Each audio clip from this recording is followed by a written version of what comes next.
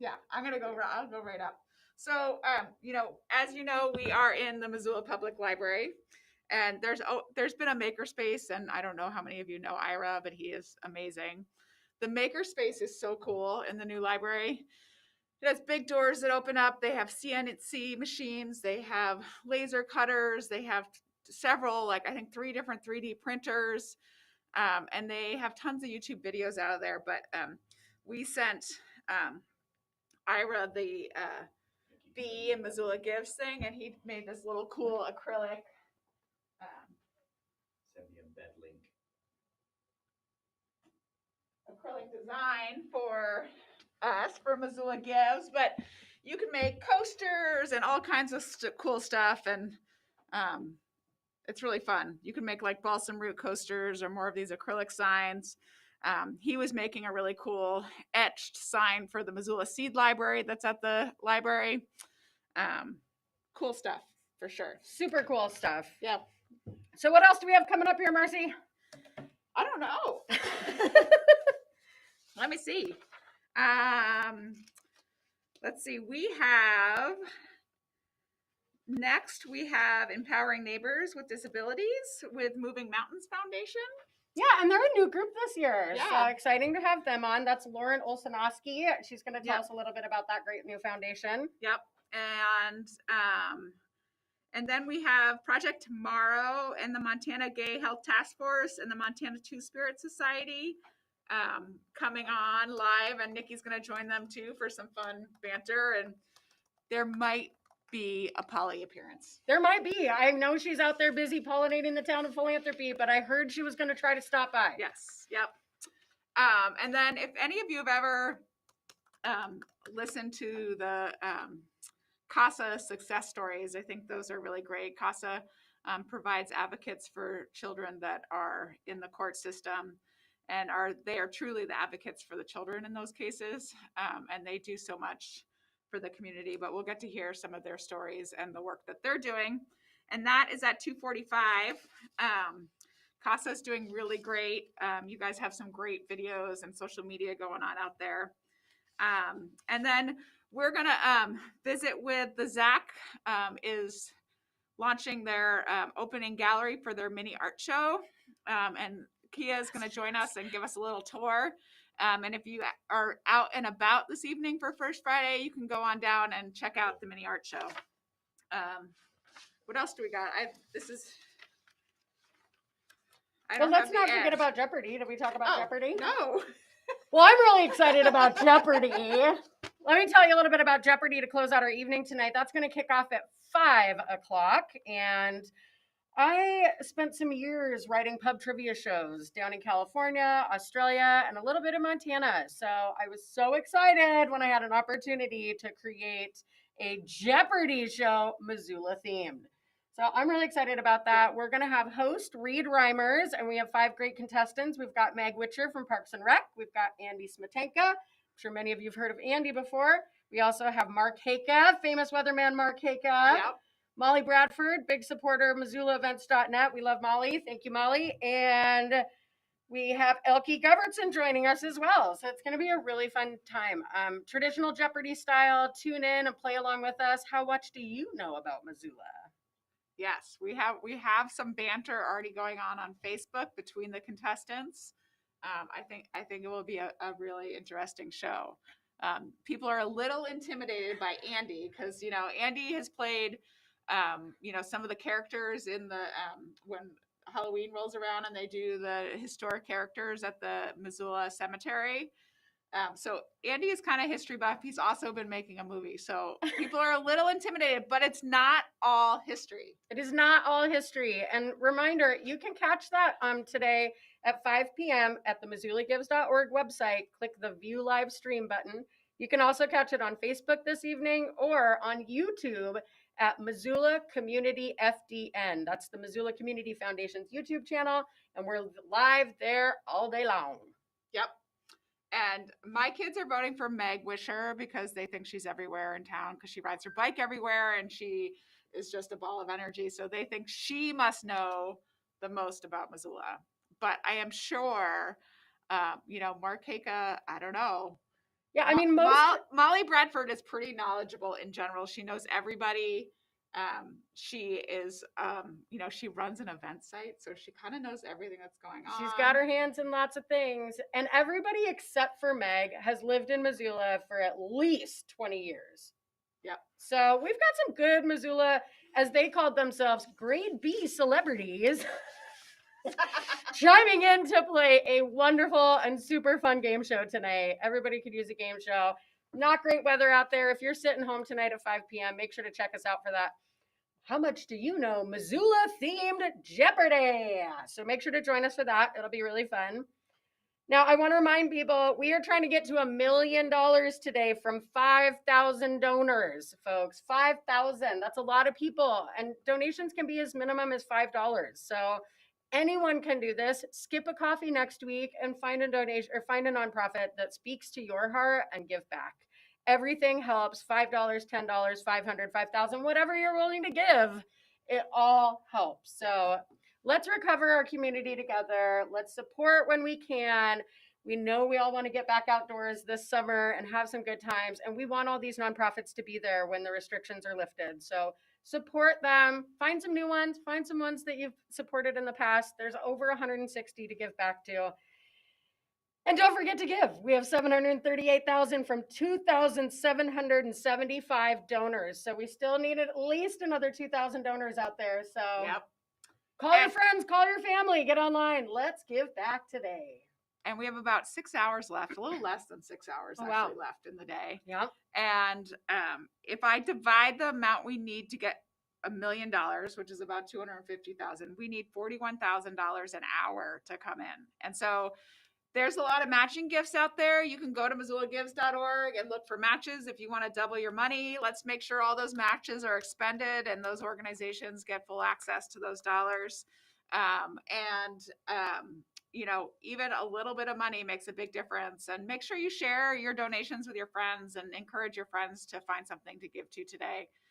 We're so close, and we're, closing in on what we made last year, and hopefully we surpass that by 7 o'clock tonight. Yeah, absolutely. We can do it, Missoula. We can do this. Missoula and Ravalli County, we can raise $1 million and continue to make our community strong. So get out there, get on the line, make those donations.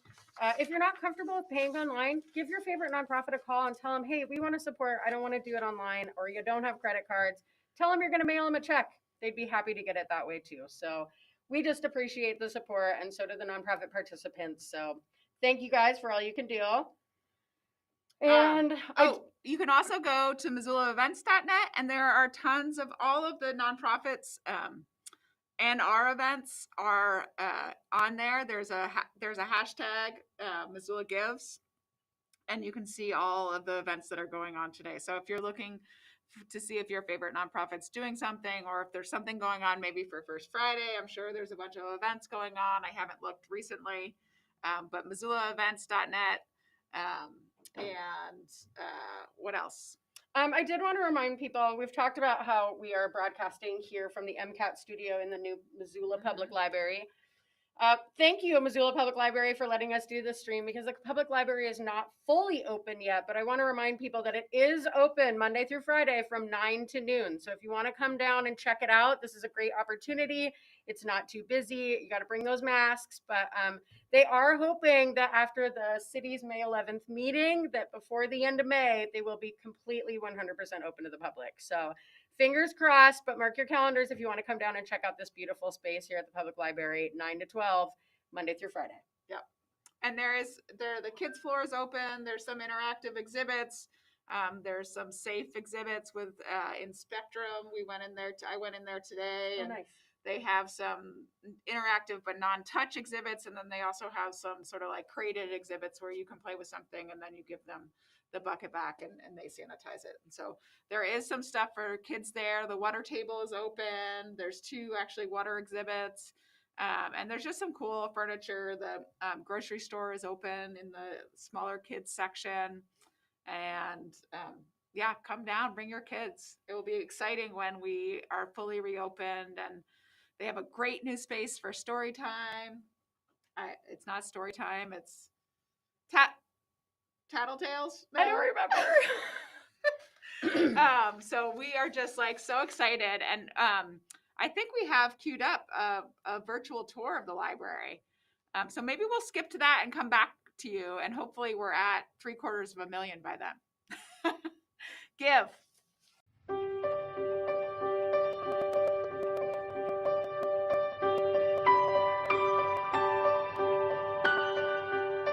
Hello, and welcome to a virtual tour of the new Missoula Public Library building, home to Missoula Public Library, University of Montana's Spectrum Discovery Area, Families First Learning Lab, and MCAT Community Media Resource. I'm Tracy Lesneski, Principal with MSR Design, the design architects for the project. We, along with our local partner A&E, are delighted to have had the honor of designing this new community hub for the region. Working in the Missoula Valley was an inspiration to our team and informed the building's form and materiality. The ever-changing valley weather and its impact on light and color influenced the exterior cladding choice, which reflects the sky and surrounding light and colors, rendering it as changeable as the valley weather. Large expanses of glass offer views into the activities inside the building, bring ample daylight in, and connect people inside to the city, campus, Mount Sentinel, and Mount Jumbo, reinforcing the building's place in the community it serves. Immediately upon entering, we're in the active heart of the building, known as the marketplace. From the entry, one immediately gets oriented to the building via views all the way through to the south, and encounters for the first time an important wayfinding feature, the main stair and building core. Wrapped in wood, and containing the stair, elevator, and toilet rooms, this core is key to orientation and wayfinding as one moves throughout the building. The wood adds warmth to each floor and serves as a visual cue. The main level is vibrant and active, providing spaces to meet and interact, make things, and experiment with technology and media. This level is also home to the Trapper Peak Coffee Shop, which includes an outdoor patio for those fine days. The Marketplace zone includes display of new books and media, and a retail shop with offerings from each building partner available for purchase. The makerspace opens onto the marketplace so exciting makerly activities can spill out. Youths have a special destination on this floor with the teen space and a National Institute of Health SEPA-supported living lab. Building partner MCAT is located on this floor, complete with equipment checkout, small sound booths, places to create and edit audio and video content, and access to its high-tech production studio and talented staff. A large workroom for library staff on this floor is complemented by the automated materials handling system, which greatly improves the speed with which materials can get checked in and sorted for reshelving. This frees up valuable staff time for other critical aspects of public service, and with an expanded building size but the same number of staff, that efficiency is very important. The color theme and forms throughout the building used the metaphor of a mountain climb for each floor of the building. The local bitterroot flower inspired the pink accents on level 2. This floor is all about children, families, and learning through play. It is home to the Harrington Children's Library, Families First Learning Lab, and University of Montana's Spectrum Discovery Area. Daylight-filled and organized by age group, Level 2 has places to collaborate and play together, as well as quiet nooks for reading alone and rooms for school-aged children to study.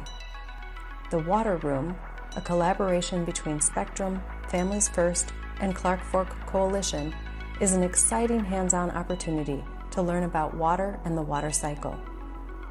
This floor also boasts interactive play fixtures designed to allow the imagination to run free. Located near these fixtures is the Imaginarium storytelling space. This room can open all the way up to the Children's Library for larger programs or expanded play and learning space. Conveniently located toilet rooms and a comfort room, which is a space that can be used for breastfeeding or calming a child, are part of the main building core. And regular library users will be delighted to see that the Gnome House lives on. Building partner Families First Learning Lab has its home on this floor as well, complete with a comfortable reception area, private consultation rooms, and a classroom. Ensuring that the building is long-lasting, flexible, and sustainable was a primary project driver. The design includes a mechanical system utilizing hydrothermal energy and a raised floor with underfloor air distribution system. This system minimizes energy use and delivers fresh air at the user level. The raised floor also supports long-term flexibility. The Payne family floor on level 3 features the fiction and nonfiction collections, reference services, and a variety of reading areas and learning spaces. The demonstration kitchen space is a great opportunity to see our built-in flexibility in action. This room is designed for demonstration cooking and also for use as a study area, a meeting room, or just a place to enjoy the view to Mount Sentinel while paging through books on cooking and nutrition. This floor provides many kinds of seating and study spaces and is a place where one can find quiet in this new library building, in study nooks and enclosed bookable study rooms.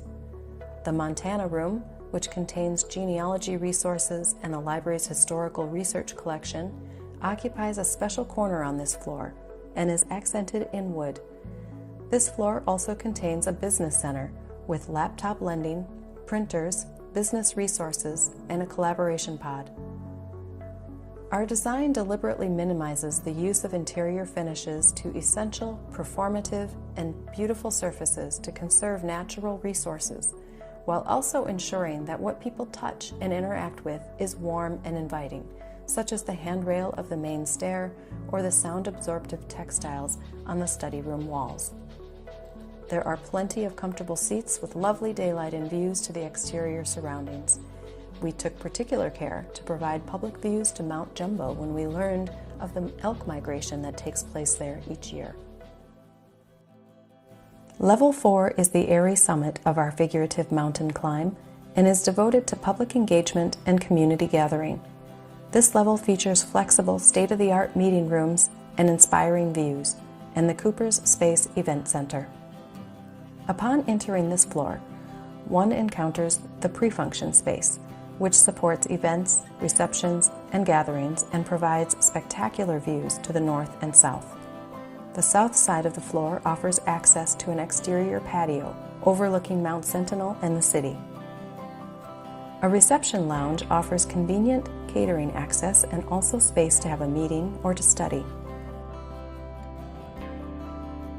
Another lounge on the north side of the floor doubles as a staff service point, a check-in area for events, or is just a lovely spot to meet with someone or relax and enjoy the view. The Blackfoot Boardroom occupies a special corner of the building with full-height glass that makes one feel as though they are sitting in the mountains. This flexibility ensures that the new Missoula Public Library will be a useful and flexible tool in support of the community's civic gathering, programming, and event needs. Thank you for the opportunity to show you the new library building. We are excited to see the building activated with people engaged in learning and discovery in myriad ways, people gathering and socializing, and putting this new public amenity to work.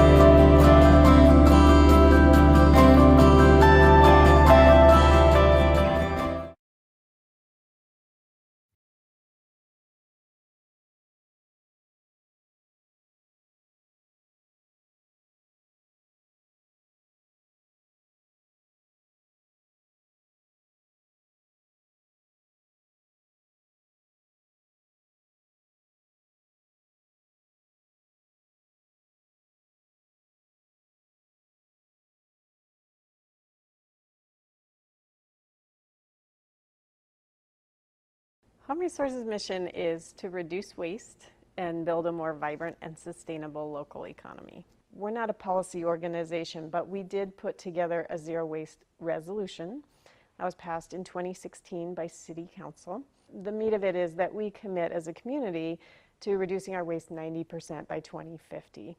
And that effort has become known as our 0 by 50 effort. A couple things that we know about zero waste. It's completely doable. We don't need big technological breakthroughs, but we know what to do, and we know what to do right now. So there are these nice, concrete, doable, tangible steps that we can take. Nobody wants to waste. It's just our job to make it easy for them not to waste. Deep down in my core, I love the feeling of not putting things in my garbage can or filling the landfill. And so we try to live as green and as consciously as we can, so that way our kids inherit a great community and a clean planet. We do keep 900 tons of material annually out of the landfill. We move 2.5 tons of material a day. And I like to say the dust never settles at Home Resource. So things are always moving in, they're moving out, we're sorting them, we're stocking them. And we just recognized that we weren't going to solve this problem of how much waste we produced as a society. We need to change the systems that help generate that waste in the first place. And we started a zero waste education program where we work with 5th graders. We call it the Zero Waste Ambassadors Program. ZWAP! Knock out waste in Missoula is what we love to say. We teach them where materials come from, where materials go, and really emphasize that they have choices and that their choices make a big difference. We definitely see ourselves as a leader in this community, and we pride ourselves on that. Bringing up the conversation, making the suggestions, and really harnessing the great minds and energy that Missoula has. I'm just continually amazed at how collaborative we are here in Missoula. We wouldn't have been able to do some of the improvements on our starter home if it weren't for the materials at Home Resource. We've been able to build our fences, a fence around our garden, a little bit of updating in our kitchen, and our chicken coop. Home Resource is just one of those places that fit into that circle of sustainability and making our community just more vibrant and green and wonderful to live in. I see the ethic of reuse also increasing in Missoula, and that's not just us, but I know we've been a part of it. People think of Home Resource. Home Resource, I love Home Resource. I thought, oh my goodness, everywhere. You know, I took down my fence and I was sure, I mean, just crummy old fence posts, no one's gonna take these. And then I took them to Home Resource and your staff are so nice. And those testimonials definitely keep us going. Everyone is included in a sustainable community, a sustainable economy. All materials have value, all people have value. You know, it's a joy. We got a North Star, and that's 90% waste reduction, and come with us. Help us figure this out.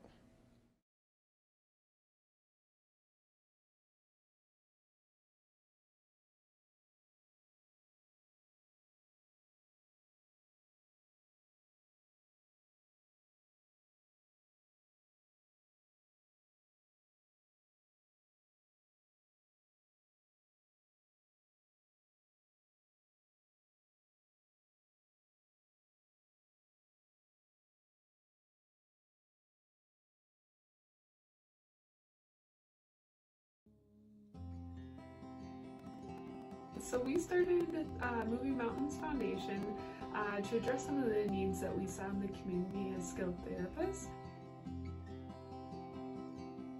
The first need that we saw in the community was the importance of early screenings. And so our goal is to work ourselves out of a job and to catch kiddos when they're younger, when delays are first happening, so we can get them into services up to where they need to be with their peers, and then out of services, especially, and if we can get them before school age, that's really wonderful as well.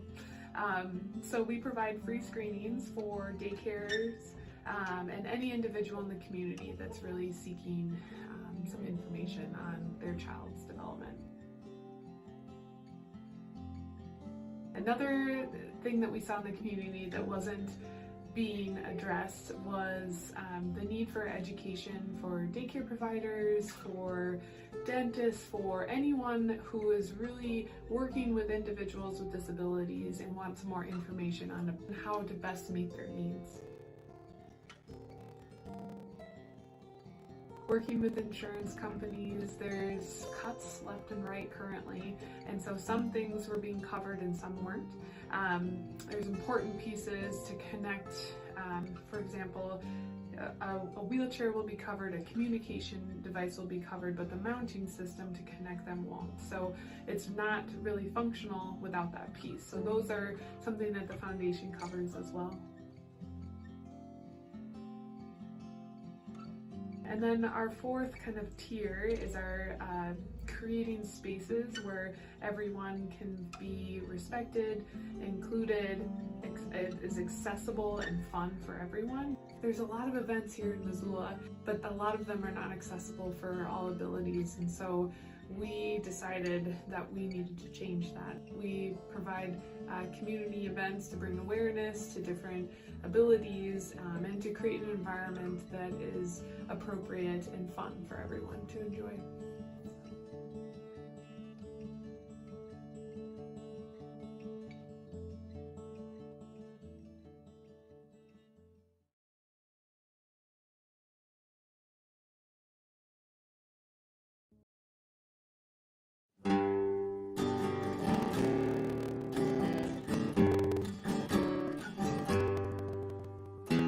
Some of you are broken, and some of you are in need.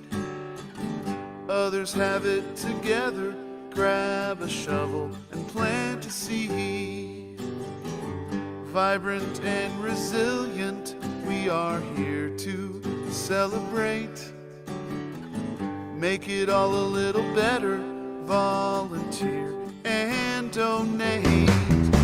Missoula gives a damn. Missoula lends a hand. And when Missoula takes a hit, we rebuild it bit by bit. Every dollar matters when we gather around. Big things can happen in this little mountain town. This is where we work, and this is where we live. We need to be successful, be the change, support and give. Missoula gives a damn. Missoula lends a hand. And when Missoula takes a hit, we rebuild it bit by bit. Missoula gives a damn, and Missoula lends a hand, and Missoula has the grit, 'cause Missoula gives a shit.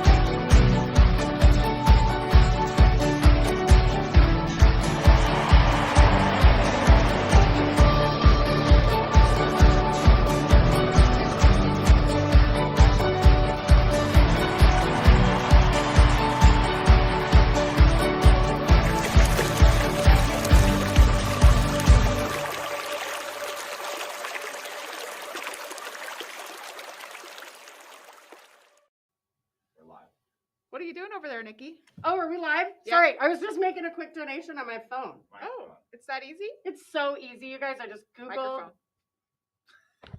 So easy, you guys. I just picked up my phone and Googled MissoulaGives.org. Uh-huh. I'm actually donating to a specific group right now, but earlier I couldn't decide who I wanted to donate to, so I thought about the stretch pool. The stretch pool is a great idea. Sometimes, 164 organizations, it's hard to choose a favorite or if you have limited money. But the stretch pool is divvied up proportionally to the amount raised for each organization. And it's a great way to just give a general gift to the nonprofit community and help build their cash reserves and their unrestricted funding. And I think that's one thing we have not talked about at all on this stream. Is the nice thing about Missoula Gives is that they're gifts that aren't attached to a specific necessarily program. I mean, some people are raising for specific programs, but unrestricted income is so important to allow the nonprofits to do their job and do the work that they know so well in a manner that, especially in this past year. Yeah.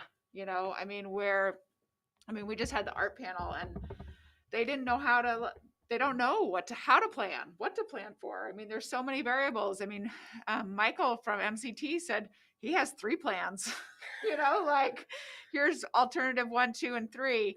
And so unrestricted money and giving them the flexibility, this fundraising is so important to the work they do and allows them the flexibility to deal and adapt to whatever this next year will bring. And we don't know. We don't, right? We have no idea how people are, what their perception of risk is. We don't know what the rules are going to be. We just don't know what the economy is going to look like. And, there's less emergency funding available.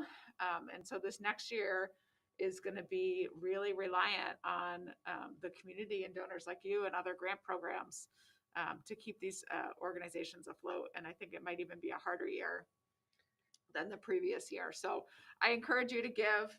And if you can't decide, again, the stretch pool is a great place to give to. So if you want you can easily just search that when you get on the website, MissoulaGives.org, where it says search for an organization. You could just type in stretch pool and it'll pull right up. And everyone wins with the stretch pool. Yeah. So it's really great. You're still giving back. You're supporting your community. You don't have to pick a specific group. And we also at the Community Foundation have spoke with local businesses and local philanthropists who have also pitched in on the stretch pool. So it's a big bonus for all of the nonprofits that they know after the giving day, they're going to get a portion of this giant stretch pool. And it's a great, hey, wow, we weren't expecting this extra $1,000. So the stretch pool is a great option. And specifically with that, our circle of good donors all contribute something to the stretch pool. But I really want to thank the Dennis and Phyllis Washington Foundation. They seed that money, and they did this last year, and we're really grateful for that seed money for that. And they obviously support so many organizations in this community. But the stretch pool is a motivation for volunteers and peer-to-peer fundraisers to earn more money. It's a way for the nonprofits all to get a little bonus at the end of the hard work that they do to put on these events and tell their stories and share their work with the community. It's hard to do, balance both, continue to do your mission-based work and share your stories and raise money. And so the more money that we give them, the more they can focus on the mission and the good work they're doing. Absolutely. Especially while they're all pivoting, right? We've all changed the way we operate. We've all been forced to, do Zoom meetings or work from home or, shorten our hours, all of those different things. So it really helps, you guys. It really helps these guys. And many of our nonprofits, small, medium, large, Bitterroot, all the different groups, folks depend on this fundraiser. This is not, for some people, they have galas and some people have runs. This is the big fundraiser for several of our participants. So get out there, find some nonprofits that speak to you, go to the leaderboards and search around, see who hasn't made very many donations or gotten many donations yet. There are some great organizations down there at the bottom that deserve funding and could use some donations to get them back up there. Yeah, an easy way to see that is just go to the leaderboards. It'll say all organizations, and then you can see the name of the organization, however much they've raised, and the amount of donors. If you click on the word donors, that will show you who has the most donors and who doesn't have any donors. And I think we still have a couple of groups that don't have any donors. So let's lift them up, you guys. It takes a village. We are a village. This is our community. Let's chip in and help out everybody. Right, Marcy? Yes. Great. What do we have coming up here? Well, I think as we said earlier, It's our friends over at the United Way. Oh, it is? It is. Oh, We love those guys. yes, we do. So I think we've got several kind of facets going on with that piece coming up here shortly. I think it's kind of funny because we had Lucinda and Lulinda yesterday on for comedy, and which was really Rosie and Teresa. But Wonderful. We now have Rosie and Rosie coming up. Yes, Yes. the Rosie double trio, or the double trio, the Rosie duo, and these women are amazing. Our community is lucky to have them. There are good friends who work over at the United Way. So why don't we go ahead and bring those guys on if we could? I think they're ready for us. Hi, everybody. Hi. Rosie and Rosie, how are we today? I'm good. How are you? We're good. We're good. We are. The Rosies collectively are great. We've decided that United Way can't have too many Rosies, so I'd like to put the plug out now that if your name is Rosie and you feel philanthropic or love the Missoula community, Come on down. Yeah, come on down. Just come on down to United Way. More than likely, if your name is Rosie, you've got to be phenomenal and you'd want to work with us. The more the merrier. Especially named Rosie. We could have a Rosie flash mob. Yes. Yes. Although We'll make it work. most of the time, we often discuss that whenever we tell people our names, the first thing they will tell us is that they have pets named Name Rosie. Yeah. Rosie. Yeah. Shout out to the Is it barista at cats the or Starbucks. dogs? Cats or Both. dogs? Yeah. Hamsters, guinea pigs, bunnies. Bunnies, there's a new bunny out there named Yeah. Rosie. Living or dead. Living or dead. Yes. Yeah. At least It's great. people love their pets. When I introduce my name, I say, "Hey, I'm Nikki," and people tell me, "Oh, you know, there was a stripper named Nikki." So I can relate to your pain, but I would much rather someone say, "Oh, my favorite dog's name was Nikki." Well, happens to the best of us. You know, So there's probably we strippers forgot out there. to mention something. So before we went on with moving mountains, we said we really hoped we got to $750,000. Yeah. And we did it. We're at $757,000. Woo! Yes. That's Thank you, awesome. Missoula. Thank you, Bitterroot. So exciting. Yeah, We're so on exciting. our way to that $1 million goal. How's the United Way campaign doing, guys? We're doing really good. You know, last year was actually our best year yet. And so we're coming up on that mark. We're about there. So if anyone hasn't donated yet, they totally can. Check out our profile. We are fundraising specifically for our disaster assistance and emergency response fund. So things like our COVID fund that we had last year. This is also our fire fund. This is also the fund that helps the temporary safe outdoor space, our homelessness initiatives, all those things. So it's a really great fund, and we do have a specific support area for it. So you can go on our profile and check out more information about that. And what does United Way not support? I mean, she just named like 17 things that make our entire community better. And that is why we work for them, is because they have their hands in every area of help giving and help seeking that is around Missoula. Yeah, for sure. We And that's why we love the support. United Way. Yeah, and that's why we have this program called Project Tomorrow Montana. Hello Tomorrow. Hello, on, tomorrow. On brand. Hello. On I brand. think- On brand. Yeah. We didn't get any t-shirts. Oh, We can fix that. we can we'll fix stop that. by Large next pile week. of t-shirts. Yeah, we have. Look at this. I've got a whole pile right here. That's for Hey, you. maybe I want some. Maybe we could do a swap of Missoula Gives for a project tomorrow. Absolutely. I have noticed your little bee shirt, and I see it. We do love that. I see it. And those t-shirts are available all the time on our Project Tomorrow website.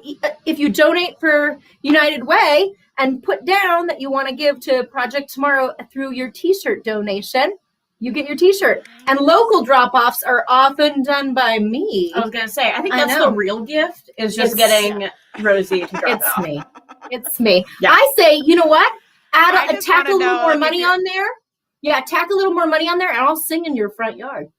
Well, I just want You you to pick the come in that song. little thing you were wearing last night over your clothes. The Yeah, if you I have a don't- spare I- one of those. or the I'm pretty Merkin. Is it a sure- Merkin? Is it a Merkin? I'm just gonna say I'm pretty sure I blacked out. I don't remember that. I don't know if we have to talk about that. United Way does not support that activity. Okay. Two separate. Sorry. That was a lot of Not a United Way supported activity. that was a lot of hair outside of undergarments. So much hair, no hair.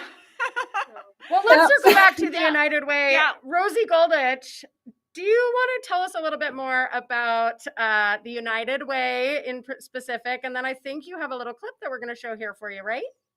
Yeah, so United Way of Missoula County, if you can believe it, is 90 years old this year. We have been serving the Missoula community for 90 years. And that we is look really so young. so young. Yeah.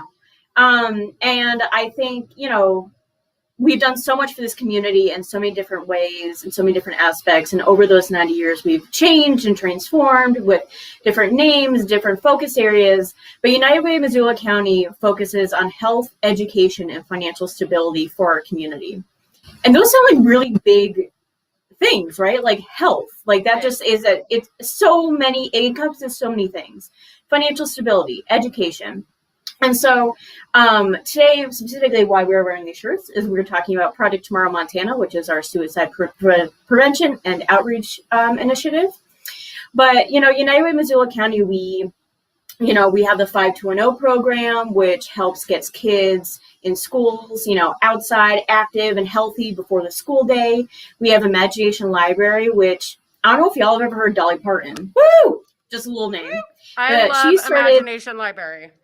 Best. So she started Imagination Library back in the 90s, and just in Missoula County alone, we've had almost 4,000 kids graduate from this program.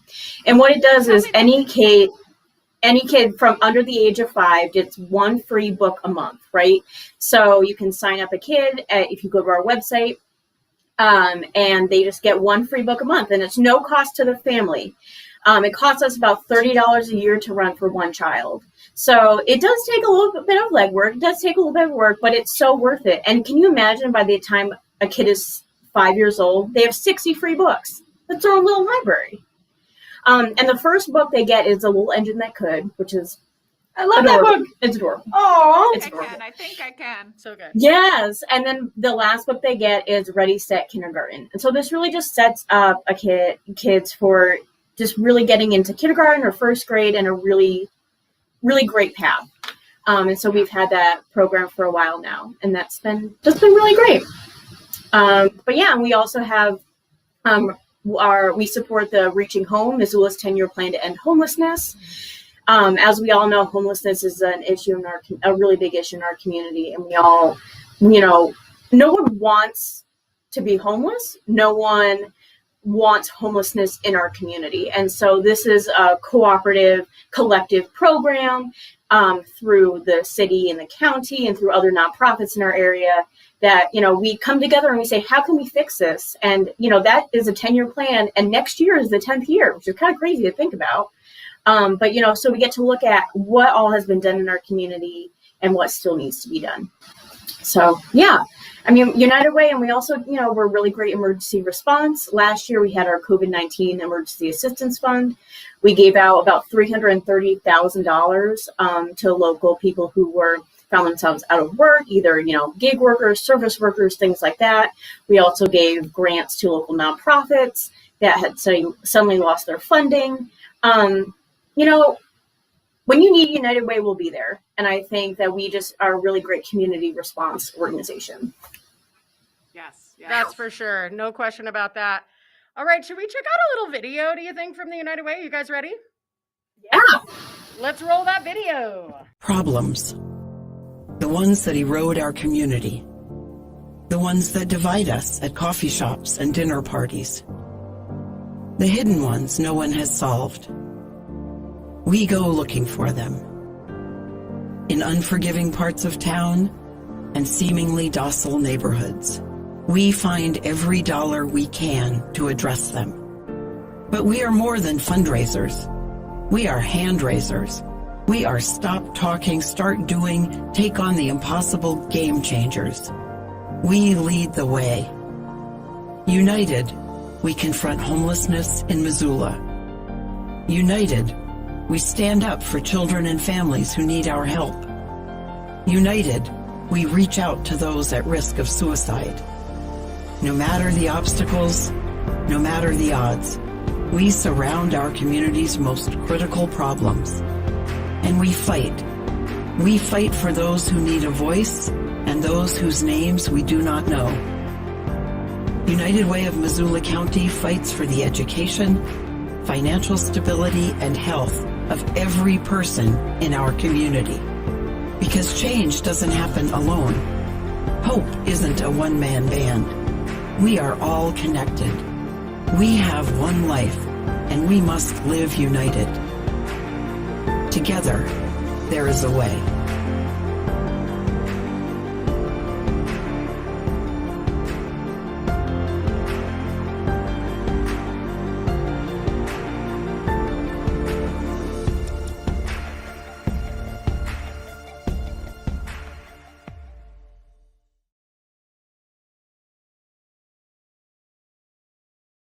And we are back. Hello and welcome. Welcome back, folks. That was great. My favorite line from that is "Hope is not a one-man band." Yeah. Definitely the best part. I can't hear you guys. Are you all there? Yeah, and it seems We're not saying anything. that was because we weren't saying anything. But I'd have to say that Okay. I think we missed an opportunity right there to show a one-man band. Yes. And speaking of not being a one-man band, turns out we are never a one-person band. And we brought some of our True, friends right? today to prove it. Yeah, we do this work collectively. This is like so much part of this day for Missoula Gives is like none of our issues, none of our assets or resources in our community are fulfilled by one organization or one person or one place. It really takes a collective effort, and I am really excited to have you all here. But hold on one second. I hear some buzzing. Is this? Look, it's Clear question. Yes. Yes. Okay. Um, Okay. All right. Holly. Yes. Holly also wants a Project Tomorrow shirt. You know, we might have to get some extended sizing, but I will make it work. I will Okay. make it work. Maybe we could double We could- up. We could. We could Yes. just like cut out a little Cut it area for and the then tie stinger. it. Yeah. Mhm. Um, That'll work. Well, Rosie and Rosie, do you guys want to introduce your guest? Excellent. Our Yes. collaborators? So, as I mentioned before, I'm the Rosie, the other Rosie at United Way. I'm Rosie Ayers, and I'm the coordinator of Project Tomorrow Montana. And with us today, I have two of my good friends, David and Charlie, who are representing their organizations and the ones we've been collaborating with. So I'm going to ask them to introduce themselves, and then I'll gush a little bit more about them if they don't gush about themselves enough. So, David, why don't we start with you, and then we'll move to Charlie. Awesome. Well, thanks everybody, and thank you, Rosie and Rosie. So my name is David Herrera, and I'm with the Western Montana LGBT Community Center. I'm also with the Montana Two-Spirit Society, and thirdly, with the Montana Gay Health Task Force. So I wear quite a few different hats here in the community. But yeah, I'm excited to be here. I'm actually streaming in from Texas, where I'm here visiting family for that I haven't seen in over a year. So I'm really grateful to not only be here with you guys, but to be here with my family. Yay, vaccinations! Yay! Woohoo! That means we get to all be a little safer and be able to see our families again. Oh, and someone I actually got to see in person fairly recently, my dear new friend Charlie. Charlie, will you introduce yourself and tell us more about you? Hi, gang. My name is Charlie McCorn. I'm also on the board for the Western Montana LGBTQ Center. I'm probably best known as the mercurial icon and the voice of your generation. It's true. What else do I need to say? What else do I need to say beyond that? Enough said. Fabulous. Well, I can start us off with a few things. Project Tomorrow Montana recently decided that we really wanted to collaborate with our friends around the LGBTQIA plus gender diverse community for Mental Health Awareness May. It's Mental Health Awareness Month. Surprise! And we are here to increase all of our health because health includes mental health. So in doing so, we've been doing a few fun things. Number one, we've been upping our QPR, which is Question, Persuade, Refer. It's one of our main suicide prevention trainings. We give it to a lot of organizations, individual groups. It's every second Tuesday of the month that we make sure that that comes out and everybody can participate across Zoom. So that another one will be happening May 11th. And in another thing that we've been putting together is called Projected Hope. It's a projection downtown on the side of a Higgins building, the First Montana Bank building, and that starts next Monday and runs for 2 weeks through May 24th. And we're so excited to represent that our community and make sure that the allies and everybody in our community continues to support suicide prevention in all formats. Unfortunately, as we know, 40% of our LGBTQIA plus gender diverse community has considered suicide in the past 12 months. That comes from a new study that just came out through the Trevor Project, which is one of our greatest assets in this nation for suicide prevention. And what we do know about Montana as well is our LGBTQIA plus youth are 4 times more likely to attempt suicide. And so therefore, we have to do everything in our power to continue to help them identify and see that their tomorrow matters, and to give ourselves the opportunity to grow in health and sanity in our community. So with that, I'd love to invite the Rosie next to me to just say a little bit about why Project Tomorrow is a part of United Way. Why do we even talk about suicide prevention through the United Way? Yeah, so, maybe for some people it doesn't quite fit, why United Way would be involved in suicide prevention, why this would be one of our main programs.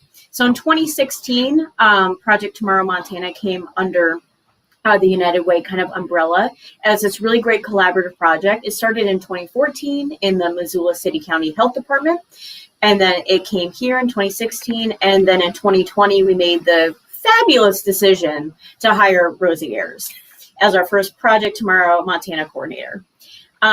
So in 2016, we took this program under, but this doesn't mean that we're the only organization working on it. This is still an incredibly collaborative project, working with other nonprofit organizations, working with our local health centers, the Western Montana Mental Health Center partnership, all different organizations that all touch mental health in some way. And the reason why United Way is involved in suicide prevention and outreach and education is just because you can't talk about health without talking about mental health. Your physical health affects your mental health and vice versa, right? So we can't promote health and well-being and physical well-being in our community without talking about the impact of mental health, right? Especially in a state like Montana. Unfortunately, we've been pretty high up in the suicide rankings for states for as long as they've been coming out. Especially Missoula County. And so this was an urgent health crisis, a health emergency in our community. So United Way could not stand by and not be impacted and not make an impact. And because there are so many different people invested in mental health, and because we already had relationships with a lot of these partners, we said, you know what, this is something that we need to prioritize and that we care about. 1 in 6 people have been directly affected by suicide. That's too high of a number. That's not okay. And so United Way of Missoula County is dedicated to, fund things like QPR trainings, to work on things like Projected Hope, to bring community members together and to fund initiatives that say that mental health is important and that, we're here to support it. Charlie and David, you guys are some of our greatest leaders in town. And I would love to hear about, look at your faces. You know it's true. Quit being so humble. But being a leader in our community is sometimes a very public thing. And to be able to share a little bit about how you see our community being able to support our LGBTQIA plus gender diverse community, as well as what do you do personally to model good mental health or self-care behaviors. I'd love to hear a little bit more from you guys about how both to support the community and your own personal experience of making sure that you are taking care of your own mental health. Looks like David wants to start. I can tell. All right, I'll go first. So, yeah, I mean, mental health is something that is so important, not only in my own life, but certainly that of our community. And as a person who has had a partner that struggled with bipolar depression and stuff, so I know exactly, that mental health doesn't not only affect the person in, struggling, but also those around them, whether it be a family member or partners, So, and it's a roller coaster ride. So, yeah, it's something that it affects a lot more of us than we think, particularly when you start looking at the extended, broader picture. And knowing the challenges here in Missoula, where there's a shortage of psychiatrists, of for a long time there was just a challenge just to access mental health services, period. So, and then when you talk about LGBTQ plus youth, when you talk about Native, Indigenous, Two-Spirit youth, the challenges become even greater. So that really has kind of, for somebody that's also been doing this work for many years, whether it be not only with regards to the LGBTQ community, but also with regards to HIV, people living with AIDS as well. So again, dealing with mental health issues. I've seen firsthand kind of the challenges, but more importantly, the successes, and that there is help out there, that there are things that we can do, and Missoula is just a wealth of just amazing people, not only with the community center, with United Way, with Open Aid Alliance, with all of these other nonprofits that Missoula is known for. So I think the important thing is, that there are resources. You can reach out to somebody and not feel. I know it's a struggle, and sometimes it's just it's just a matter of just making it from one day to the next. But yeah, that's what I'm just so inspired by the people that I get a chance to work with every day, and that's what keeps me going. So, and I hope that that's something that we can show to other people, that there is a better tomorrow, and our tomorrow does indeed matter. Thanks, David. Charlie, a part of my mental health has been laughing. I mean, finding humor in the darkest places has been a huge part of that. And also having a supportive community. We know that that's one of the biggest protective factors for anybody who has entered any sexual minority or gender diversity. Is having a supportive community immediately changes the landscape and creates protective factors against suicidal ideations. And you have been a part of that supportive part of our community for quite a while. You support so many people and make us laugh, which is extremely important for our mental and physical health. So I can't wait to hear a little more about that. Absolutely. I think community is one of the most important things that we really have to take care of each other. From my own personal experience, this month is actually going to be the 10-year anniversary of my last suicide attempt. And it was a really rough time in my life. I was unable to really accept things about, very fundamental things about myself. And there is no more humbling feeling than waking up handcuffed to a hospital bed. I will tell you that. And a lot of people, when I tell them this story, they tell me that, oh, I'm so brave to be able to walk away from that and to turn my life around. I say that the story is not about me and my decisions. It was my community that reached out to me and took care of me. And I'd like to make sure that I can give back to that community. I'm deeply involved in the local writing and comedy scene here in Missoula. As a stand-up comedian, I've had the privilege of touring this whole country as this incredibly queer Montana comedian, showing a larger diversity of what people imagine lives here.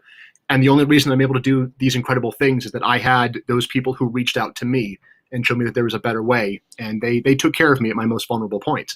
And I am just incredibly thankful for the opportunity to pay that forward a little bit. Thank you. Awesome. And in talking about that protective factor of acceptance, could you guys talk a little bit about some of the really perhaps obvious or maybe even the not obvious ways that we can create more acceptance in our communities, in our families, in our workplaces? What does acceptance feel like or look like?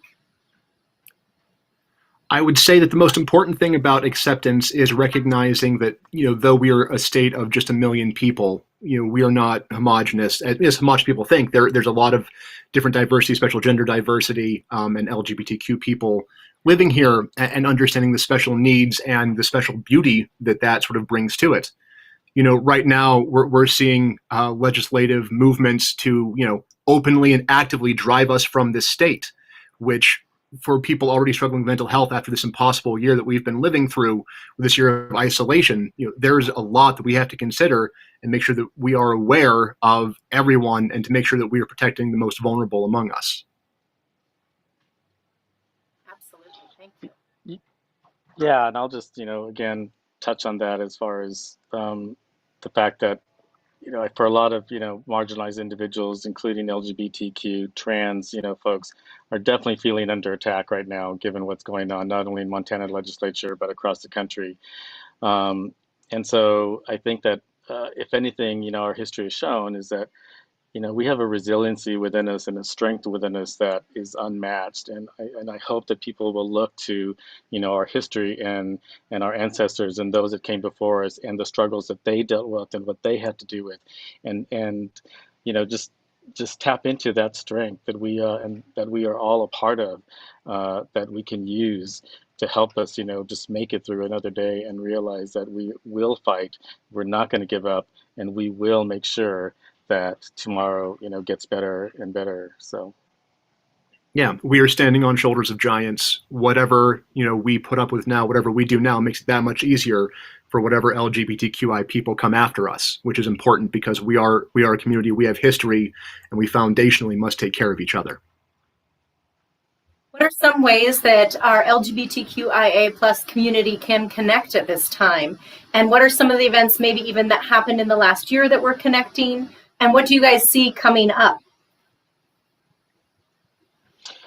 well, one of the big things that's coming up is that I'm excited about is that we're actually going to have Big Sky Pride happen this year. I think I want to say it's July, 11th through the 16th? Did I make that up or is that close? 16th through the 21st, I believe. There's a comedy kickoff show on the 16th, I believe. I think that's...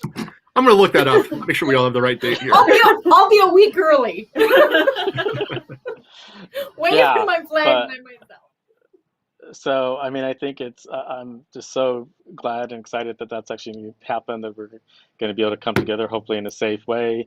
And because I think right now more than ever, we need to be together and we need to, join together because that's where our strength comes from, and finding our common ground, finding, the things that we all have in common as opposed to focusing so much on what divides us. And I think too often, we let, those that oppress us to do that for us. And then we in turn do that to ourselves. So I think, by coming together and seeing each other one face to face, and knowing that there is strength in numbers and that we do, know that ultimately love wins and conquers all. So.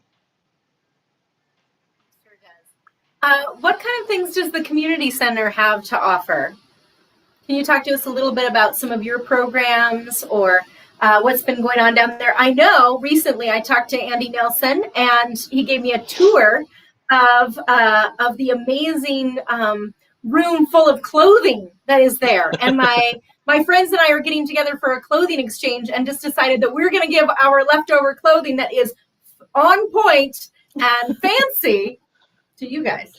Yay, because right now thank you so much. we have yeah, the center is full of clothes right now, but it's a lot of masculine men's clothing. So we are still taking donations, but we desperately would love to have more clothing for for women and gender neutral and stuff. So, but yeah, that's one thing that we've been able to still do.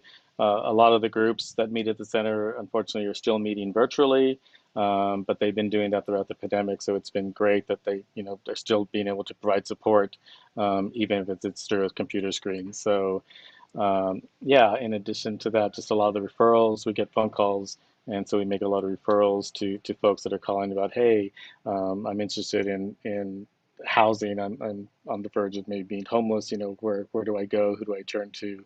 I'm looking for a trans provider for um, and who do I go to there? So I think there's a lot of referrals that we're able to make, and just connect people. I think it's just making those connections for folks that don't know where to turn to, whether it be a family member or a person that's LGBTQ. So, and the center really, partners with not only the Montana Gay Health Task Force, but the Two Spirit to really just provide, a broad array of services for folks.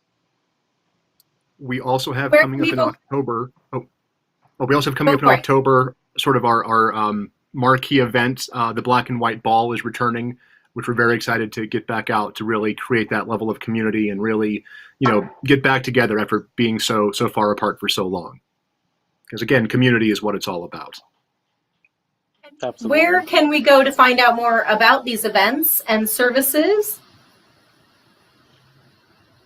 Well, I mean, you can go to our website, although the website I think is probably needs to be updated. So I don't know that we have the most current as far as the black and white ball goes, because we just sort of made that. And we've been discussing this, but I think we just signed a contract because we didn't know with COVID and where we were going to be by then. So, but we have decided that yes, we are going to move forward with the black and white ball. So. But yeah, but just give us a call. Our number is 543-2224. Leave a message. We're very fortunate to have Andy Nelson as our staff that is able to, just make those connections and do that blood work. And he's just been amazing. And also you can reach us out on social media. So we're on Instagram, we're on Facebook. Those are another great ways that you can reach out to the center and find out more about what's going on and what we're doing. So Fabulous. And what's the website address or your Facebook or Instagram handle? Is that what they call it? It is. That's yes. what the peep. That's what the young young call it. peeps Yeah. call it. Handle. Yeah. Okay. Do you know what those are? I know the website is gaymontana.org. It's a good website, easy to remember. It's right there. I was gonna say Yes. your email address is it's like David at gaymontana.org, Andy, and I love that.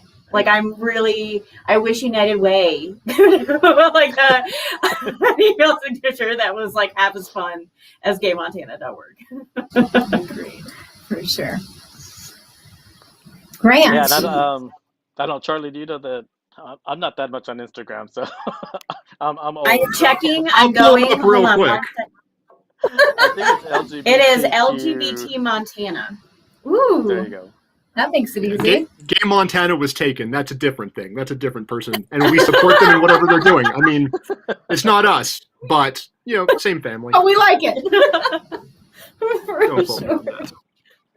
And one of the actual programs that's coming up that we've been working with the center on is something called Projected Hope.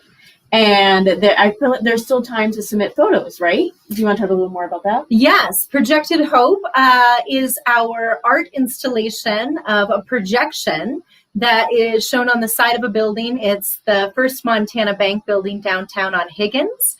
And that starts next Monday, the 10th, and runs through May 24th. So most of the rest of Mental Health Awareness Month. And what we're asking is for you to submit a picture of yourself. It says My Tomorrow Matters on it, black and white, or a picture of your friends and you, or your colleagues and your family and yourself, with the message of Your Tomorrow Matters or Our Tomorrow Matters on it. And you can always email me, find that on Facebook on our event. ProjectTomorrowMontana.org is our website, easy to find, and Projected Hope is on there. And my friends have already started submitting their photos. David's is quite dashing, I have to say. And Charlie, I agree. well, Charlie, they are still waiting to submit yours because They have mine. I submitted it. You did already? I'll vouch for him. Yes, I've seen it. It's great. It's awesome. It's great. Oh, I look can't really hot in wait. it. I look so flippin' hot in it. Oh, I can't wait. Love it. Andy did say that he had a whole bunch of other ones to upload today, so I can't wait to see it because it hasn't come across my desk and I have been waiting so patiently. Yeah. Do you guys have any shout outs, any friends that you know haven't submitted yet that you want to just call out right now on live stream? Feel free to just. I'm calling out all of my friends and community members in Missoula's homegrown comedy. Misery loves comedy and taking photos. Comedians, they're hams. They want to do it. I think it's a great opportunity for a lot of great people, a lot of funny people, and a lot of people who work really hard to make this community magical, to, make sure they remember that we are part of this community and we are there for everyone. Absolutely. I think one of the other cool things about. Oh, go ahead, David. Sorry. I was going to say, I'm calling out to all of our, amazing, drag performers and, folks, within the community, also within the, trans, non-binary community as well, because particularly given, what's happening with the attacks on the trans community, I think it's just important, for community members to know that they're not alone, that there is, hope, and that we will, get past this. So. Absolutely. Yeah. And we have already had many of our community submit their photos, probably almost 50 at least. So please join us because it's a big crowd and we want you to be a part of it. We do even have, I really want to make sure that Juicy Bouvier, if you're out there, we want you. Hop in, please. Send us your beautiful photo. And another thing that we have done recently is made sure that a lot of our friends have been getting updated QPR training to make sure that they know about recognizing the signs and symptoms and then what to do if you have a friend who is in an emotional crisis. Have either one of you taken any of that training or learned anything recently that surprised you or helped remind you about what was important about help seeking or what to look out for in our friends and family? I actually went through the KPR training just, what was that, last week or 2 weeks ago, Rosie? I don't know when, but it was amazing. I'd heard it. Had heard about it, for years. I've gone through different suicide prevention presentations over the years, so I was very well familiar with a lot of the data and a lot of it, not so great for Montana and Missoula, but again, the fact that we have these resources, we have these trainings, and the more and more people that know that can, just that there is things that you can do, that there are myths associated with suicide that we need to overcome, and that it isn't a foregone conclusion, that people cannot help themselves because they can. And I think never underestimate, how strong the strength that we have within ourselves. So that's one of the messages that I tell myself and also share with others every day. So we have also seen. We also see that there are warning signs that we can look for in our community. We can see people changing their attitude. They might have their hygiene might start to deteriorate a little bit. They might be lacking sleep or sleeping all of the time, reckless behavior, anger. But I think the big thing to look for is that people will talk about it. This is something that people will not talk about it specifically, but talking about death and morbid things, or giving away their possessions to people around them. These are all warning signs that we have to look out for, especially, like I said, now, is we haven't had a chance to really be face-to-face to a lot of people. We see people over Zoom. We don't really get a large idea of what's going on in their lives, but there are signs there, and to be aware of them and to help take care of each other.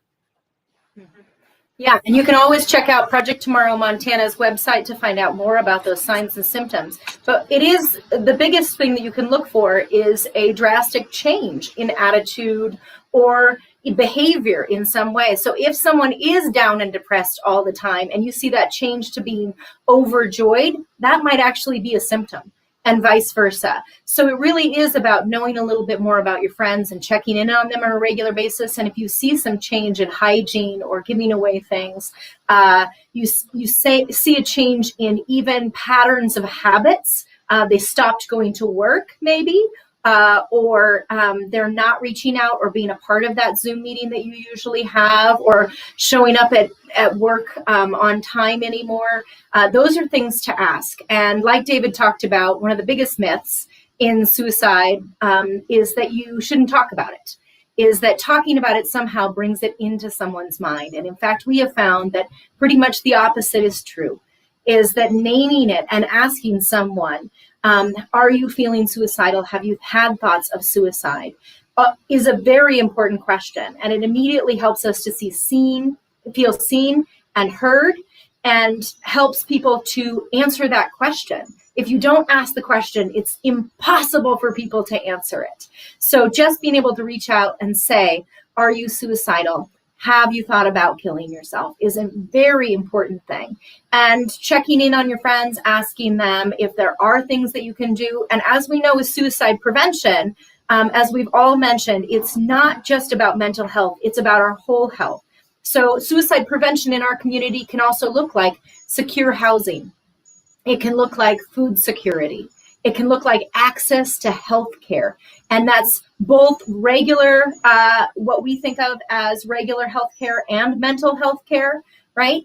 And as we mentioned before, the center has a safe list. If you are concerned in your community about how you're going to be received by a doctor or finding someone that supports your identity and your path, we have resources to find out who in our community is up on that, on those particular issues, is at the cutting edge of research and training when it comes to all the new practices, and is a safe ally to be with.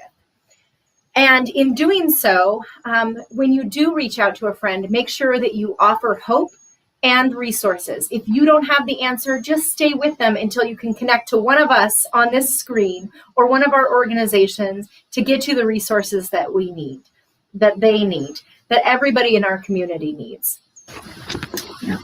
Is there anything I missed? I don't think Peeps? so. Yeah, I think just going to projecttomorrowmontana.org, you'll find the long list of resources, community organizations, and more importantly, and not more importantly too, you'll also find this list. Well, you can't read it, but it says, the National Suicide Prevention Lifeline, the National Crisis Text Line. So not just community organizations that you can reach out to, but also if you or someone you know is in crisis, these are the numbers to call, or to text, to get resources for and immediate help. Our suicide prevention lifeline is 1-800-273-TALK.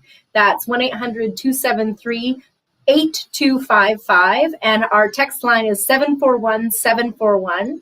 The Trevor Project is another brilliant and beautiful organization. You can always find them. Let's see if I have the number in front of me. It's one of those ones I have not memorized yet. Oh, I got it. Hold on. It's close. She's getting it. She's getting it. And they also have an amazing website that talks about help seeking and identity affirmation. Oh, you got it? Yeah. So the Trevor and you can text or call, or you can also online chat with the Trevor Project too. And why did you go away? That's so annoying. It's 1-866-488-7386. That's 1-866-488-7386. And one of the coolest things that just happened in Missoula, it is only a few weeks old, is we created here in our Missoula County a certified National Suicide Lifeline Center. So now when you're calling that 800 number, you will most likely get someone right here in Missoula who knows our local resources, who can connect you with the center and all of our friends who are allies here. And And that is phenomenal. We've been waiting for that to happen for the last year. There's only 3 centers in Montana, and now Missoula has one of them. So we are serving all of Western Montana. So that National Lifeline has come here in anticipation of, in another year, we're all going to be able to dial 988. And immediately, any emotional or mental health crisis, we'll be able to get help directly from our community. It will be just like dialing 911. And we're lucky enough, too, that we have mobile crisis units now as well. So people can come out and there's another response team that does not involve always having to deal with just our policemen. They work very hard, but we also want people who are qualified to really help with that specific area of mental health crisis to be able to respond to those crises. Yeah, and we're not just talking about, suicide and mental health because this is literally what you do. This is literally what we do. But we're also talking about because it's Mental Health Awareness Month. Oh, like all of May. That's true. And we get to celebrate mental health, and we get to celebrate our community partners, our community resources that we have for mental health. So what do you do to celebrate your mental health? And how do you treat yourself? Hashtag treat yourself. I have something very personal, so I can't wait to hear what all the rest of you on this panel are going to say, because I'm about to reveal exactly what I decided to do for Mental Health Awareness Month. And it is that pandemic has been different for me. I took a desk job, this job, where I get to be at the computer and on Zoom much more often. I have been a theater practitioner my whole life, and I'm a theater director and theater teacher when I am not preventing suicide, which actually probably is also preventing suicide, theater and arts in general. So my job has been a lot less active for the last year. And what I found is that the meanest person that I know is me. I'm mean to me. I listen to things that I say in a way that I would never listen to anybody else treat me. And so I started catcalling myself every time I walk past a mirror. Every time I go past a mirror, instead of thinking those terrible things that I think about myself, instead I stop and I give myself out loud, which I tell you that my children and my partner think it's hilarious. I give myself all sorts of compliments nonstop out loud. I say things like, wow, look at those legs. You have got some strong and brilliant legs, right? And I tell myself how healthy I am, how beautiful I am, how sexy I am. So I have been out loud catcalling myself for the whole family to hear, which I got to tell you that I'm pretty sure my beagle Ennis, he totally appreciates it and agrees because he always comes running with like his little tail wagging. He's like, yes, you are. You're amazing. So I would love to hear what you do, Rosie, for Mental Health Awareness Month. And then Charlie and David. Number 1, I can't top that. Number 2, I'm not surprised. So actually, on May 1st, I started training for a 10K. Because I realized that my mental health is so much better when I take care of my physical health. And when I go to an exercise, and I'm not catcalling myself. I will think about it, but I'm not there yet.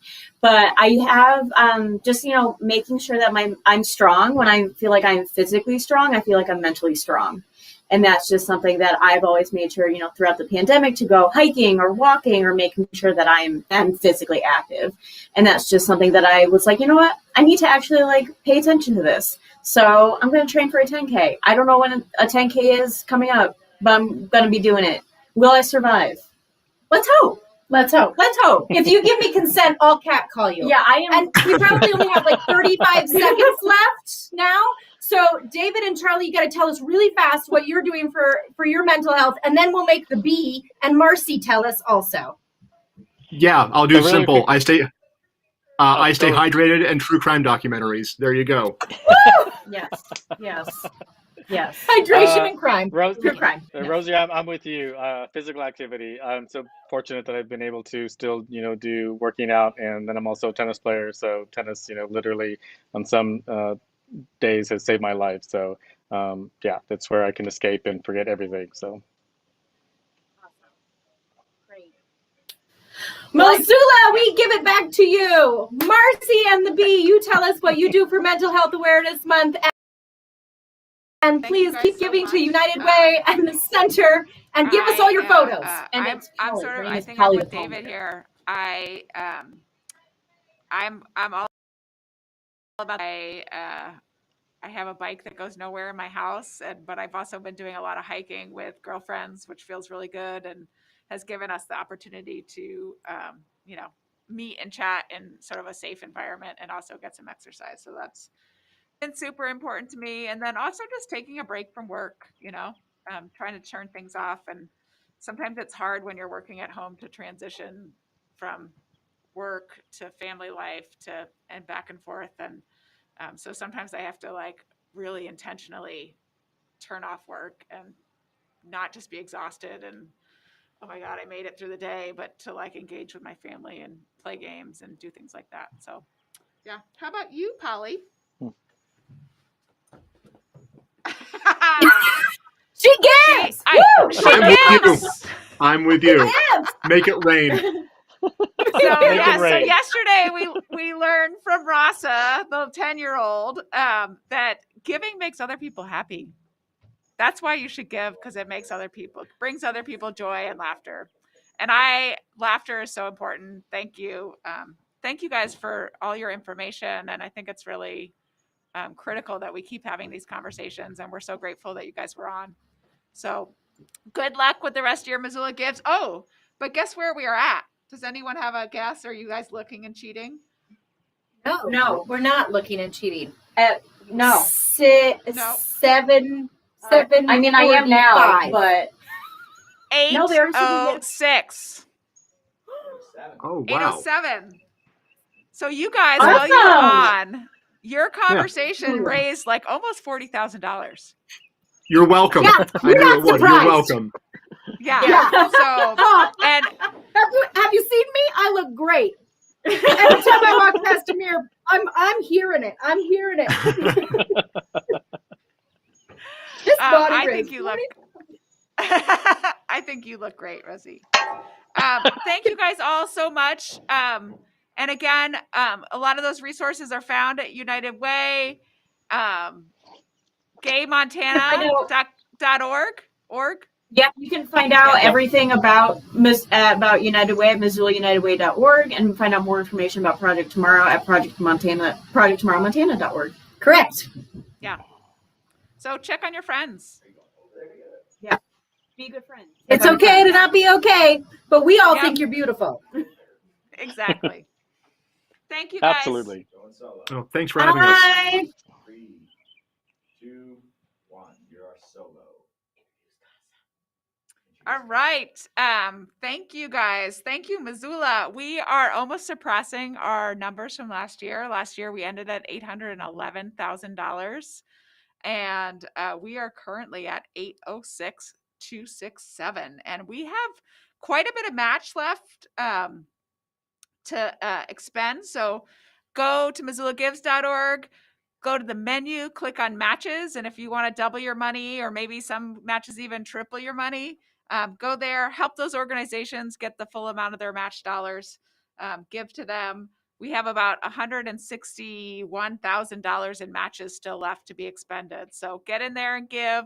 As I mentioned earlier, we're have a video from CASA. CASA does really important work in our community. They have advocates that represent children in court cases. They really make a difference in kids' lives and advocate for those children who are often dealing with hardships and traumas. And they need their own advocates to support them and their health. So I'm going to load up this video from CASA. Thank you, CASA.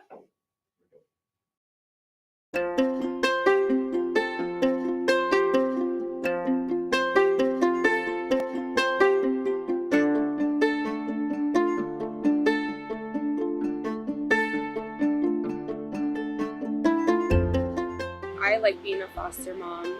I don't just love my kids, but I feel like my home is always open to everybody in the neighborhood's kids. And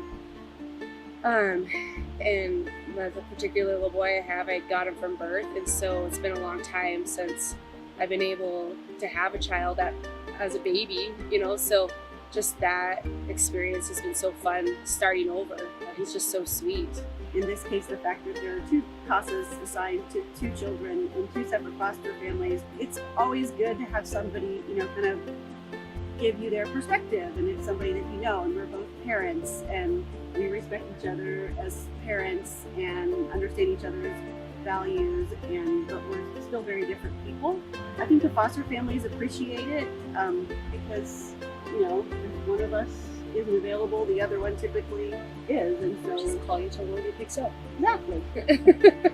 As a CASA, I think it's important for people to know that you really have the ability to make a difference in these children's lives. The judicial system entrusts us to be the eyes and ears of the system. We have the ability to gather so much information and give a recommendation to the court system, again, for the best interest of the children, and it's very empowering. When you go to any of these hearings, that I've gone to, it seems like about every 2 months for the past year, you have people that are constantly checking in on the parents, and there's constant resources for birth parents.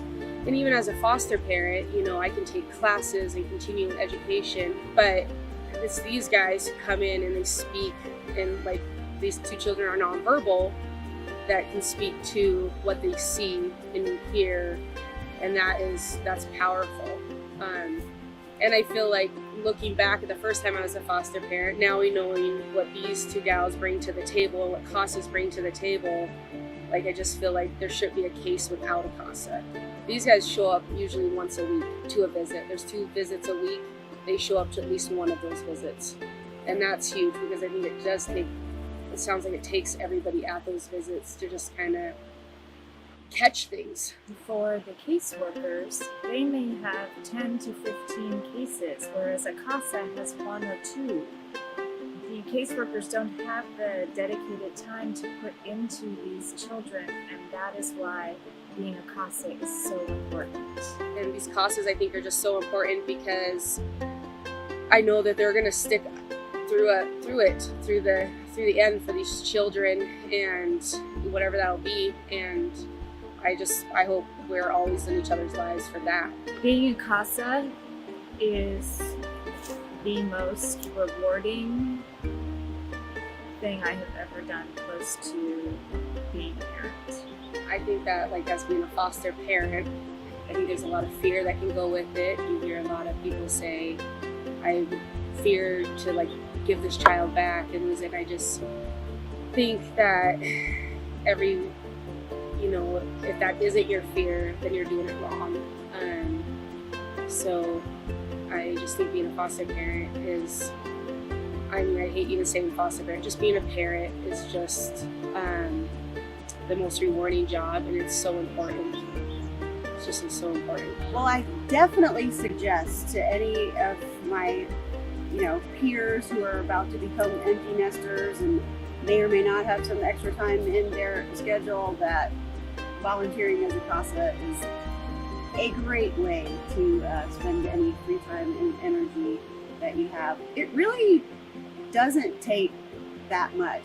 You don't really know, especially with children, what one small thing that you can do is going to, grow into some big changes for them in the future. It's a great way to have an impact.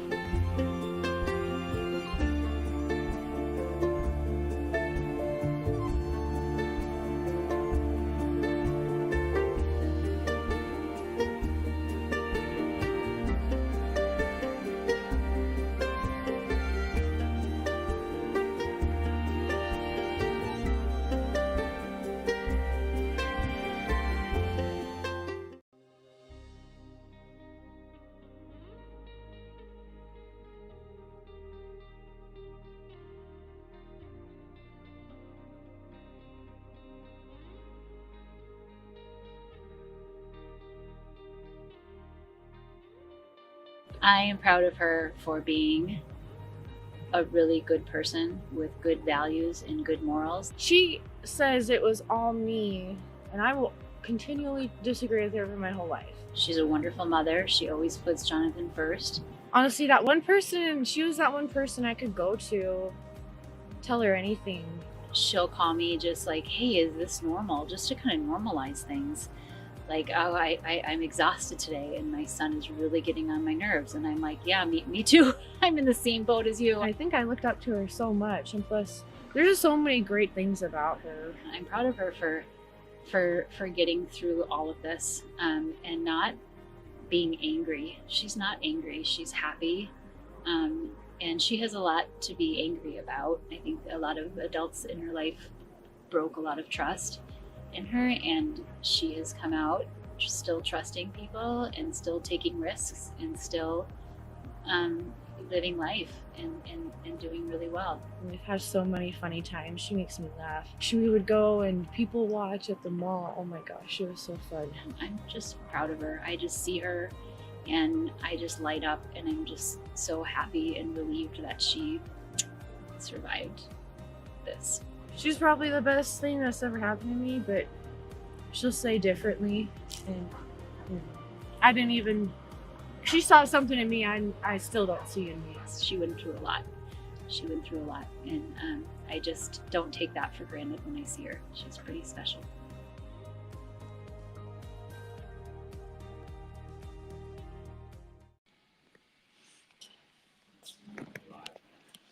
Hi. Hi.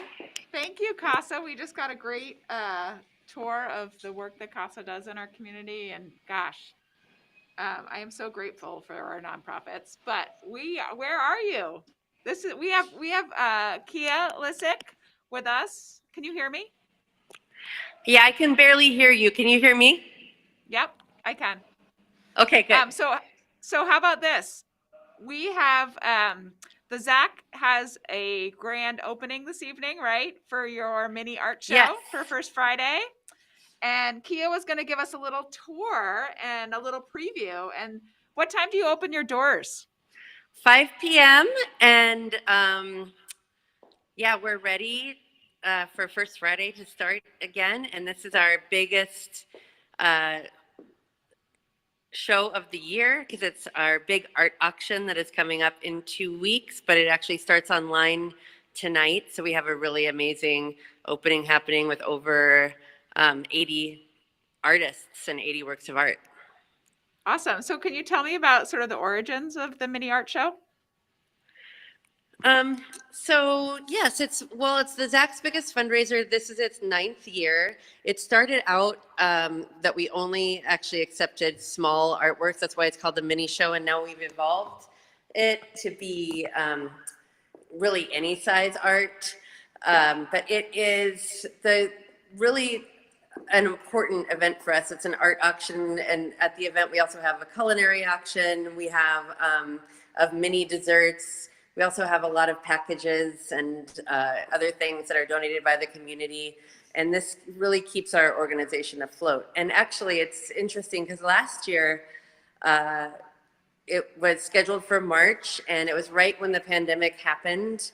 And we had to pivot and put it online in about 2 days. And this year, it'll be the first return to in-person events because we're doing it at 10 Spoon Winery outside in 2 weeks. Yay for returned events and people interaction and being able to see art live. I mean, it's so much different to see a painting and a photograph. Yeah, so we hope everyone will come down tonight. We're still very safe. I just took off my mask just for this live stream, but actually, we're all masked and still social distanced and very safe. And it's really nice to have people in the space viewing the art up close and in person. But I can kind of wander around and give you guys I can switch my camera around now and just kind of show you a little view of the show. And also I wanted to show you that we are so happy at the Zach because we've been doing this paint by numbers. I want to see it. Every gift we paint in a different piece of this picture that's actually part of our mini show this year. The theme is flora and fauna. And there's 100 spaces on it, and we've reached 100 donations, so we're filling it all in, and we're going to share it pretty soon as we're done painting it. So thank you, Missoula. Oh, that is beautiful. I love that. I was going to tell you that I sort of the kitty was really like one of my favorites, but man, you might have like outdone yourself again this year. Oh yeah, the sequin kitty. Yeah, we try to align ourselves with making some form of art with our amount of donations every year to make it a Yeah. little more fun. But this is the mini show. You can see that there's over, there's almost 100 pieces of art. There's everything from small work still, like this lovely Theo Ellsworth. All kinds of different art. We have this amazing felted piece. I know who did that. Melissa, right? Yep. We have everything from, an asparagus mosaic here. There's this incredible, this is actually a Monty Dolac from 1971. An old piece that he made when he was in college, which is in the show. We've got then some large, beautiful pieces. We've got a piece from Carson Ellis, who is cool. Married to Colin Malloy from the Decembrists, and they write children's books together. This is an original illustration from one of their books. And she grew up skiing at the mountain I grew up like working Did at she? and skiing at. Yeah. So yeah, and then have we've a got Vermont some connection. Beth Lowe down here. We've got really such a huge variety of stuff. There's got this really gorgeous, gorgeous piece here. Then we've got some other large pieces. We've got a James Todd. Got some really fun big works over here for the live auction. We've got a full-on dining set by Amy York, which is really beautiful for 6 people. It seems like maybe oh yeah, there we go. It's getting a little stuck. But anyway, there's an incredible amount of work that's all beautiful on the walls. It's a major fundraiser for the ZAC. We're kind of excited. We don't usually do it this late in the year. We pushed it back so that we could do it outside, but it happens to kind of coincide with Missoula Gives this year, this opening. So we'd love for everyone to come down and celebrate with us tonight and check out the artwork. And also, you can start bidding online on any of these pieces tonight, and you can find out more about how to do that on our website. So just zac.org, or is it Zootown? Yep, zootownarts.org. Okay. Great. Yeah, so well, thank you so much for tuning in and saying hi. And yeah, I know there's some other First Friday things happening tonight too. Not as many as we used to have, but we're really looking forward to getting the art walk going and getting it back up again, because we all need to be together and be supporting artists. Yes. I think there's probably a lot of people that are thrilled to be able to go out there and interact with art and interact with other people. So I wish you the best of luck tonight. I hope the opening goes well. And how do people buy tickets for the mini art show? It's actually already sold out. Oh. It was. But people can bid online. But you can bid online. So even if you can't attend the actual event, you can still bid. And you can bid against people who are at the event. So, it's going to be an interesting year. Again, we're like using combining these new things that we've learned. Yeah, a benefit of the pandemic. All right, well, good luck tonight, Good Pia. luck with Thank the rest you. of Missoula Gives. Thank you, everybody. We love you, Missoula. Thank you. Going solo in 3, 2, 1. And we'll rock with some 30-second ads. Hello, Missoula. You are just amazing. We have surpassed our amount for last year. Nikki is really excited. Super excited. And I am constantly just blown away by people's generosity, by their willingness to give. And all of these gifts really make a difference in our community. It helps our community thrive. It helps us be a place that we all want to live and work. And it supports our neighbors that might have needs. It protects our place for future generations. So I encourage you to get on there. Our goal is $1 million. We have 4 hours left. So please go out there and give. I know that we have a few matches that still need to be met. And I know that we have some more money that is going to go into the stretch pool. So we're getting there, but we need people to keep giving and reaching out to your friends and encouraging them to give. So if you've watched some of the live stream, if you've enjoyed on it, consider giving a $5 gift as your entertainment fee. But you can find anything you need out there. There's arts, there's environment, there's youth, there's education, there's homelessness. There's the stretch pool. And there's the stretch pool. If you don't know who to give to, yes, or you can't decide because there's so many great options, you can give to the stretch pool, and that money will be divvied up amongst all of our participating nonprofits. So that's a great way to support the day too. Yep. 821. And we are at 3,041 donors, you guys. Congratulations, Missoula. That feels great. However, we want to get to 5,000 donors. So spread the word, text your friends, say make a donation. Everybody in this town has been touched by a nonprofit in one way, shape, or another. Whether you know it or not, you have been affected by the nonprofits in our community. And this is the day that we give back and show our love and appreciation for these great groups. So go to MissoulaGives.org and make those donations. Yes. So right now, coming up, what do we have? 3 o'clock? We just did the live from the mini show, right?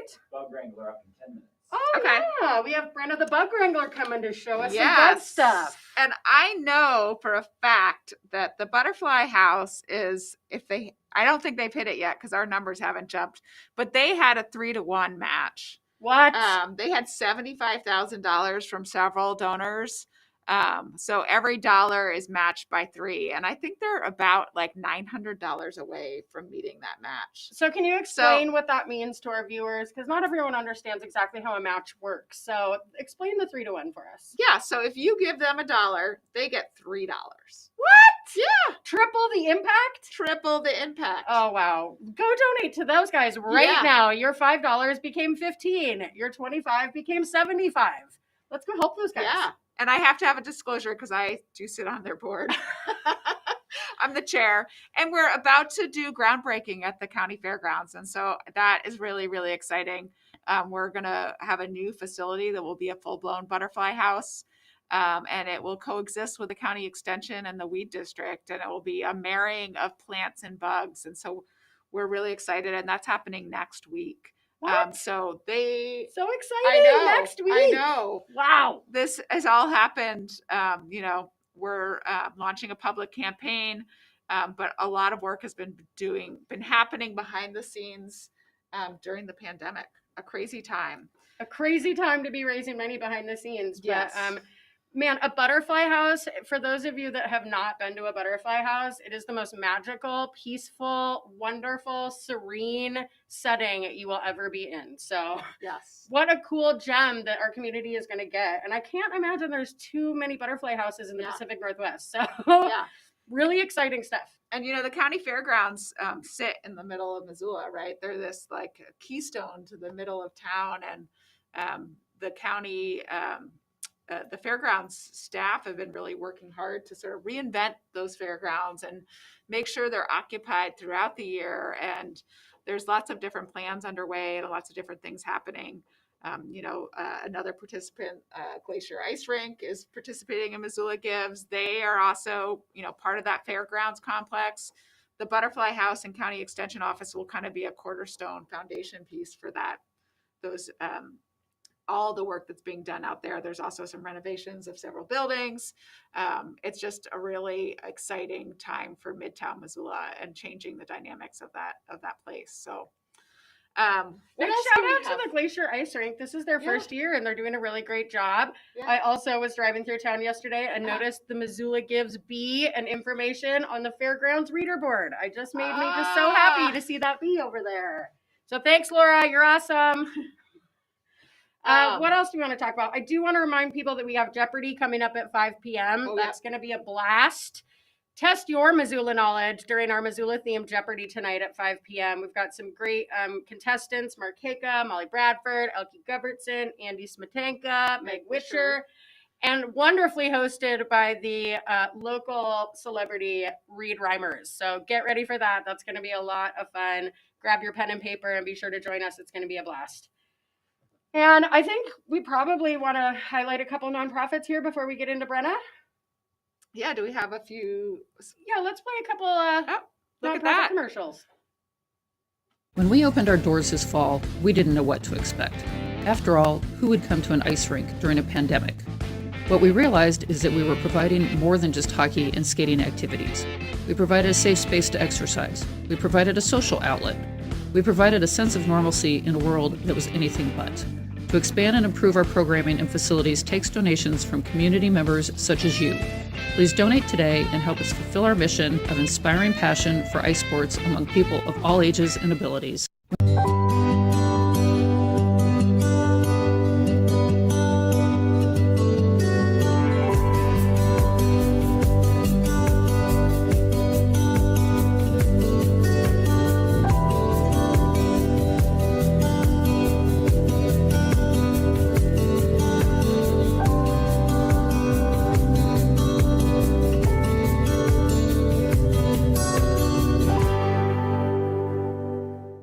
Hey, Andy.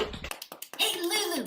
What are 3 things you love? Tell me 3 things. Give me 3 things you've learned from turning the wheel. Expressive embodiment. I know how to respond to changing circumstances with ease and grace.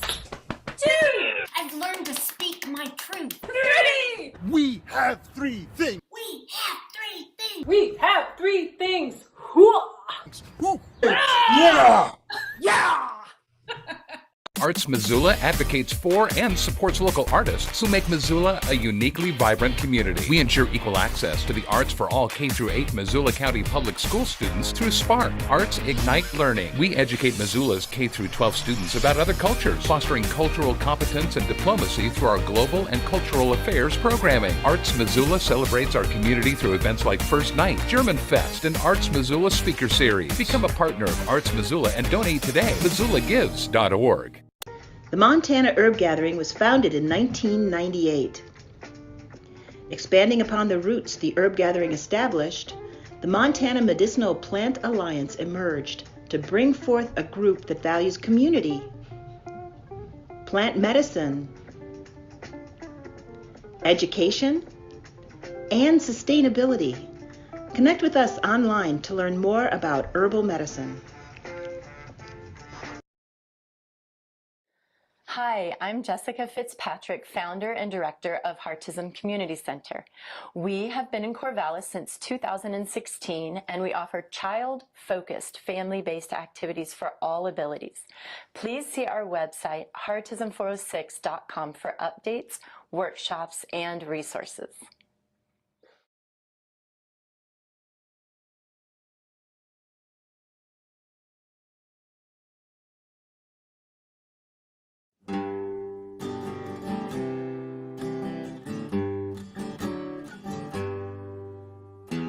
Some of you are broken, and some of you are in need. Others have it together. Grab a shovel and plant a seed. Vibrant and resilient, we are here to celebrate. Make it all a little better. Volunteer and donate. Missoula gives a damn. Missoula lends a hand. And when Missoula takes a hit, we rebuild it bit by bit. Every dollar matters when we gather around. Big things can happen in this little mountain town. This is where we work, and this is where we live. We need to be successful, be the change, support and give.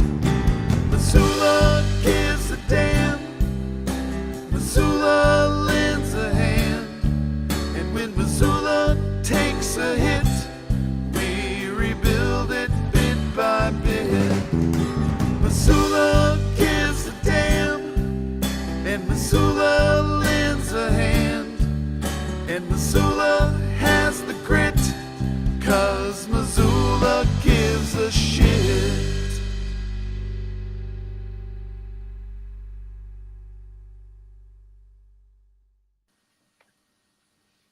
Hi, Brenna. Hi, how's it going? Good. How are you? I am excellent. I'm here just hanging out with some of our lovely bug ambassadors. Oh, cool. So where are you now? The butterfly house doesn't have a space. Where are you right now? So our offices are located at the Montana Natural History Center for the time being. We don't have a physical location where you can see all of these bugs. Right.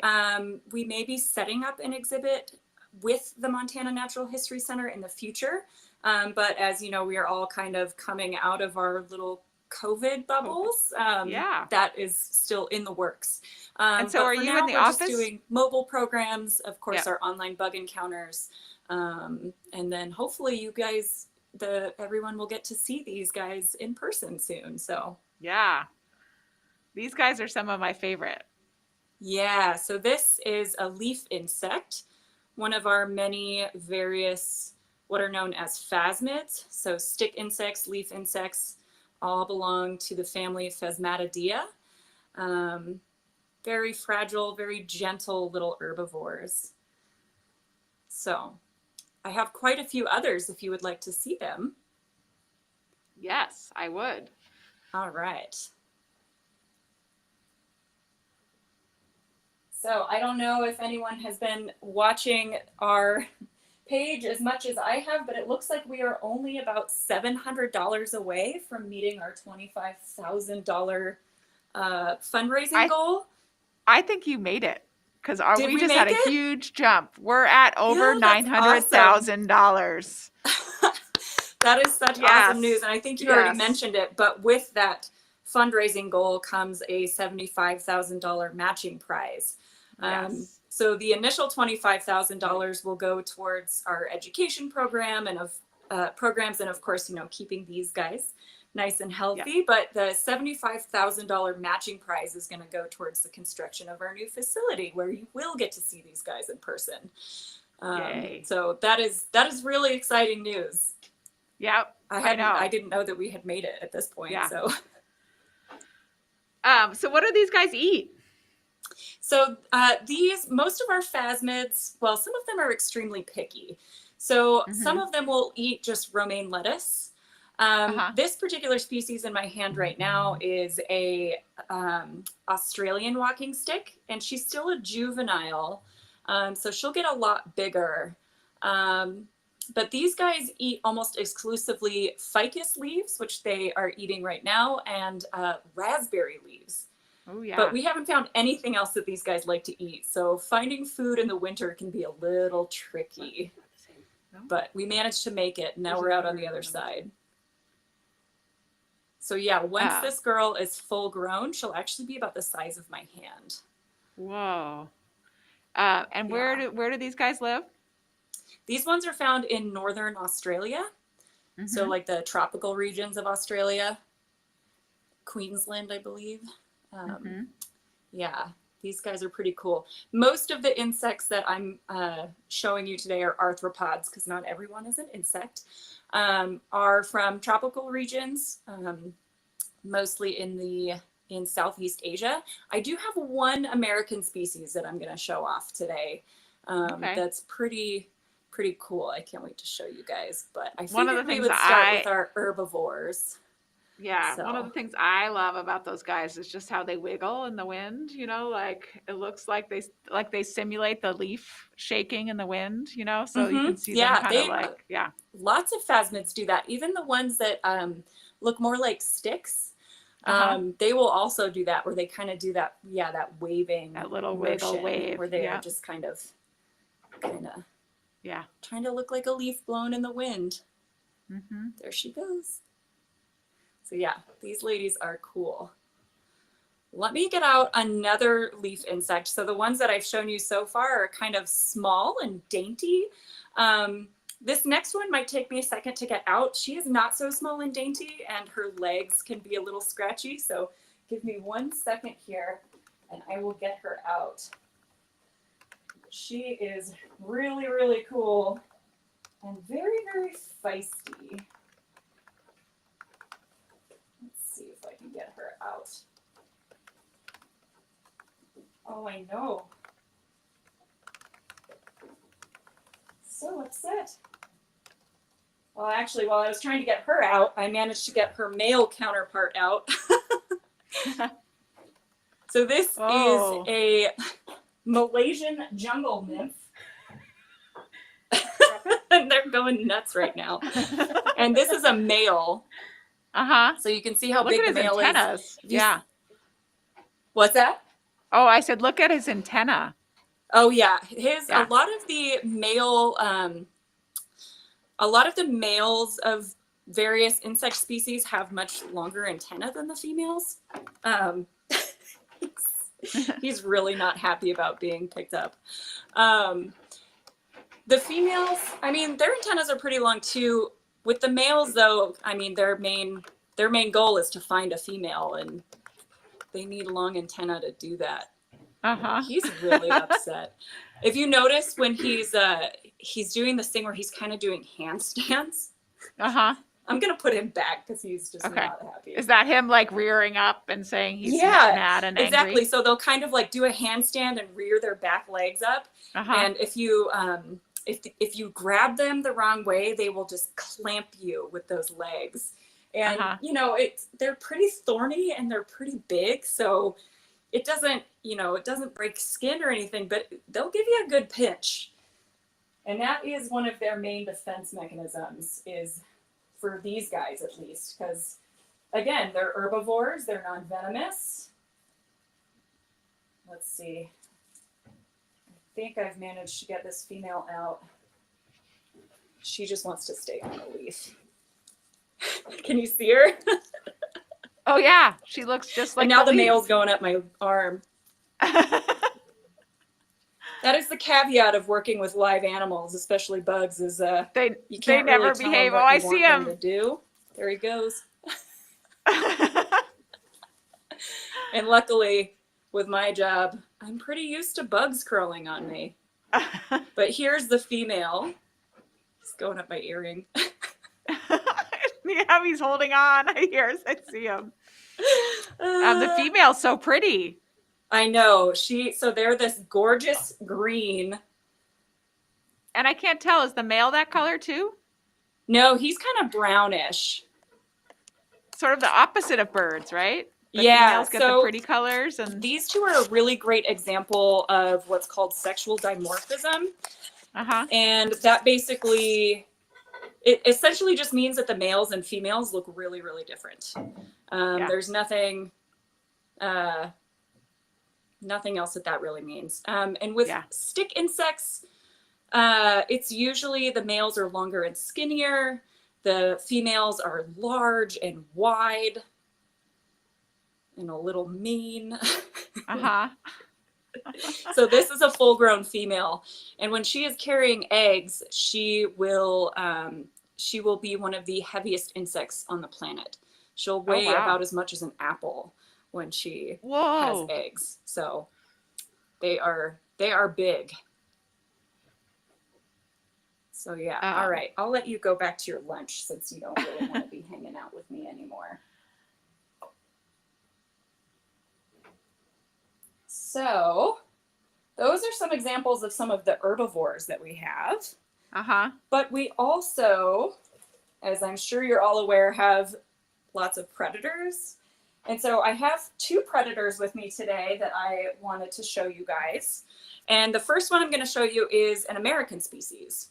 So I'm going to flip the camera around here. There we go. So what I have in this container here is what's known as a giant vinegaroon. Oh, and she is down in her burrow. Let me see if I can coax her out. So these are non-venomous arachnids. So they are related to spiders. Come on, Squirt. Jeez. Oh man. Nobody's happy with me today. There she is. It's kind of a dreary day out there. They kind of wanted to just Yes, hang out. yes. And be Everybody's left in a alone. mood today. Yeah. So this is a giant vinegaroon. It is a species that is found in the American Southwest. So she's maybe, I'd say, a teenaged vinegaroon. So she'll probably get at least twice this size. And the really cool thing about these guys is they're non-venomous, but they will spray acetic acid from the base of their abdomen. And acetic acid is, of course, the main compound in vinegar, which is how they get their name. Let me see if I can just, I'm going to set this down and get a cricket and see if I can't coax her out with a little food.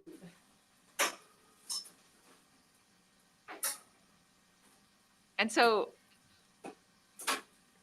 is it the smell that keeps other animals away, or is it actually the... Oh yeah, well, if you get it in your eyes, it can be kind of irritating. That's never happened to me, but it definitely, you can smell that vinegar. And that's really, it's pretty strong. And like I said, they're non-venomous, so she can't actually physically bite you because she doesn't have fangs. But they can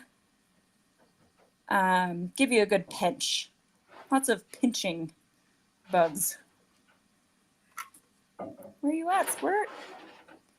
Come back out. Oh. Maybe we'll leave that cricket in there for now and see if she wants to come back out. Oh, there she is. Was that She's her? pretty No. fun to watch hunt. She gets pretty animated. So I do have another predator that we can show off while we're waiting for Squirt to come back. This is another tropical species. This is the Vietnamese centipede. And now So this is probably one of the most venomous animals that we have at the Butterfly House and Insectarium. They are pretty formidable predators. And where do these guys live? These guys live in Southeast Asia. There we go. So typically they like to burrow. I think she's a little upset that I took her hide away, but as with anyone, if we throw some food in there, I think she will be a little more content. So let me set this down again and get another cricket, and we'll see if she eats for us.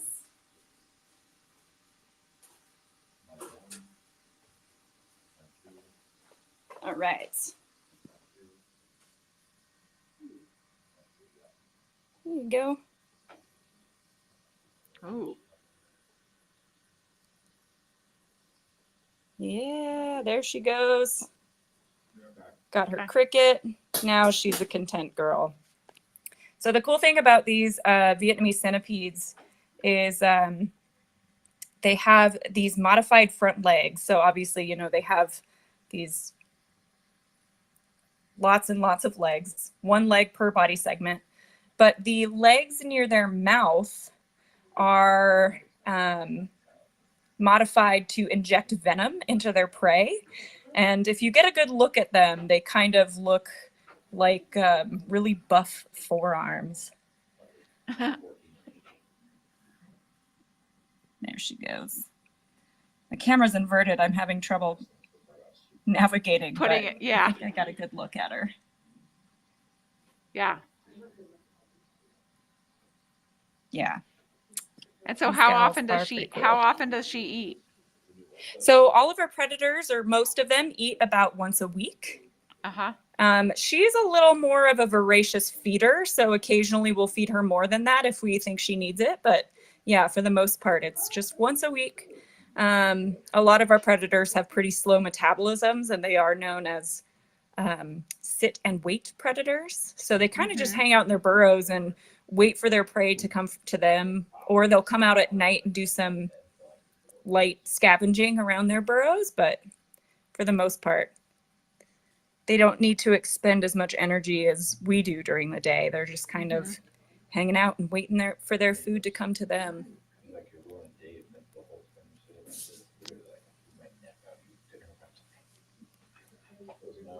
There we go. There's a good look And so at how her. long does an insect like this live? So What's their this life? is actually an arthropod. She is not an insect. Oh. So one of the big, a more accurate name would probably be the arthropodarium, but that doesn't really roll off the tongue quite as well as insectarium does. So insects have 6 legs and 3 body segments. She has a lot more. Yep. But she does have an exoskeleton, which is what you need to be an arthropod. So she would live, I want to say 5 years or so. It's kind of difficult because the lifespan of these animals in captivity can vary from their natural lifespan. And so it's kind of difficult to say for some of them. You know, a lot of our tarantulas will live for 20 years. Like of course, the famous Polly. The Polly. Well, we also have a Polly. Do you know about Polly the pollinator? Oh, yes. Is that the name of the bee? Yes. She pollinates philanthropy. Oh, yes. That's excellent. What a good job. Your Polly is pretty cool too, though. She's pretty amazing. Well, she's in her burrow right now, but I could try to get a good look at Polly if you guys wanted to see her. I love Polly. All right, let's see if we can get a good look at her. So Polly is a bird-eating tarantula. Polly likes to spend most of her time in her burrow. It's kind of hard to see, but you can kind of see her butt there. Yeah, I can see her butt and 2 of her legs. And so is it true that they really eat birds? I mean, I know the answer, but I'm asking for the general public. Oh, yeah. So yes, the first, basically the reason that they got that name was because one of the first recorded sightings of the Goliath bird-eating tarantula was it feeding on a hummingbird. And thinking about it, I kind of assumed that hummingbird was probably sick or injured, because these spiders like to hang out on the ground. They don't typically go up into trees to hunt for birds. So most of the time they're just eating smaller insects or other spiders. Sometimes they will hunt for small mammals, but yeah, they like rodents. Birds are not typically on the menu, despite the name Goliath bird-eating tarantula. So yeah. And it looks like I managed to get Squirt out of her burrow. I don't think she's very happy with me, but she's here. There she is. The camera keeps flipping. Oh. There she is. Oh, you got to go up a little bit. Oh, yeah. There you are. So, yes, let's see if I can get this to... All right. There we go. It's like trying to do your ponytail or braid in the mirror, right? There. So she's kind of got her abdomen up in the air. You can see my camera's not really focusing on it, but you can kind of see the whip coming off the end of her body. That's this thing right here.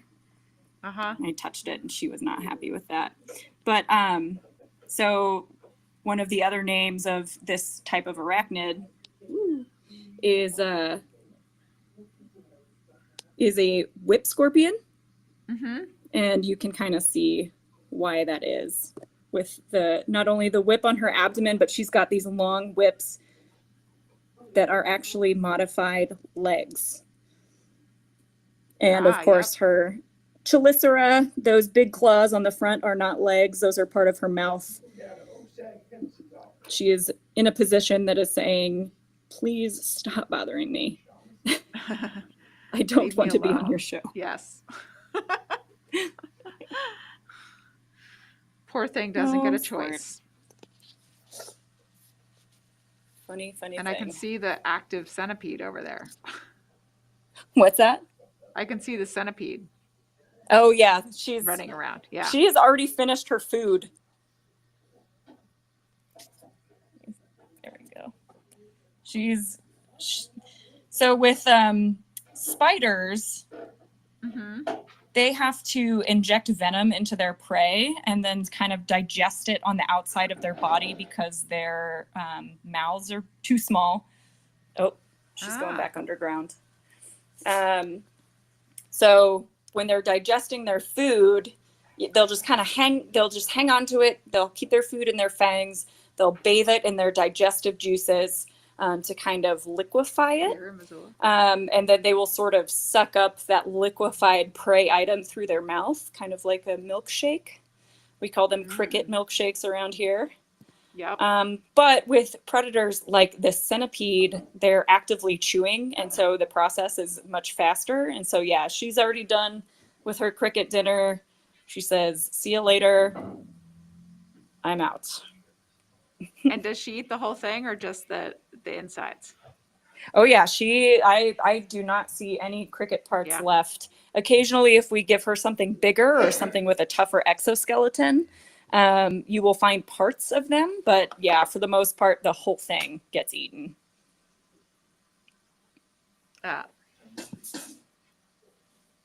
So cool. She's a really pretty, I like her little tipped red. Oh yeah, she's got some fun colors. Definitely colors that say, "I am venomous. Leave me alone." So is there like, I don't know if I've ever asked this question, but it seems to me like there's more venomous insects or arthropods in tropical places than in other places. Is this true? And if so, why? I would say that's probably true. I can't say that definitively off the top of my head. I'd say part of that probably has to do with just the biodiversity in tropical regions. There are significantly more species of animals kind of located in those regions than there are here. And so, if there's more things around to eat, then they're developing these new ways to defend themselves against the predators that are coming after them. At least that would be my hypothesis as to why that is. Yeah. But yeah, lots of venomous and poisonous things located kind of more around the equator than there are here. Yeah. But we do have some poisonous. Do we have poisonous insects here?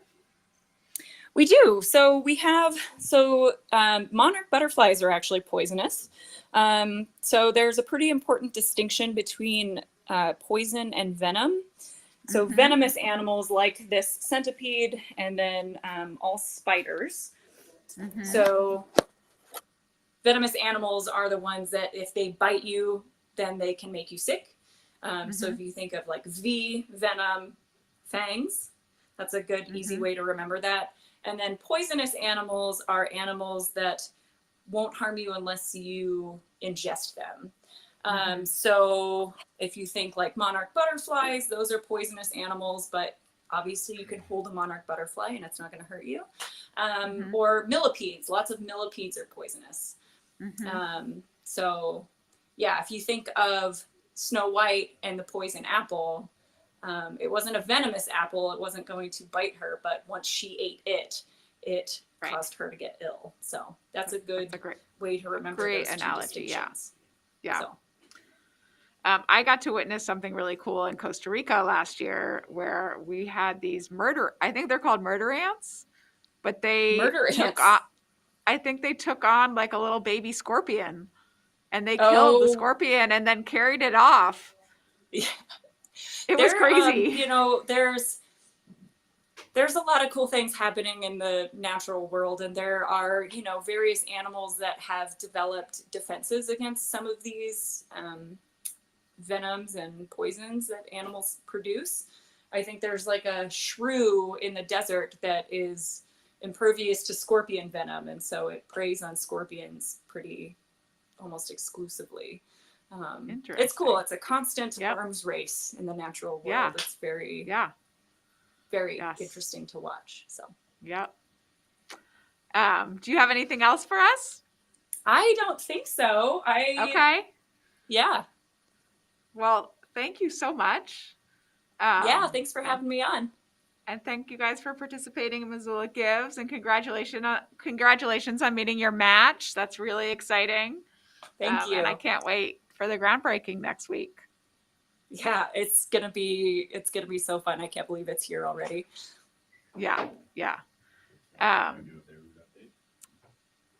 Well, we will see you later. And what if somebody wants to do, like, I know you're doing some in-school stuff. Is there ways that people can interact with the animals now that there's not really a space? Yeah, so we are offering custom online bug encounters. So if you follow us on Facebook, we do online bug encounters every week. So you can do a custom online bug encounter, or we do have some programs coming up that will involve the community, like community science programs. Those haven't really been announced yet, but they are still kind of in development. But I think the best way to stay on top of that, to find out when those programs are going to be offered, is to sign up for our newsletter, which you can do through our website.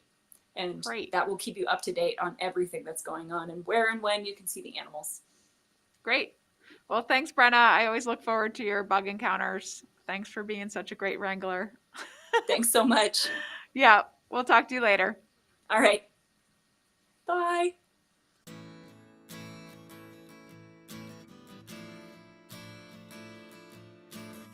The Clay Studio of Missoula is community. Help us keep bringing people together, not just with educational ceramics resources, but with camaraderie. We are makers, students, teachers, designers, artists, builders, collectors, mud aficionados, fire-loving weirdos, and we are what makes our little hub the beautiful place it is.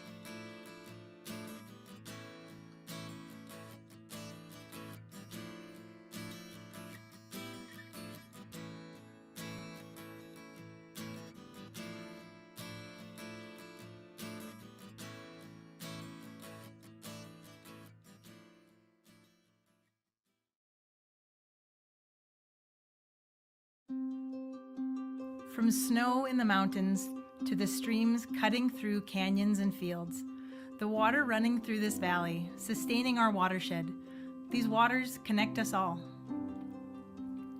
The Bitterroot River is the lifeblood of our valley. It allows our communities to thrive.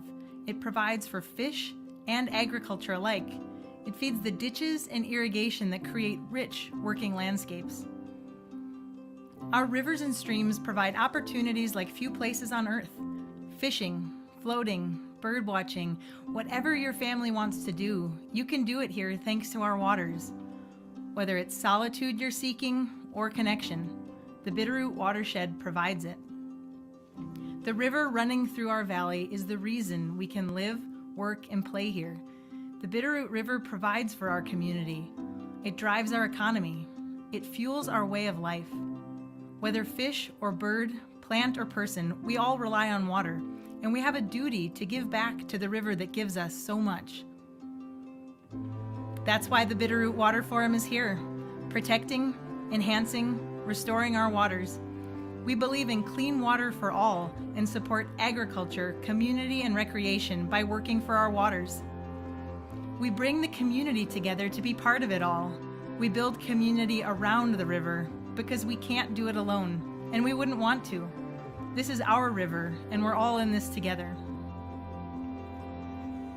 Because we're lucky enough to have this river running through our valley, we need to work together to protect it, to give back.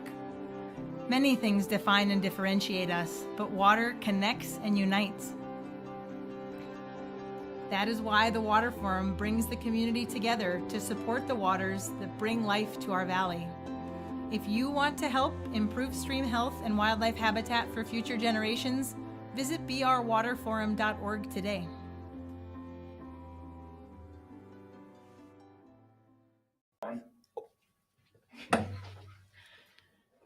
So much going on today. It's just been a blessing. I am loving this day so much, and I hope you guys are having a good time with us today as well.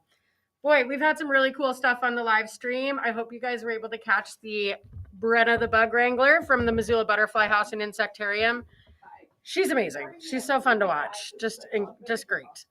So, what do we have coming up here next? We've got Mud. Mud's going to show us some really cool things. I can tell that Mud has been busy over the pandemic. They've been doing all sorts of cool stuff.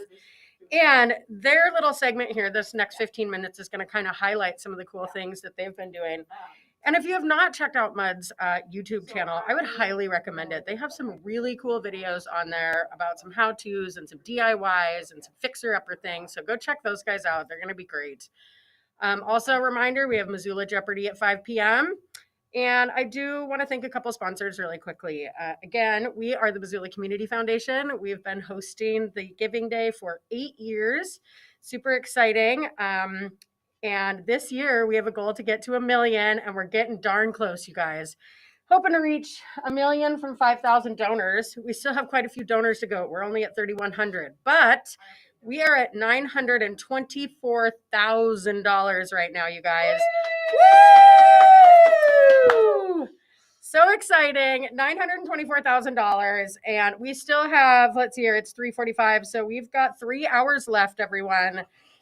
I think probably some people are getting off work. Some things are wrapping up. Make sure to send your friends some text messages and remind them, today is the day, give back. So again, I want to thank a few sponsors. Clearwater Credit Union, we can't thank you guys enough. It's great to have you on our team and supporting this Giving Day. You've been with us since the beginning. I'd also like to thank Guild Mortgage, Good Food Store. Hey, Teresa, thank you. Inc. Realty, First Interstate Bank, Warden Thane, Submittable, gotta love Submittable, staff, customer service, the whole crew. Submittable, you guys are amazing. Stockman Bank, Automated Living, Republic Services, Parkside Credit Union. You guys are too great. Thank you so much. Again, we're broadcasting live here from the MCAT studio in the new Missoula Public Library. Super cool. If you guys get an opportunity to come down and check this out, the library is currently only open for soft opening. So it's Monday through Friday from 9 to 12 a.m. Come on in and check it out. This place is gorgeous. What a gem that our community has been blessed with. You should thank yourselves for voting for that bond. Also, hopefully they'll be open fully to the public after May 11th or later in May. So keep your ears out for that because they are ready to open their doors and show our community this beautiful space. What else? How are my Bitterroot groups doing? I want to remind folks that we have invited our neighbors, the Ravalli County nonprofits, to join in on this Giving Day. The way we see it, we're neighbors. We live, work, and play all in the same outdoor areas. We go to the same stores. We drive up and down the valley. So it only makes sense that we want to support each other. So if you're interested, maybe you even live in the Bitterroot, maybe you have some friends in the Bitterroot, check out the Bitterroot Gives community page. On the Missoula Gives website, you can actually go up into the menu, and there's a whole page dedicated to our Ravalli County participants. So go check them out. There's some really great groups on there. We love those guys. Thanks for all you're doing down there, everybody. Keep up the great work. Support our Ravalli County participants. I also want to remind people about the stretch pool. The stretch pool is a really great way to give back. With 160 nonprofits, it can be really hard to decide who you want to give to. So we have created the stretch pool, and the stretch pool is a giant fund of money from both donors like you, local philanthropists, and local businesses who have cumulatively pooled this fund together, and that fund will be distributed amongst all the participating nonprofits. So really great opportunity to support the whole event. Sometimes it can be hard to choose. You can also give to multiple groups at one time. It's really easy to go onto the website. There's a cute little gift basket, just like our shopping cart when you go to Amazon. I'm sure that everyone is familiar with the gift basket. So you can load in as many donations as you want there and support. We can't thank you guys enough. Again, it takes a village to make this happen. So it's you, the viewers, it's you, the nonprofits, it's the business community, it's the radio station, it's all of our friends here in Missoula. So we're at 926, you guys, and we really want to hit that million. So let's do it, Missoula. We can do this. I know we can do this. All right, let's check our leaderboards. How we doing? Has everybody raised some money so far? Let's go check out the leaderboards really quick. Oh, wow. I think one organization has not received a donation. Let's check this out. I challenge you, the viewers. We have one group that has not received a donation. So I challenge you now to go and support Sussex School. Let's make sure that everybody gets a donation this year. We all need it. It's been a tough year. You know, these unrestricted funds go to benefit our community. So go on to Sussex School. They're a great school. Give them a donation and let's lift them up too.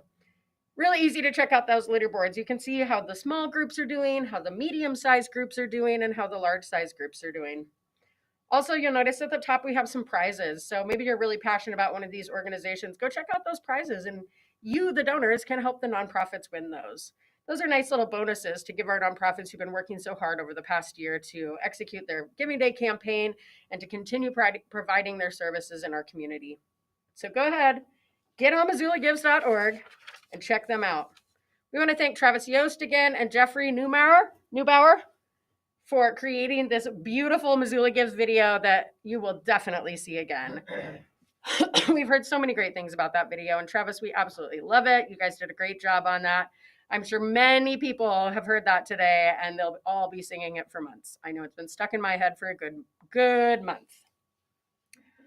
All right, what else do we have coming up here? What time are we at? 7:52. We do have a few nonprofit highlights that we're going to do here pretty soon. And then after that, we have the game show at 5, you know, so we're going to spend the next hour kind of highlighting some of our participants. There's a great opportunity to learn about what organizations are doing here in the community. I think we've got like 10 to 15 that are going to show up here in the next half hour. Really excited to hear from MUD. The Butler Creek Trail Association, they're a new group. Go check them out. They're doing cool stuff in that really growing neighborhood out there. So really, really excited. We have the Great Burn Conservation Alliance. If you've not been out to the Great Burn area, please go check it out. And check out their video. It's going to be so beautiful. It's absolutely gorgeous, stunning scenery, and it's really in our backyard. So go check that out, you guys. Let's see here. As a reminder, you have until 7 p.m. to donate tonight. We kicked this event off yesterday, Thursday at 5 p.m., and we're going to go to 7 p.m. tonight. So don't forget to get those donations in. Again, you can go on and search by cause. So maybe you're really passionate about the arts, or maybe you're really passionate about the environment. Go look at all the groups that are actually here that are participating, that are benefiting the environment or benefiting education or benefiting animals. You can search by all those causes that are dear to your heart. So go check that out. Learn about some of these great groups. I'm sure many of you know that Missoula has a ton of nonprofits, and we are so thankful to be able to honor all of them and highlight the services and the great work they're doing in our community. It's just wonderful. 9:26, guys, 9:26. Keep them coming. What else can we discuss?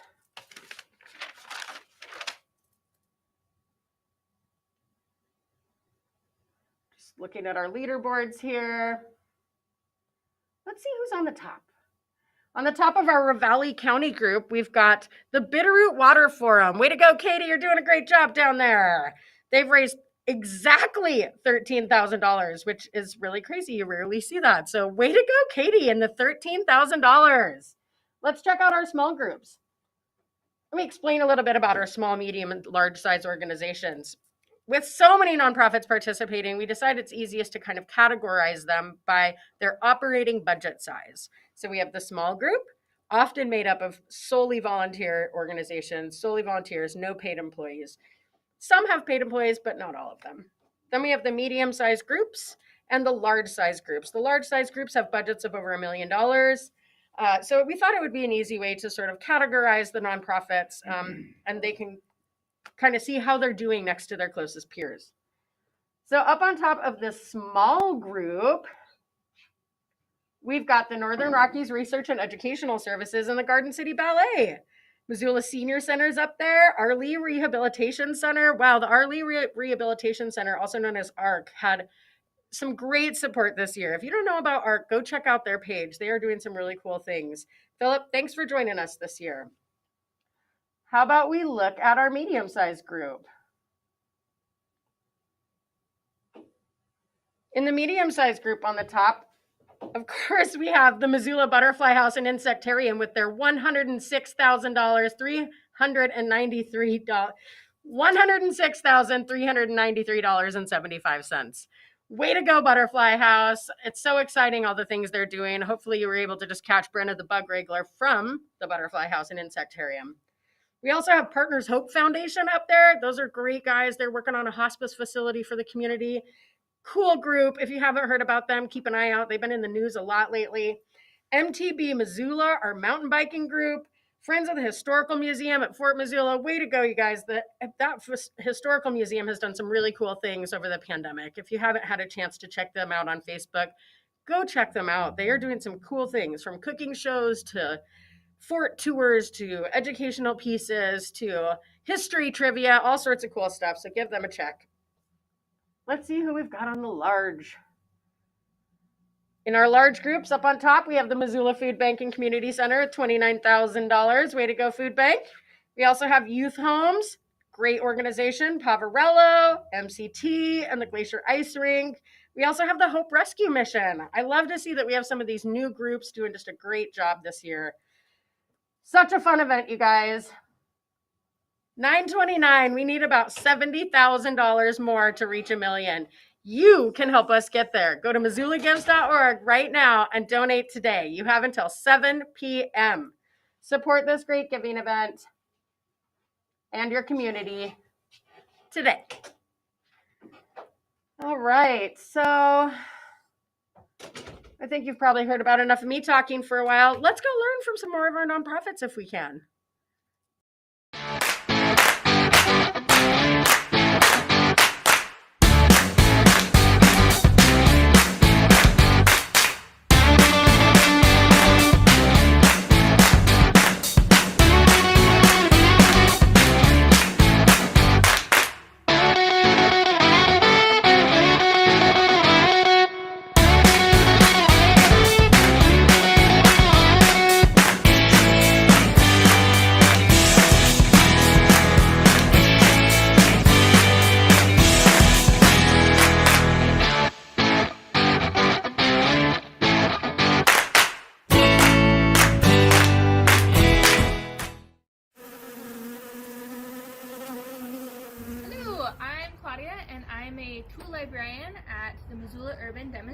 Project, and today we're going to be going over how to assemble your mason bee kit.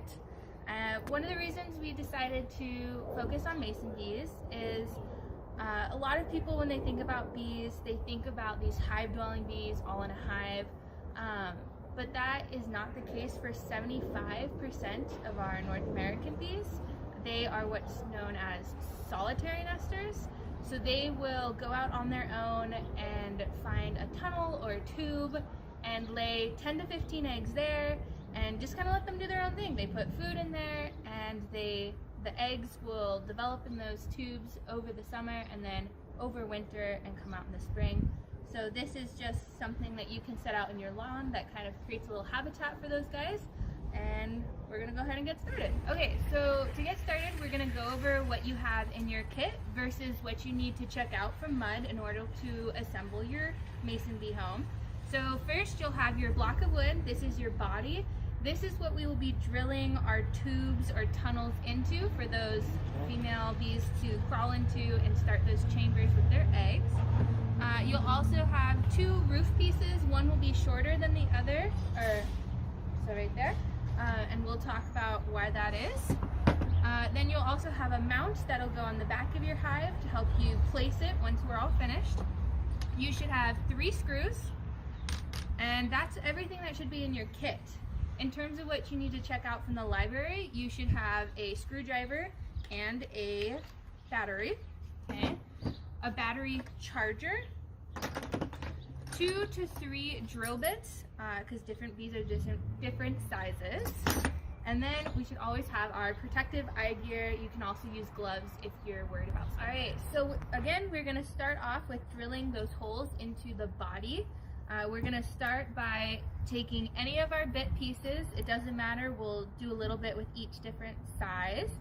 And what we'll do first is you're gonna grab the very end of the screwdriver here and kind of screw that. You'll see these pieces in the center start to open.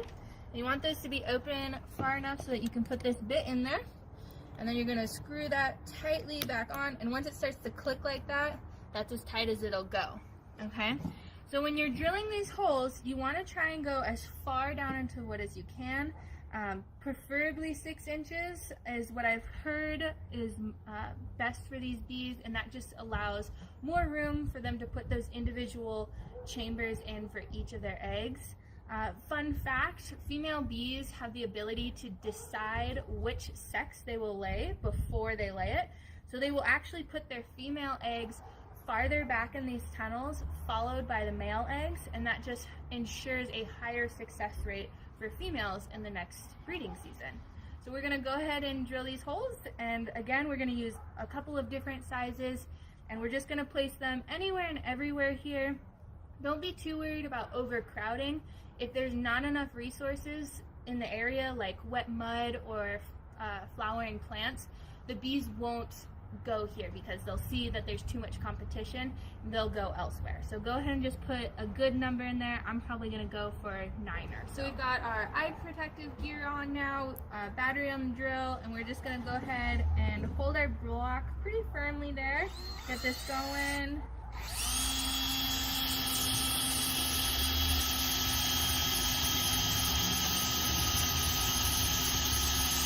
And you do have to kind of push down a little bit, so don't feel intimidated like you're pushing too hard.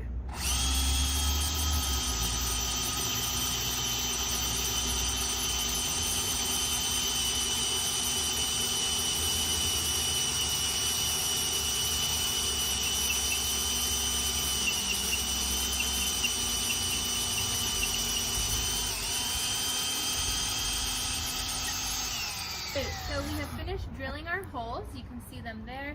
They don't have to be in any particular order. We've got them just kind of on there. I think it's kind of a fun design. All right, so we're gonna start by putting our roof on. This has now become the front of our body because that's where the holes are. So what we're gonna do is take our shorter piece of wood, okay, this one here, and we're gonna take the flat side and align it with the edge on the body, if you can see that there, and it's going to be flush with the back. That way there's a little bit of overhang for the front, and that'll just help if there's rain and different things like that, keeping moisture out of these holes, and again just kind of giving the eggs that are developing in there best chance of survival. So we're going to start by aligning that all up. We're going to take one screw. I've changed out my bit here. I'm just going to line this one up center, right there.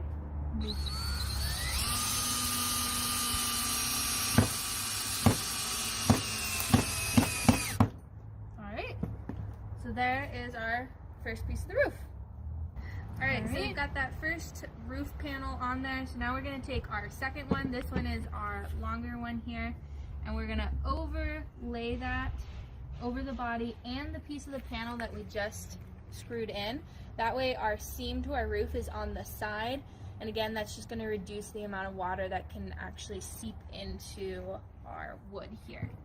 So now that I've overlaid it there, it's flush with my back. I'm going to put my screw, I'm going to be conscious of where I put this screw so that I don't screw into that potentially. So I'm just going to line this up here.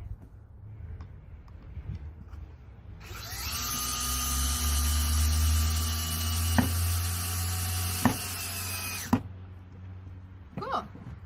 So our roof is all good. Cool. So now that we have our main house assembled, we are going to attach the mount on the backhand side.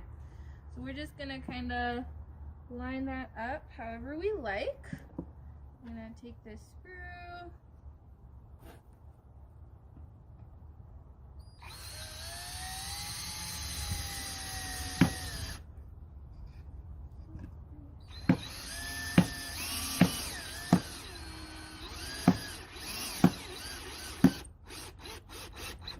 Cool.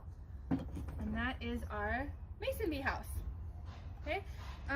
Now what I didn't talk about is the extras in your handout. If you wanted to sand and stain this, we should have done that before assembly. This makes your life a lot easier. So you can just sand these pieces, and then for the stain, take a 1-to-1 ratio of your coffee grounds to water, hot water, put it in a cup, and you can just put that onto your newly sanded pieces. The more layers you put, the darker it'll be, and that just gives it a little bit of a nice look if you want that more finished look versus a more rustic look. In terms of other things you could put on the hive, I would recommend that you don't put any sorts of paints. There's research that suggests that the bees are less likely to go into these holes with those different sorts of smells. So coffee grounds is probably the most extreme I would go in terms of. All right, so now that we have assembled our mason bee house, it is time to put it up. It is recommended that you hang it about 6 feet up, and that's to avoid different predators, in a south-southwest facing direction. And again, just because the female bee is going to be looking for this in the summer, laying those eggs will become fully developed in these chambers, but will overwinter. So you want this to have as much warmth as possible throughout those winter months. And then they will emerge in the spring when you reach that 50 degrees Fahrenheit for several days in a row. They'll kind of be like, oh, it's nice and warm. So they'll come out there. So if we were looking to hang this, I would probably hang it about there, and then just using your mount and a couple extra screws, drill it in right there and just watch for it. Thank you for joining us for our DIY Native Bee House Kit video. If you have questions about the Missoula Urban Demonstration Project or our tool library, please visit www.mudproject.org, and we hope to see you at our next workshop.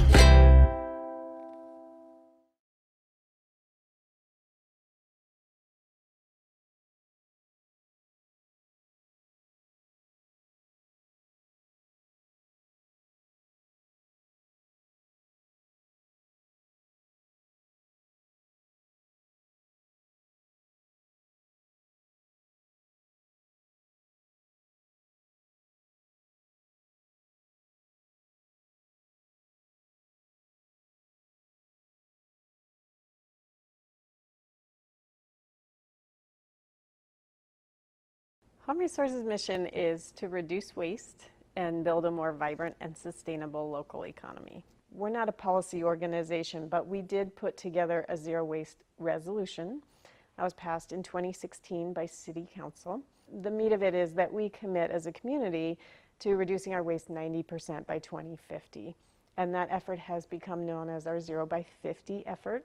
A couple things that we know about zero waste. It's completely doable. We don't need big technological breakthroughs, but we know what to do, and we know what to do right now. So there are these nice, concrete, doable, tangible steps that we can take. Nobody wants to waste.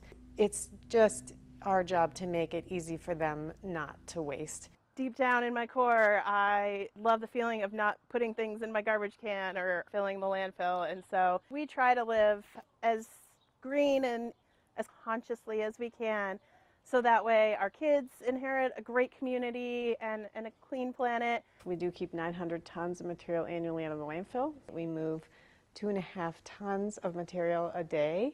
And I like to say the dust never settles at Home Resource. So things are always moving in, they're moving out, we're sorting them, we're stocking them. And we just recognized that we weren't going to solve this problem of how much waste we produced as a society. We need to change the systems that help generate that waste in the first place.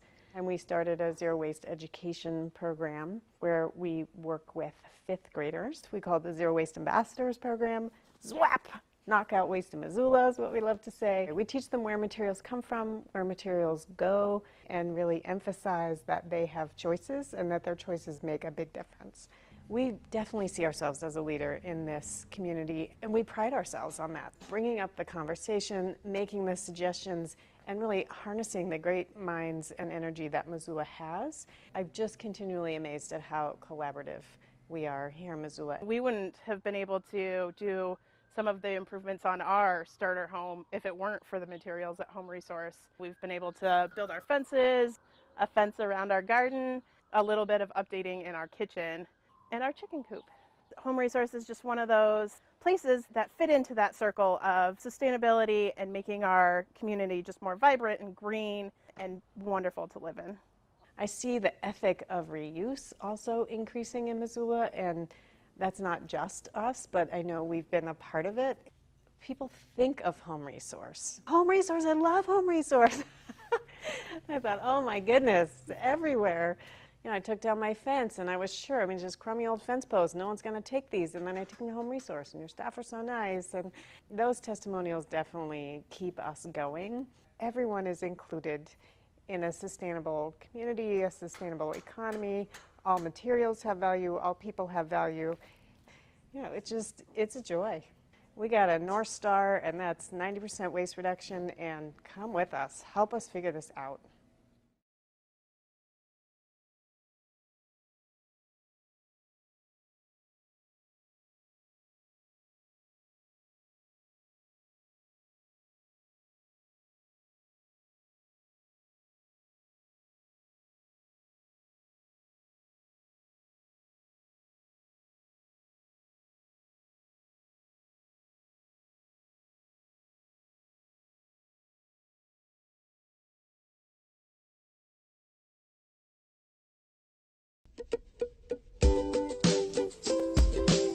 Butler Creek is in Missoula County between the Y to the west and Grant Creek to the east. Currently, there are approximately 50 residences that call Butler Creek drainage home, but that number is expected to jump to well over 200 in the next couple years with development at West Point and others. Butler Creek Road is often used by recreators, and for good reason. The area provides aesthetic views and is located in close proximity to some of Missoula's largest employers along the expressway. However, the road is extremely narrow and has line-of-sight issues, which create safety hazards for motorists and recreators. The home building occurring now will only intensify the conflicts between foot and vehicle traffic, including children commuting to and from Dismitt School. Butler Creek Trail Association was recently formed to organize stakeholders and fundraise for a shared use path to provide a safe an enhanced recreation experience along Butler Creek Road. As part of Phase 1, we intend to build a paved path along the first 2 miles of the road. In future phases, we have ambitions to connect with Grant Creek Trail to the east and possibly Snowbowl to the north, to make a regionally significant loop on the northwestern side of Missoula. Missoula County has provided a matching grant that we've used to fund a preliminary design and alignment of the trail. The county has also agreed to be an integral partner in carrying the easements and providing maintenance for the path. The landowners, Hanson Ranch and Other World Brewery, have donated easements for the 2-mile stretch of Phase 1. We've also submitted applications for grant funds that, if awarded, would provide much of the over $1 million in capital cost for the trail. At minimum, we still need funding to match these grants at a level of approximately $65,000. Be on the lookout for the upcoming online raffle fundraiser for Butler Creek Trail Association. We'll be raffling off several items, including this blue heron etched glass piece from Larry Burton, an artist that lives at Butler Creek. This piece alone has a gallery list price of over $1,600. We'll also be raffling off a night stay at the Days Inn and Suites in Lolo, and a sea carpet donated by Brett's RV, along with many more items. If you have an item that you'd like to donate to our raffle, please let us know. Donating to our raffle would be a huge help to our startup nonprofit. Any items would be tax deductible with our 501c3 status, and you would get a little marketing for your company as well in our raffle outreach efforts. We intend to begin selling tickets for the raffle in May, with drawing held on July 1st. You can find our association on the web at butlercreektrail.com. We look forward to working with Missoulians to pave the way for a new and safe recreation opportunity in our growing community.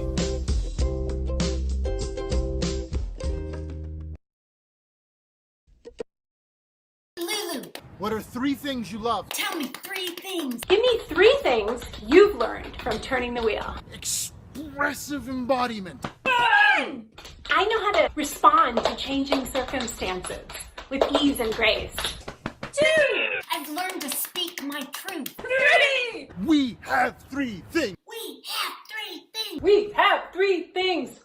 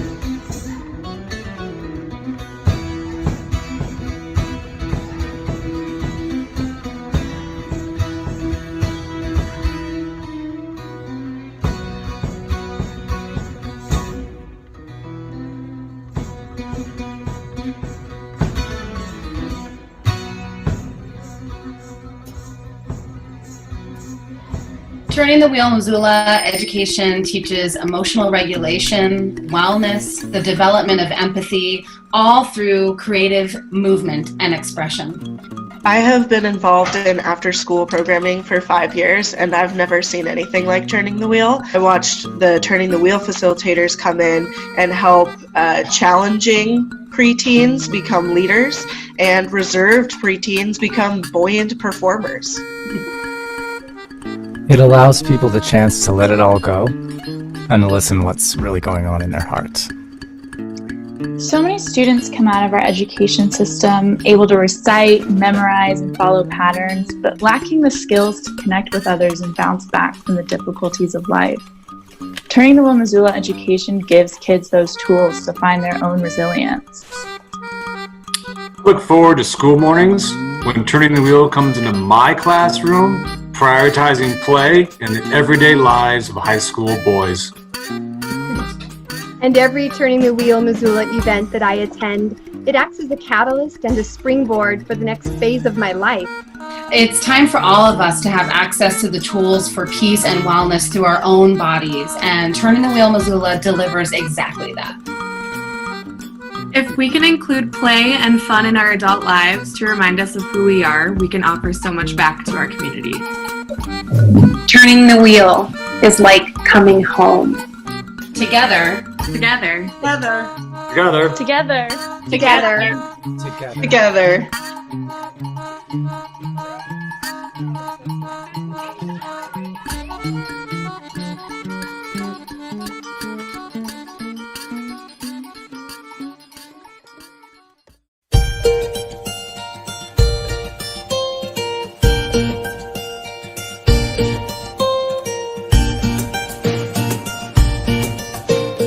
So my name's Nick Lippman, and I am a board member for the Great Burn Conservation Alliance. I started out on the weed crew, the invasive weed crew, spraying weeds, pulling weeds, mapping weeds back in Hanson Meadows, living out of a wall tent.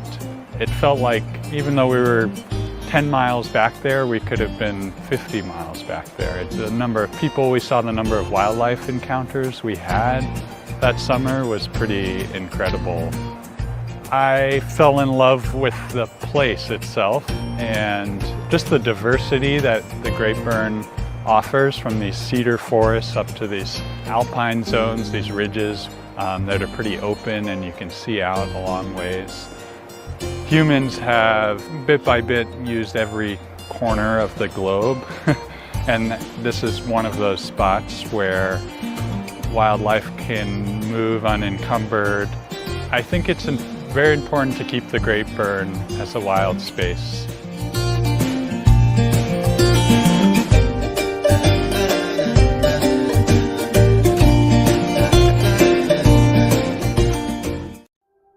What a 50th anniversary year it has been at MCT. Along with all of you, we've experienced both heartbreak and inspiration. Thank you for helping us keep the lights on during our pandemic pause. Our little red trucks are hitting the road again. Our doors are slowly opening. Supporting MCT during Missoula Gives is one way to help our whole community heal. From our community to yours. Scouting has been a part of my life for as long as I can remember. To me, scouting is awesome. I think Scout is fun. My favorite thing about scouting is the amazing community it's provided me with. My favorite part of scouting is camping because not only do we talk about it, but we improve so the next time is better. I've made some of my best friends in Scouts, and I've had a lot of experiences I'll never forget. We go on lots of adventures. Scouting means so much to me, and I have no idea where I would be today without it. Thank you for supporting scouting. Thank you for supporting scouting. Mama in one word? Well, that's gotta be care. Leadership. Nurture. Opportunity. Connection. Community. Crucial. Soul work. Fulfillment. Inspiring. Community. Community. Community. Community. Empowerment. Diverse. For me, Mama means determination. Love. Yeah.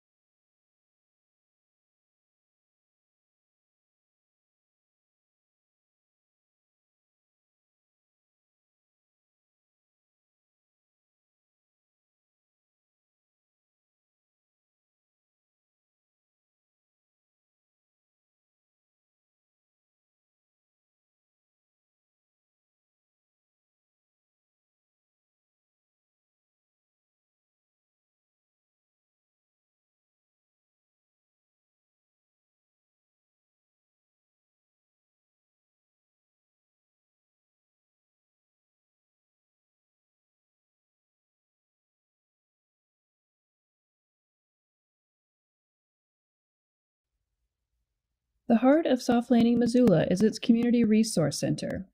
Newly arrived families can turn to the people and programs here for a bridge to the broader community and support navigating the ups and downs of life in Montana. From access to donated items to help with homework, language barriers, and the virtual world, new families shape our services. Help continue this soft landing for our newest neighbors with your gift this Missoula gives.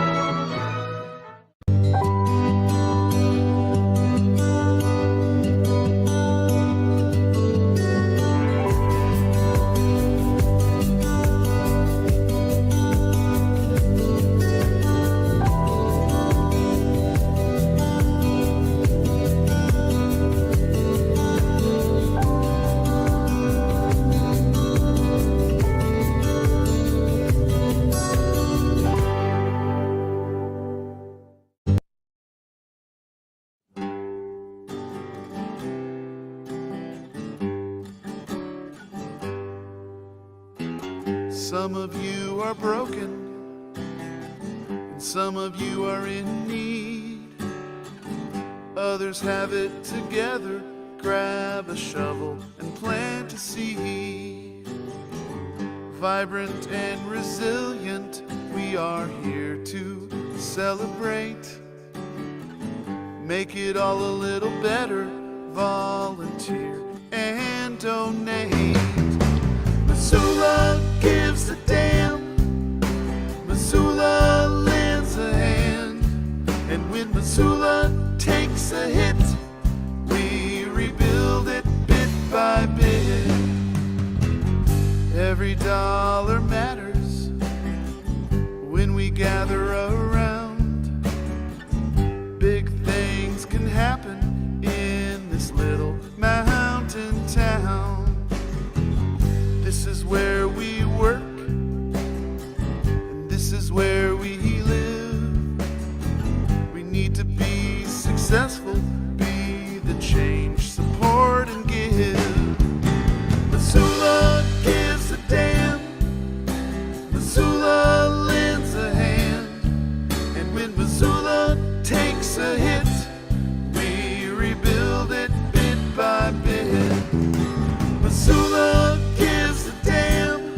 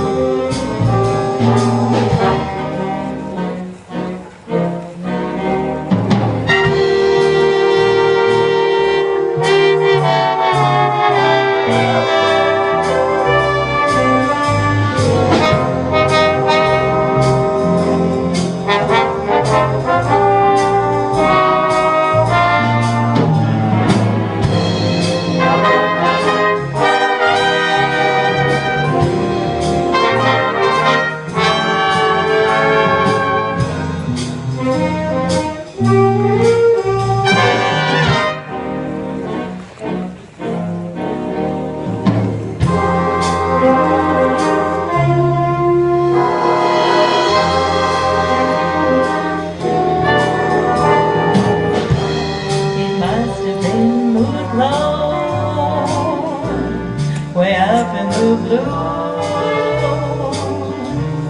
It must have been moon glow that led me straight to you. I can still hear you say, dear, why don't we fast? And I started praying, oh Lord, please let this last. We seem to float right through the air, heavenly songs seem to come from everywhere.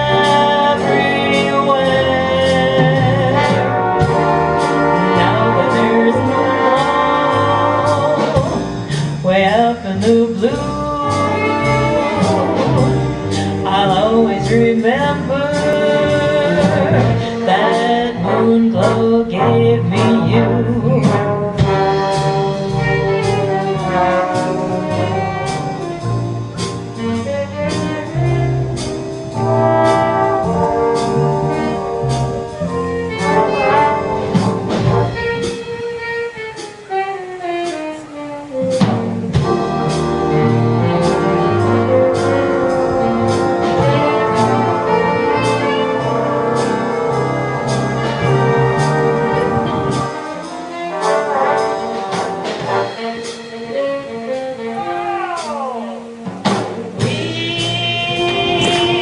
Seem to float right through the air, heavenly songs seem to come from everywhere.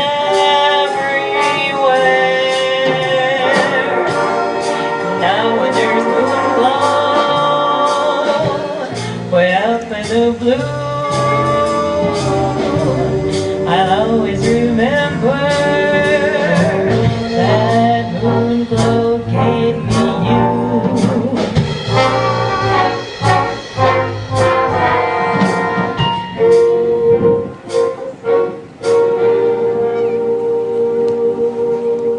Danny Johnson, isn't that a great arrangement? Lynn Vandenberg on tenor comes all the way down from stage aces to blow with us.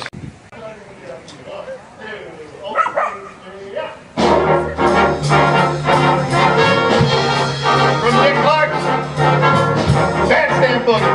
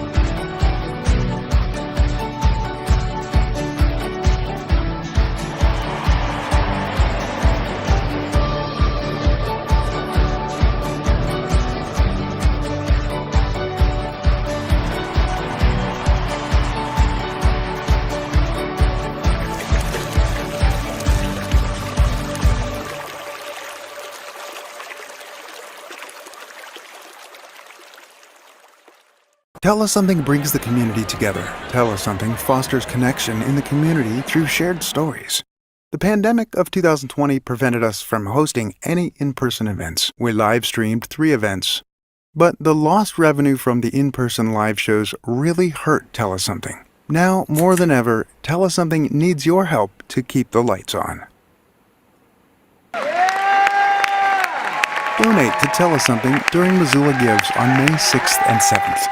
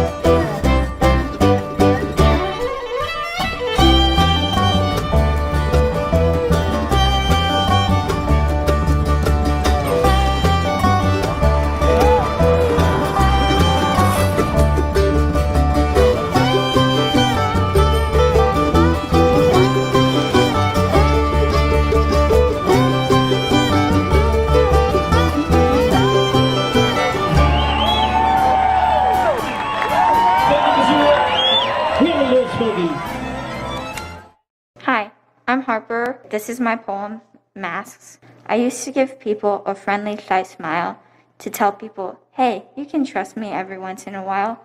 But now I am hidden behind my mask. Comfort is one of the things that I lack. No shy smiles, no sticking out my tongue, for my face is covered till COVID is done.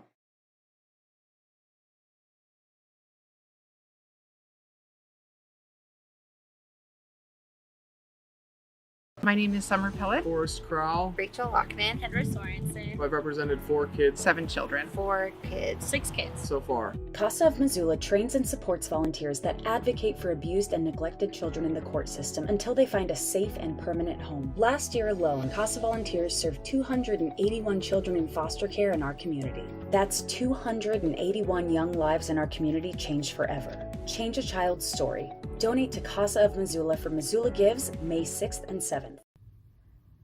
Wonder Woman, get out of my shot. I'm trying to talk about Missoula Gives. What's happening, friends? It's your girl Aubrey with 104.5 The U Radio, part of your friends with the locally owned and operated Missoula Broadcasting Company. First off, thank you for tuning on in with the Missoula Community Foundation's live stream, and happy Missoula Gives. Oh, this is one of our favorite annual events. You know, for myself personally, I really feel like every donation I'm making is making a huge impact for the causes and the nonprofits that matter most to me. And there are so many cool matching funds and incentives in place today to really make your donation echo even further for a nonprofit that matters to you. Because I can guarantee you, especially here in Missoula in the Bitter Valley, there are so many amazing nonprofits and passionate people that are working hard to make our community as special as it is. There's over 160 of them participating today, and whether you are passionate about arts and culture, or the environment, or veteran services, or community advocacy, I can guarantee you're going to find a nonprofit that is working hard for your cause. So you can support, connect, give, learn more at missoulagives.org. Myself personally, I love to donate what I can to a handful of nonprofits because I know that every dollar matters. Like our friends with the Foundation for Community Health. I love the way that their mission of public health, education, and patient care all come together.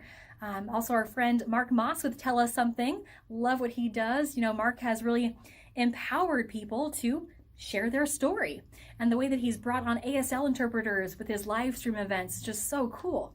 I also make a point to give to Empower Montana, because Empower Montana, well, they empower our youth and train youth leaders to make positive impacts or positive change within their community. And the way that they've helped bring anti-racist trainings to the forefront, especially after this last summer with the Black Lives Matter movement. I just think what they're doing is so cool. Also our friends of the Historical Museum at Fort Missoula, your museum, they do amazing work because our past informs our present. And if we don't learn from it, we're just going to keep repeating the same mistakes. So please do support, connect, give, find a nonprofit that matters most to you. Learn more at missoulagives.org. And have a great day, y'all. You can catch me live, 1045 The U on the dial, or stream me, u1045.com. Have a great day, y'all. Bye-bye.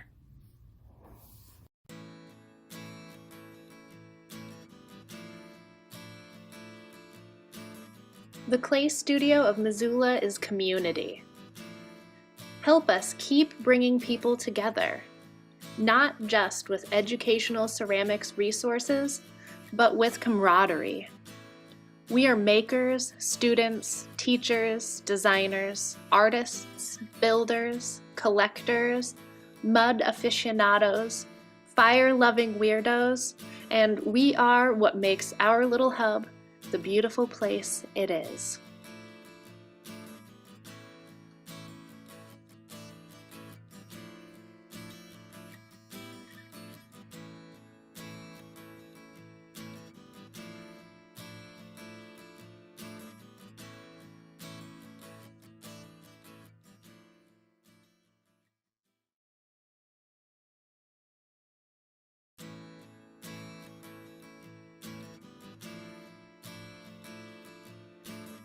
The Clay Studio of Missoula is community.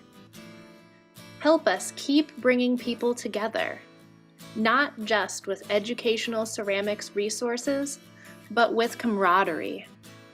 We are makers, students, teachers, designers, artists, builders, collectors, mud aficionados, fire-loving weirdos, and we are what makes our little hub the beautiful place it is.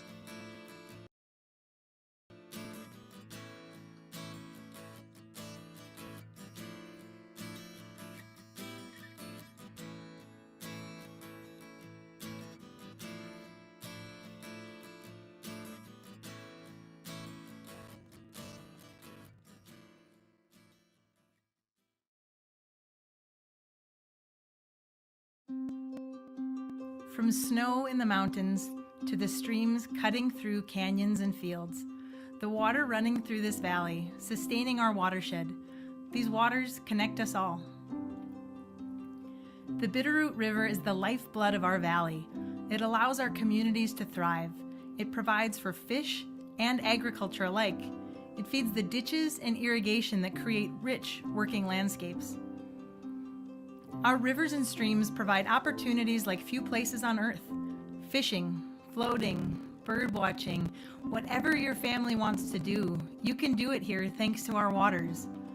Whether it's solitude you're seeking or connection, the Bitterroot watershed provides it. The river running through our valley is the reason we can live, work, and play here. The Bitterroot River provides for our community. It drives our economy. It fuels our way of life. Whether fish or bird, plant or person, we all rely on water, and we have a duty to give back to the river that gives us so much. That's why the Bitterroot Water Forum is here, protecting, enhancing, restoring our waters. We believe in clean water for all and support agriculture, community, and recreation by working for our waters. We bring the community together to be part of it all. We build community around the river because we can't do it alone, and we wouldn't want to. This is our river, and we're all in this together. Because we're lucky enough to have this river running through our valley, we need to work together to protect it, to give back. Many things define and differentiate us, but water connects and unites. That is why the Water Forum brings the community together to support the waters that bring life to our valley. If you want to help improve stream health and wildlife habitat for future generations, visit brwaterforum.org today.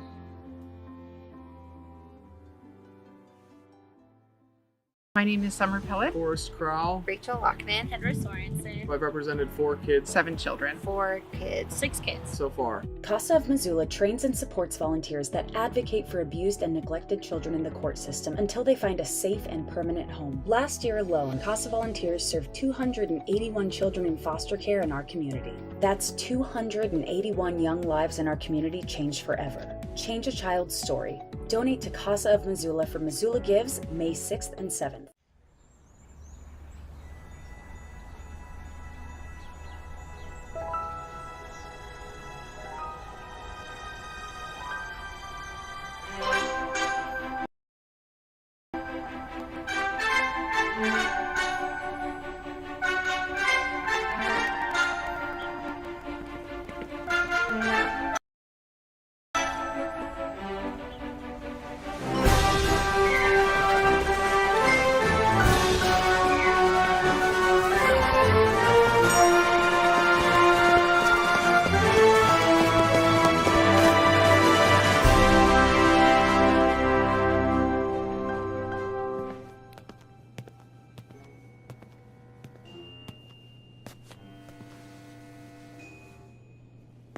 Dawson, you're back. I see you've become an explorer. Adventure, like Lewis and Clark. Oh, that's a big book for a youngster. The Historical Society's first book on the Valley. And look, the first story is on this room, and Lewis and Clark. Oh, the Discovery Room. Lewis and Clark meet the Salish. It's not far from here. What? Ross Hole, where Lewis and Clark camped, and where Charlie Russell sketched what later became his famous painting.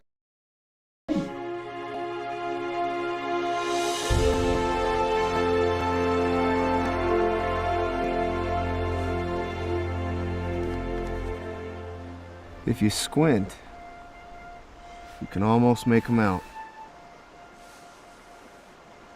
Who?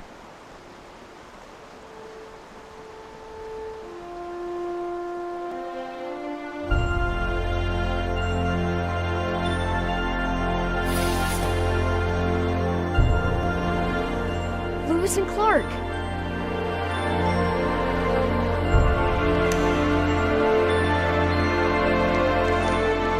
You can follow their entire trail at the museum. The Corps came through that small valley after crossing Lost Trail Pass. They rested here to barter for horses.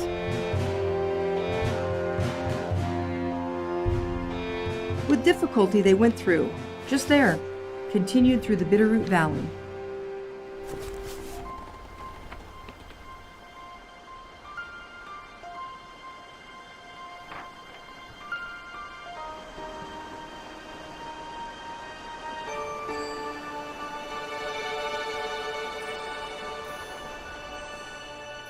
Native Americans collected the Corps' hatchets that were left behind. Steel blades, not something they had access to back then. The Corps also broke their last thermometer coming over Lost Trail Pass. If we use our imagination in the museum, we can see how all these artifacts were once used. I can see it. Him writing. Clark recorded in his journals the daily temperature and weather conditions. He hated that the thermometer crate busted. Come look. Wow. Awesome. Lewis became quite the healer. He used local plants, often trading his abilities to heal for horses along the way. Lewis and Clark, the Salish, meet at Ross Home. Next time you visit, we can explore the Salish. I like this exhibit. I'm so glad you're here.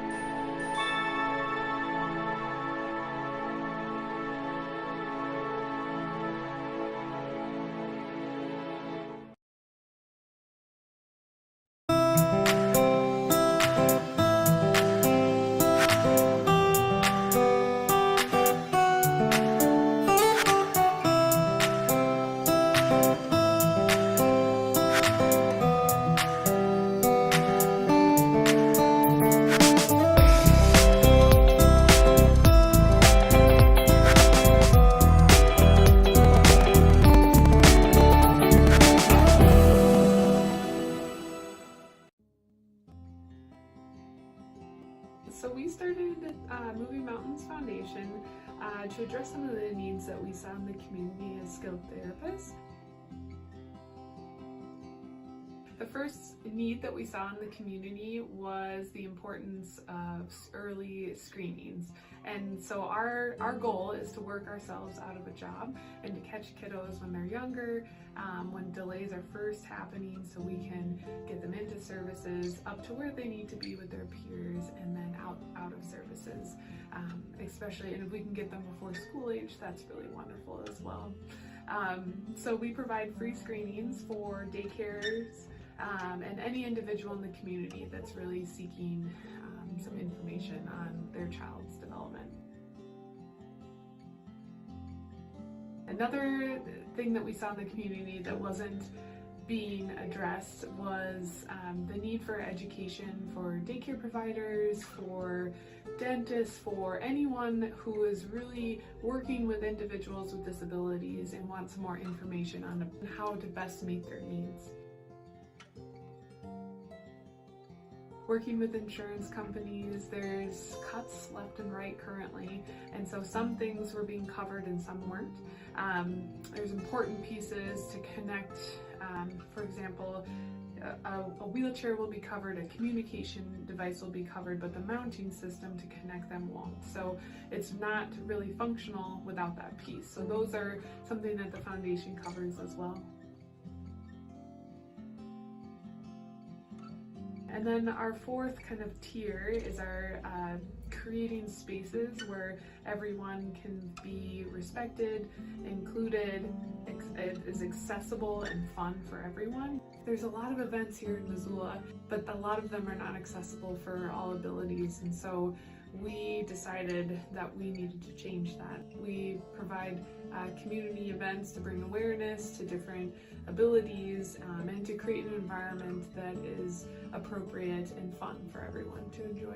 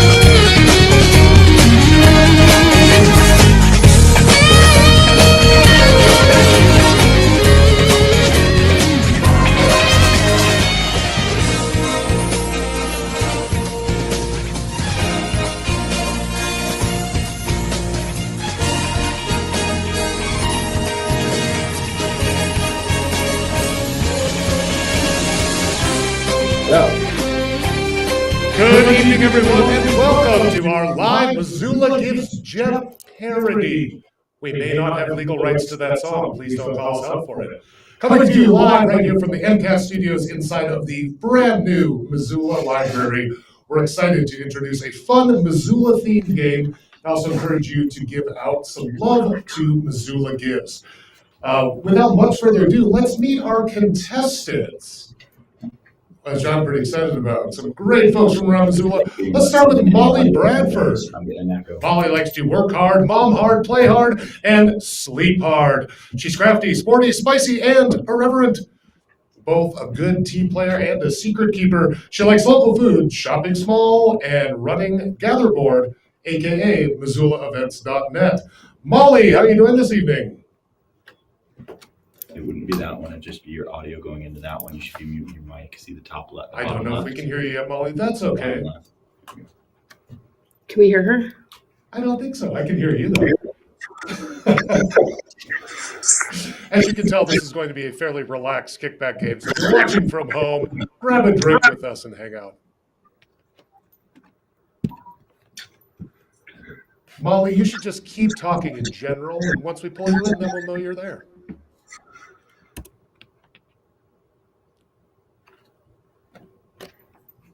Tell me I'm going to say something. Yeah, you had both your mics on there, so anything I was saying. Well, while we're starting that out, we just do want to point out that this is the 8th year of Missoula Gives, which is very exciting. And this year, both with Missoula Gives and Bitterroot Gives, we have over 160 nonprofits that we're raising money for, which is we're pretty. at $965,000. And we're at $965,000. And we're just a couple hours left, right? Yeah. So let's make sure to pop up over that million tonight, folks. And if you would like to give, you can go to MissoulaGives.org. It's a $5 minimum donation. So there's so many great organizations, and every little bit goes a long way.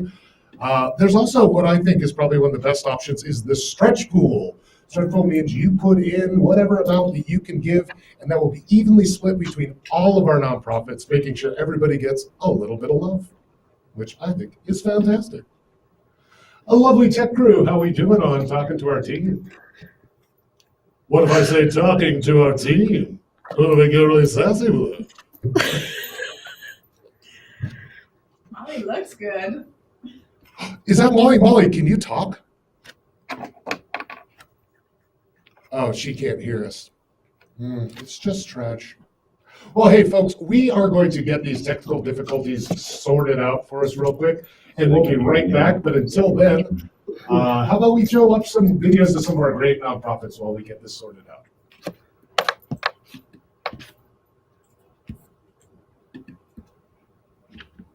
Oh, God. Can I do anything, guys? Nope. I can hear everything.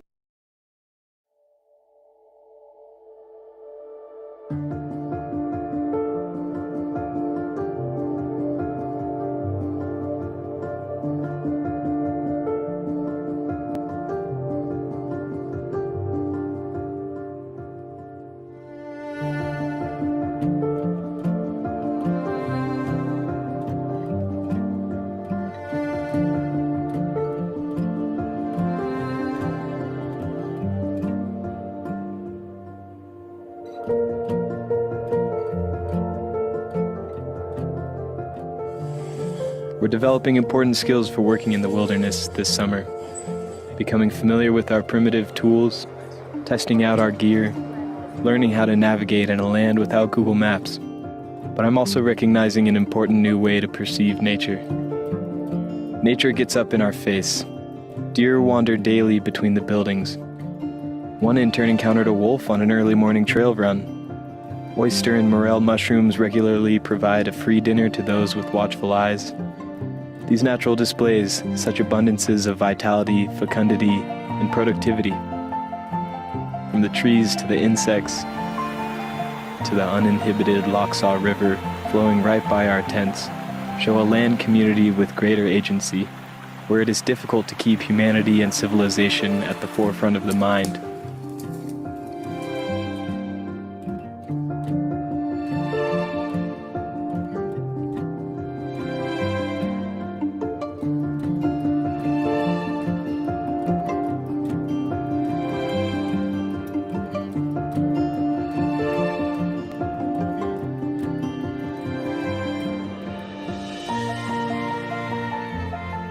For some of us, our first time in the wilderness can be overwhelming at first.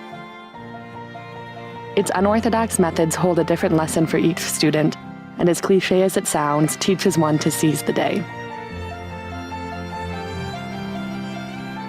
Seeing for miles nothing but undeveloped and primitive forest, where water in creeks and lakes is so clean we can't imagine a place like it aside from the public pool.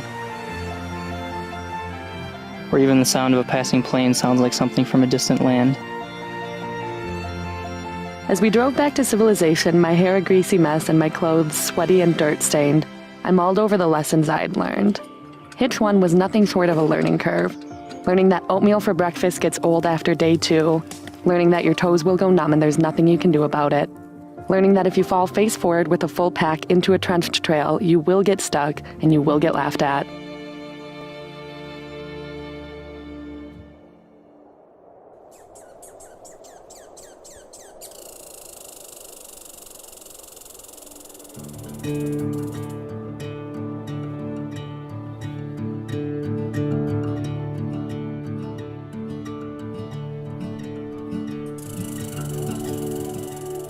Being in the wilderness can be a challenging and eye-opening experience for some people, especially when your introduction to it is starting with an 8-mile hike to Big Sand Lake.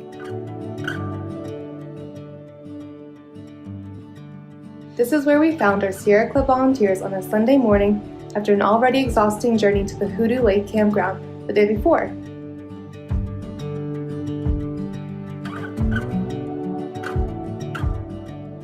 After crossing the wilderness boundary, we found about 50 trees down. As the volunteers clambered over fallen trees with full packs, 4 of us worked on clearing as much of the trail as we could.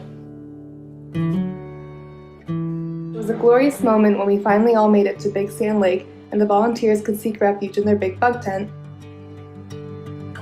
The next order of business at camp was to start a fire to set at bay the clouds of mosquitoes that call this area home.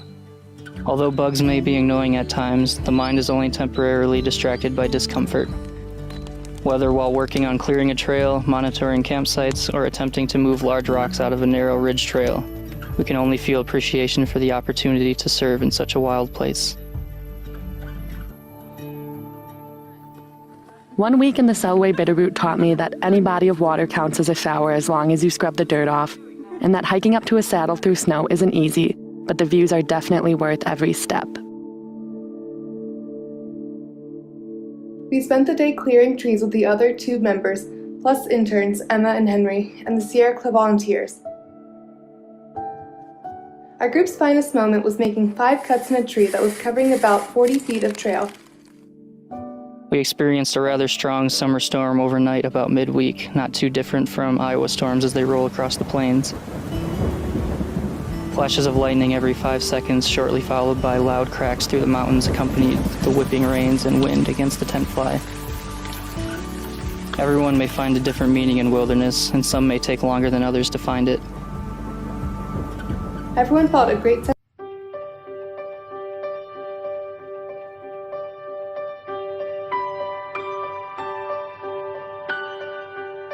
Hello, and welcome to a virtual tour of the new Missoula Public Library building, home to Missoula Public Library, University of Montana's Spectrum Discovery Area, Families First Learning Lab, and MCAT Community Media Resource. I'm Tracy Lesneski, Principal with MSR Design, the design architects for the project. We, along with our local partner A&E, are delighted to have had the honor of designing this new community hub for the region. Working in the Missoula Valley was an inspiration to our team and informed the building's form and materiality. The ever-changing valley weather and its impact on light and color influenced the exterior cladding choice, which reflects the sky and surrounding light and colors, rendering it as changeable as the valley weather. Large expanses of glass offer views into the activities inside the building, bring ample daylight in, and connect people inside to the city, campus, Mount Sentinel, and Mount Jumbo, reinforcing the building's place in the community it serves. Immediately upon entering, we're in the active heart of the building, known as the marketplace. From the entry, one immediately gets oriented to the building via views all the way through to the south, and encounters for the first time an important wayfinding feature, the main stair and building core. Wrapped in wood and containing the stair, elevator, and toilet rooms, this core is key to orientation and wayfinding as one moves throughout the building. The wood adds warmth to each floor and serves as a visual cue. The main level is vibrant and active, providing spaces to meet and interact, make things, and experiment with technology and media. This level is also home to the Trapper Peak Coffee Shop, which includes an outdoor patio for those fine days. The marketplace zone includes display of new books and media, and a retail shop with offerings from each building partner available for purchase. The makerspace opens onto the marketplace so exciting makerly activities can spill out. Youths have a special destination on this floor with the teen space and a National Institute of Health SEPA-supported living lab. Building partner MCAT is located on this floor, complete with equipment checkout, small sound booths, places to create and edit audio and video content, and access to its high-tech production studio and talented staff. A large workroom for library staff on this floor is complemented by the automated materials handling system, which greatly improves the speed with which materials can get checked in and sorted for reshelving. This frees up valuable staff time for other critical aspects of public service, and with an expanded building size but the same number of staff, that efficiency is very important. The color theme and forms throughout the building used the metaphor of a mountain climb for each floor of the building. The local bitterroot flower inspired the pink accents on level 2. This floor is all about children, families, and learning through play. It is home to the Harrington Children's Library, Families First Learning Lab, and University of Montana's Spectrum Discovery Area. Daylight-filled and organized by age group, Level 2 has places to collaborate and play together, as well as quiet nooks for reading alone and rooms for school-aged children to study. The Water Room, a collaboration between Spectrum, Families First, and Clark Fork Coalition, is an exciting hands-on opportunity to learn about water and the water cycle. This floor also boasts interactive play fixtures designed to allow the imagination to run free. Located near these fixtures is the Imaginarium storytelling space. This room can open all the way up to the Children's Library for larger programs or expanded play and learning space. Conveniently located toilet rooms and a comfort room, which is a space that can be used for breastfeeding or calming a child, are part of the main building core. And regular library users will be delighted to see that the Gnome House lives on. Building partner Families First Learning Lab has its home on this floor as well, complete with a comfortable reception area, private consultation rooms, and a classroom. Ensuring that the building is long-lasting, flexible, and sustainable was a primary project driver. The design includes a mechanical system utilizing hydrothermal energy and a raised floor with underfloor air distribution system. This system minimizes energy use and delivers fresh air at the user level. The raised floor also supports long-term flexibility. The Payne family floor on level 3 features the fiction and nonfiction collections, reference services, and a variety of reading areas and learning spaces. The demonstration kitchen space is a great opportunity to see our built-in flexibility in action. This room is designed for demonstration cooking and also for use as a study area, a meeting room, or just a place to enjoy the view to Mount Sentinel while paging through books on cooking and nutrition. This floor provides many kinds of seating and study spaces and is a place where one can find quiet in this new library building, in study nooks and enclosed bookable study rooms. The Montana Room, which contains genealogy resources and the library's historical research collection, occupies a special corner on this floor and is accented in wood. This floor also contains a business center with laptop lending, printers, business resources, and a collaboration pod. Our design deliberately minimizes the use of interior finishes to essential, performative, and beautiful surfaces to conserve natural resources, while also ensuring that what people touch and interact with is warm and inviting, such as the handrail of the main stair or the sound-absorptive textiles on the study room walls. There are plenty of comfortable seats with lovely daylight and views to the exterior surroundings. We took particular care to provide public views to Mount Jumbo when we learned of the elk migration that takes place there each year. Level 4 is the airy summit of our figurative mountain climb and is devoted to public engagement and community gathering. This level features flexible, state-of-the-art meeting rooms and inspiring views, and the Cooper's Space Event Center. Upon entering this floor, one encounters the pre-function space, which supports events, receptions, and gatherings and provides spectacular views to the north and south. The south side of the floor offers access to an exterior patio overlooking Mount Sentinel and the city. A reception lounge offers convenient catering access and also space to have a meeting or to study. Another lounge on the north side of the floor doubles as a staff service point, a check-in area for events, or is just a lovely spot to meet with someone or relax and enjoy the view. The Blackfoot Boardroom occupies a special corner of the building, with full-height glass that makes one feel as though they are sitting in the mountains.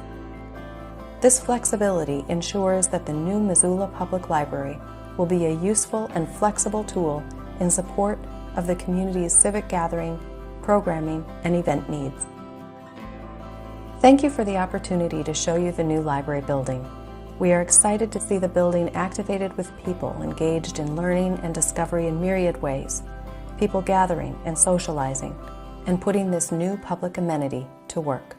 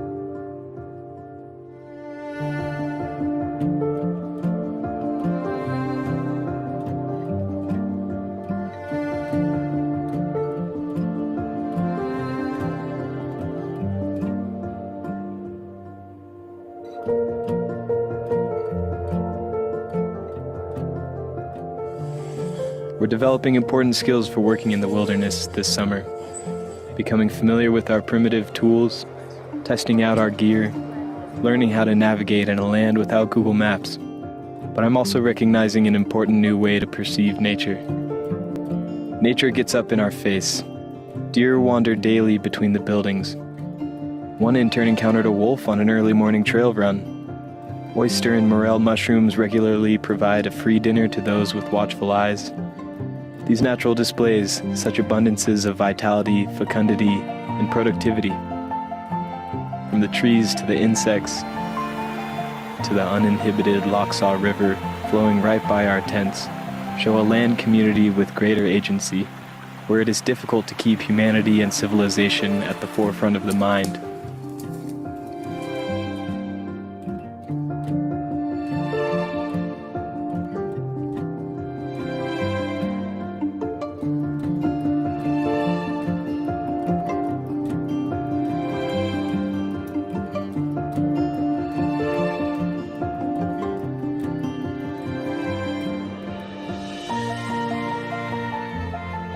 For some of us, our first time in the wilderness can be overwhelming at first.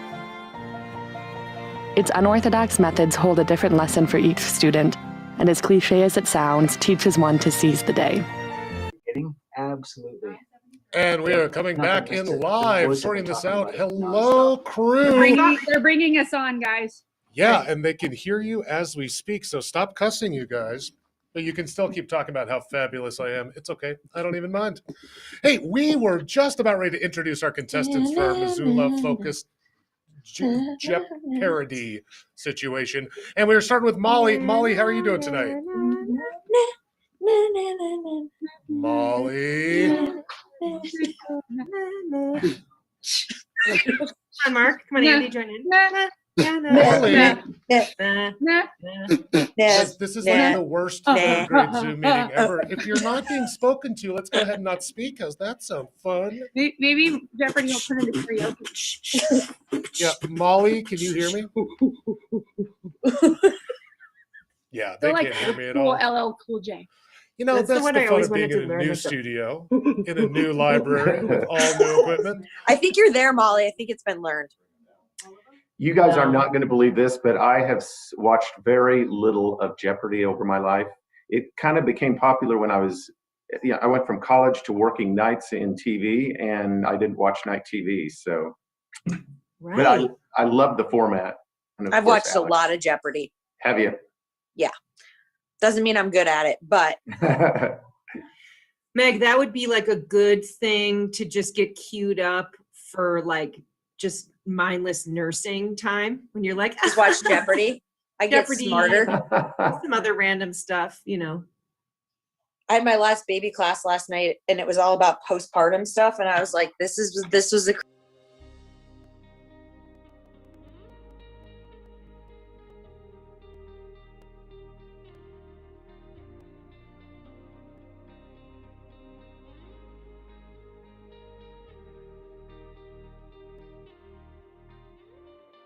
I am proud of her for being a really good person with good values and good morals. She says it was all me, and I will continually disagree with her for my whole life. She's a wonderful mother. She always puts Jonathan first. Honestly, that one person, she was that one person I could go to, tell her anything. She'll call me just like, hey, is this normal? Just to kind of normalize things. Like, oh, I'm exhausted today and my son is really getting on my nerves. And I'm like, yeah, me too. I'm in the same boat as you. I think I looked up to her so much. And plus, there's just so many great things about her. I'm proud of her for getting through all of this and not being angry. She's not angry. She's happy. And she has a lot to be angry about. I think a lot of adults in her life broke a lot of trust in her, and she has come out still trusting people and still taking risks and still living life and doing really well. We've had so many funny times. She makes me laugh. We would go and people watch at the mall. Oh my gosh, it was so fun. I'm just proud of her. I just see her and I just light up, and I'm just so happy and relieved that she survived this. She's probably the best thing that's ever happened to me, but she'll say differently. And you know, I didn't even, she saw something in me I still don't see in me. She went through a lot. And I just don't take that for granted when I see her. She's pretty special.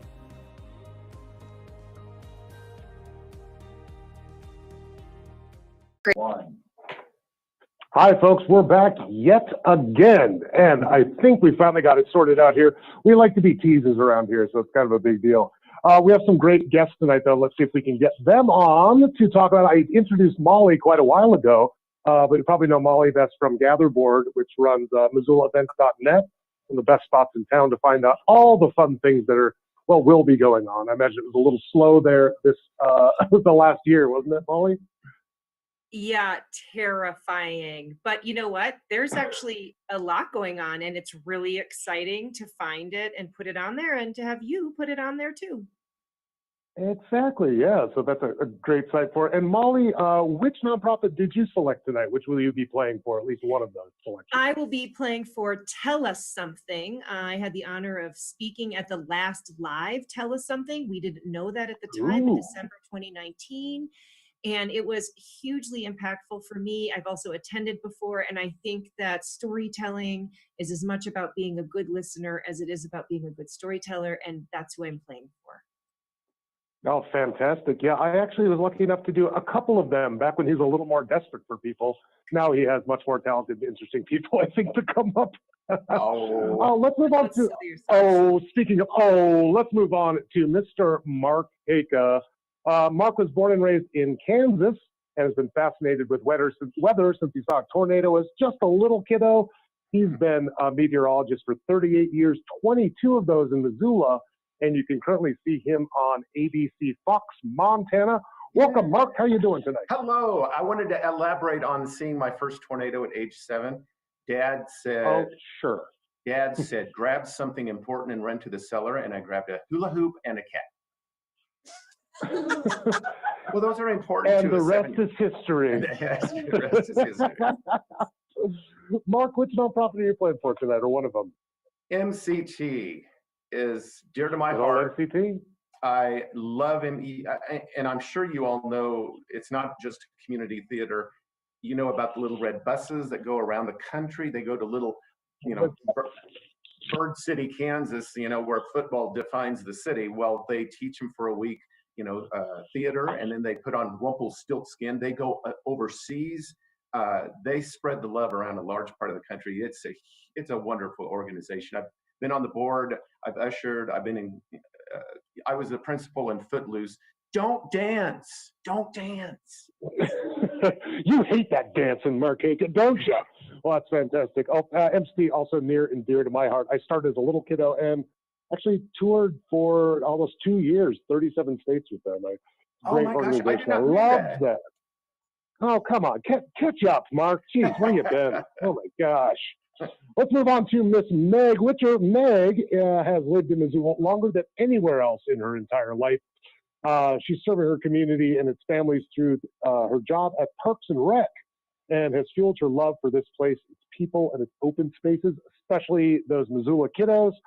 You can find her on her bike, wandering on trails, pumping up the Stoke. What is pumping up the Stoke? Oh, I mean, you got to come to a Zootown Derailers practice if you don't know what pumping up the Stoke is. Do I want to? It sounds dangerous. That's why it's fun. Okay. All right. I fully support that. That's great. We also tonight. I'm sorry, Megan. What are you playing for this evening? I'm playing for the Lowell. I'm playing for the Lowell School PTA as a proud Northside resident and future mother of a child that's going to go to Lowell. And because of our active partnership with MCPS at Lowell through my job with Parks and Recreation, going to support the PTA to get some more books into their library and to their take-home library. So pretty stoked for all the momentum over at Lowell. Yeah, no, that sounds great. Good work there, Meg. Next, we have Mr. Andy Spatenka. Andy has lived in Missoula since 1990. He works in special education at Meadow Hill Middle School, my alma mater, and he makes art and movies on the side. Welcome, Andy. How are you doing this evening? I'm lovely. Thank you, Reed, for having us.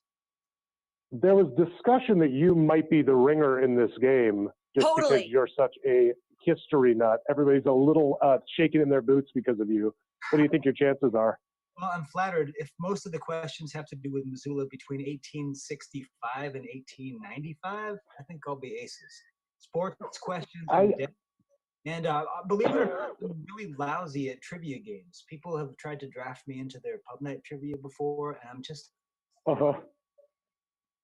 And you're just dead weight, just an albatross around their neck. you know, like that weird second guess game. Some people want to go for the gut, and some people, you know, want to sit around and ponder and arrive at the wrong answer anyway. I'm just always right. Yeah, to really take the long way to the wrong way. Awesome. And last but not least, we have Miss Elke Gubbertson. Now, Elke, I know that you are the powerhouse behind Mamalode, but what else would you like folks to know about you? Oh yeah, I threw my bio in the chat, so I'm a little behind the game. I can read it. Elke Gubbertson was born in and loves Missoula. She founded Mamalode, works for My Village, and loves her teenage sons and their friends. Her house doesn't even look like adults live there. It's true. It's the only reason anything ever got done is because I didn't care what it looked like. And tonight I am playing All Chips In for Rocky Mountain Ballet Theater and their partner organization, Ballet Beyond Borders. They not only take Missoula kids all over the world at very like high and exciting levels of dance, they bring world-class dancers from across the globe to Missoula, and it's all rooted in arts and diplomacy. So not only do they talk about how art can change the world, they're actively doing it through art. So it's really exciting. That's awesome. Yeah, they're a great organization over there. Good call, Elke. Oh, and I missed one step here. Andy, who are you playing for this evening? Playing for Zootown Arts Community Center.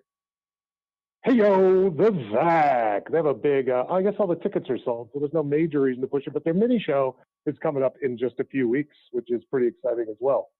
So here's the deal. Here's the way the game is. No, it's not. I'm hosting it. I hope I shouldn't be at two places. Here's the way the game's going to play. We have 5 different categories. They include Sounds of Missoula, Missoula Gems, Keep Missoula Weird, Missoula's History, and Name That Nonprofit. You might notice a certain theme involving a certain town. And this is the way we're going to work. Instead of kind of ringing in, all of our contestants will have a chance to answer all of the questions. And we will just kind of do a round robin of people picking a category and picking the amount. Can they see right now? Can they see the board with the categories and numbers? I can't. We're waiting for it. No. That's okay. We're getting it for you guys. I'm really excited. Once it happens, it's going to be so exciting. I have to do anything. And just so you folks know at home, whoever gets the most points tonight is going to have $200 to give to their favorite nonprofit. Second place will be 100 points, $100. Third place will be $50, and fourth and fifth will have $25 to share as they will, all on MissoulaGives.org. If you're not currently on MissoulaGives.org, you should definitely go check it out. There is just amazing groups of so much variety on there that really make Missoula what Missoula is. And again, if you have trouble like I would picking, there's always the stretch pools, which allows you to donate in general, and that those funds are dispersed between all of our nonprofits here in town, which is great. Also, one thing to point out, because we only have a couple hours left, so there's over $70,000 available in matching donations. So if you go to the menu on MissoulaGives.org and you look down for matching donations, I believe, you can find all those great organizations. In a lot of situations, you can double your money that you're giving to that organization that you support. So make sure to go check that out. How are we doing on our Jeopardy run, guys? We're getting there. It's a slow but steady process. I really enjoy that. We're really hoping that it hits 1 million while we're doing Jeopardy. So Missoula, level up so that it happens during Jeopardy. If it happens, Andy Smitanka has a special interpretive dance that he's going to do when it hits 1 million. We just crossed 979,000. I know just the dance for this. You have it ready? That's incredible. Oh, always. I can connect you with Rocky Mountain Ballet. You'll see my jazz hands and some hot jazz dance moves. Get ready for it, Missoula. And if we hit 1 million, Mark Hake is going to make sure it's 75 and sunny for the next 6 months. That's right, guaranteed. No smoke. Oh, and I might sing a little bit about Missoula. Missoula can we not though, Mark? I'm just kidding. Go for it. Instead of Chicago, go for it. Instead of Chicago, Missoula. So Missoula is the Wilma building. Missoula is the Clark Fork River. Missoula is, et cetera, et cetera. Et cetera, et cetera. Wilma Theater turns 100 years old this month. In fact, pretty much today. What's that? Missoula Theater turns 100 years old. Yeah, I think today. Yeah, they're having a First Friday event. Yeah, I'm glad you guys are here with us tonight. You can make sure to get out as long as you are safe and sound out there. Might be a great night to just go take a stroll as that rain started to clear up here. You know, folks, we're going to take one more little break here to make sure we have this game fully sorted out for our contestants. And we'll be right back. We'll give it over to you, Laura.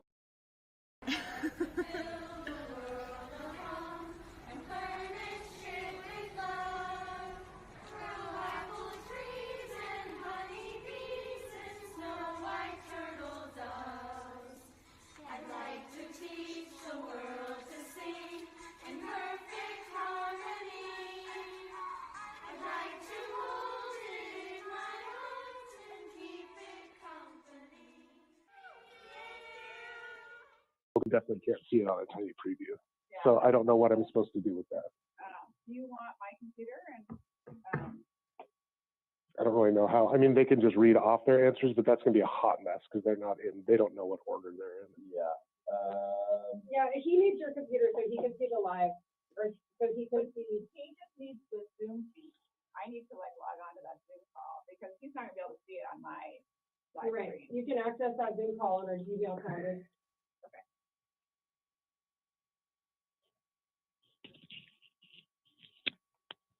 Are you guys all still there? Are you guys safe?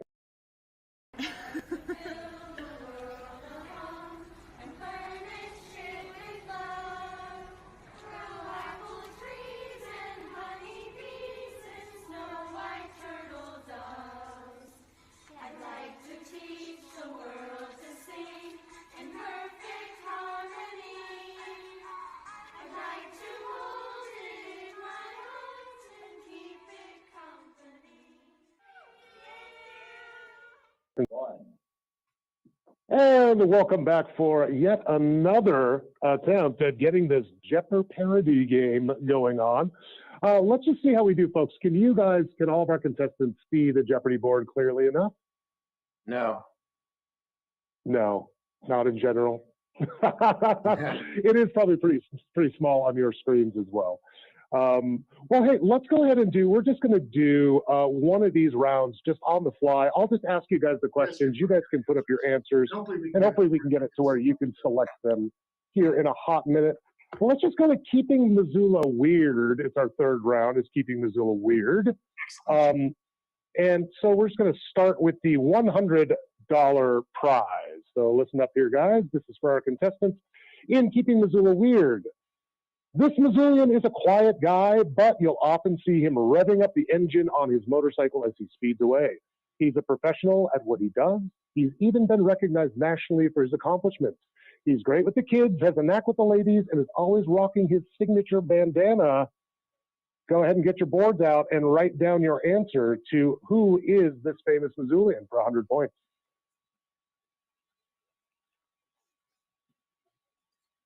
I'll try to give you guys some time, but we're going to move through relatively quickly here.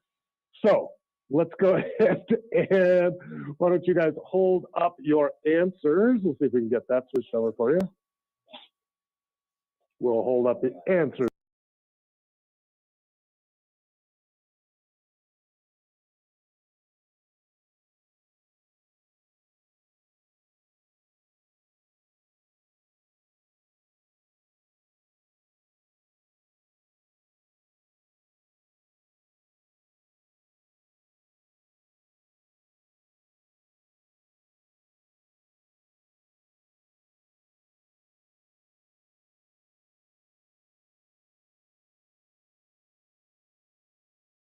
He has a motorcycle.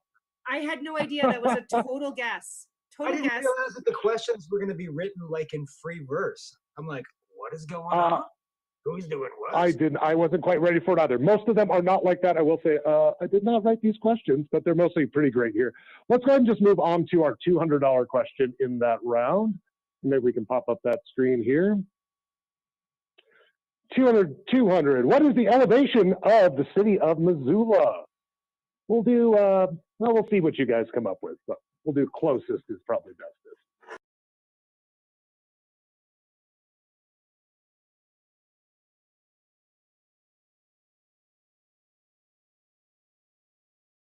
So 3209. So we'll Ollie take those Bradford, 32. damn!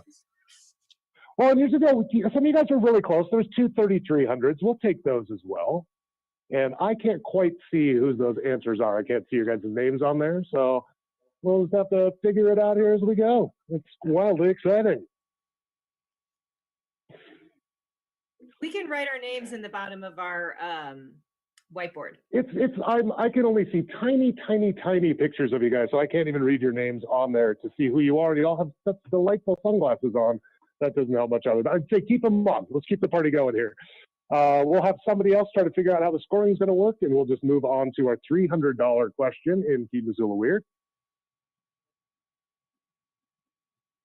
Fort Missoula hosted many experimental projects over the years, including the 25th Infantry Regiment, an all-black group of Buffalo soldiers testing out what mode of transportation for military use. What mode of transportation did that 25th Regiment use? Coming out of the Fort Missoula. There's a few minutes. Jeeps. Everybody but Mark got it right. Yes, bicycles. They were the bicycle cavalry. Oh, so close, Mark, except not at all. And, and they realized, wow, kind of before rubber was very good or roads were good, riding a bike was a screaming nightmare over rough terrain. So that's why there is not currently bicycle cavalries all around the world, I would imagine. That's why Meg makes a profession of it. Yeah. Exactly. They got to do it as a job. All right, let's move on to our $400 question and keep Missoula weird. We are here in support of Missoula Gives and Bitterroot Gives, a 26-hour fundraising benefiting many local nonprofits. How many nonprofit groups are participating this year? We'll go for an exact number here if you guys did your research. How many? What is your guess? Once I have all the boards up, we'll switch over to see your answers.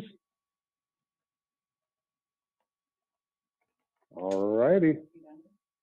Oh.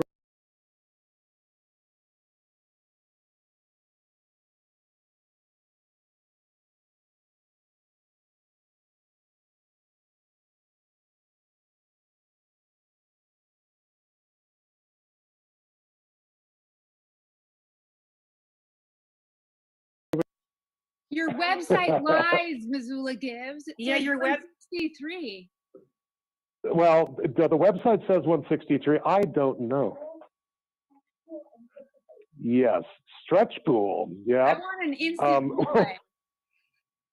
Yeah, exactly. We need an instant recount here. Hey, let's just let's finish off this category really quick here, and then we're going to take another short break here to make sure we got everything sorted out. We have, I believe this is a picture round or picture question. What was the famous saying of this infamous Missoulian? And do we have a picture available for him? We can't see anything. We can't see anything. Oh, there he is. Can you guys see it now? No, we don't have access to any visual. Tell us what Okay, who he is. well, our folks at home can see that now, so we'll go to a break now. Andy, that's what I was going for. And we'll come back for your answers in just a moment here. Do we have another awesome nonprofit queued up? Hey, Andy. Hey, Lulu.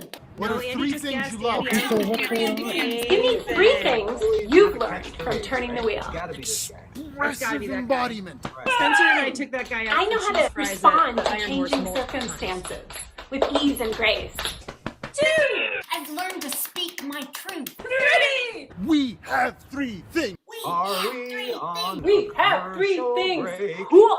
And we say, yeah. The Art Museum helps support the community of Missoula, and the diversity of Missoula helps support the Art Museum and its mission. I was excited to work with MAM because of their mission, mostly, projecting the voices of people who haven't been heard previously. previously or have been stifled, I think is really important and necessary to the art world in this day and age.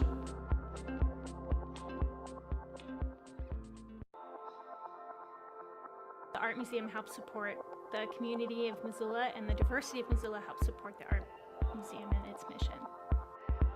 I was excited to work with MAM because of their mission, mostly.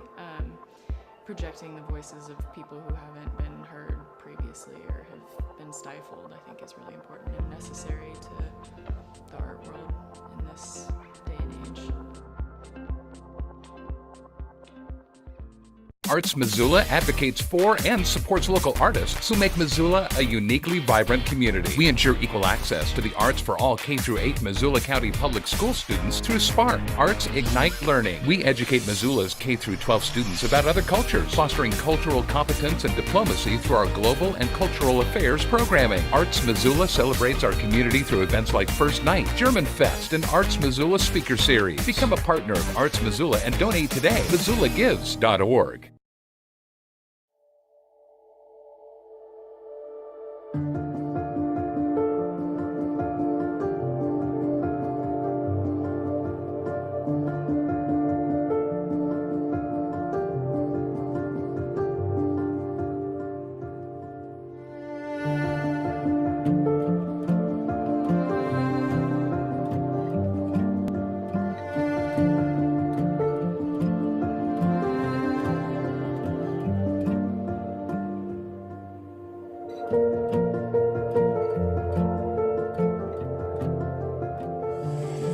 We're developing important skills for working in the wilderness this summer, becoming familiar with our primitive tools, testing out our gear, learning how to navigate in a land without Google Maps. But I'm also recognizing an important new way to perceive nature.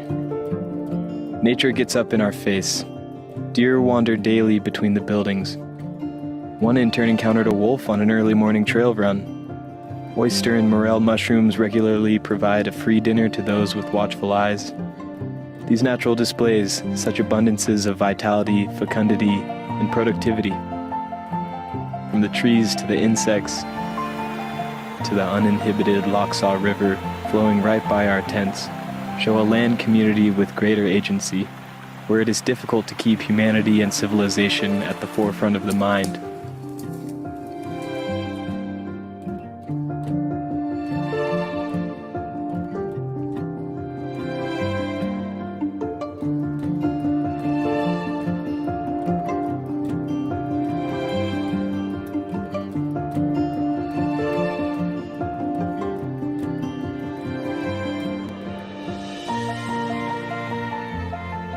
For some of us, our first time in the wilderness can be overwhelming at first. Its unorthodox methods hold a different lesson for each student, and as cliche as it sounds, teaches one to seize the day. Seeing for miles nothing but undeveloped and primitive forest. Where water in creeks and lakes is so clean we can't imagine a place like it aside from the public pool. Where even the sound of a passing plane sounds like something from a distant land. As we drove back to civilization, my hair a greasy mess and my clothes sweaty and dirt-stained, I mulled over the lessons I'd learned. Hitch 1 was nothing short of a learning curve. Learning that oatmeal for breakfast gets old after day 2. Learning that your toes will go numb and there's nothing you can do about it. Learning that if you fall face forward with a full pack into a trenched trail, you will get stuck and you will get laughed at.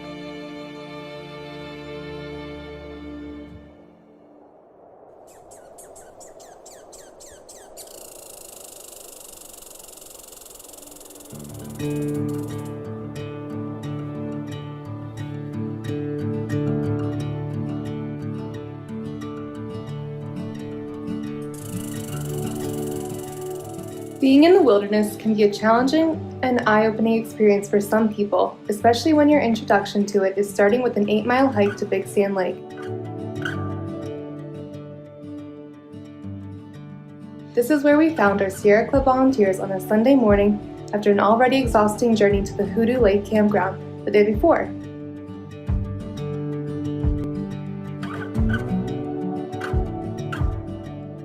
After crossing the wilderness boundary, we found about 50 trees down.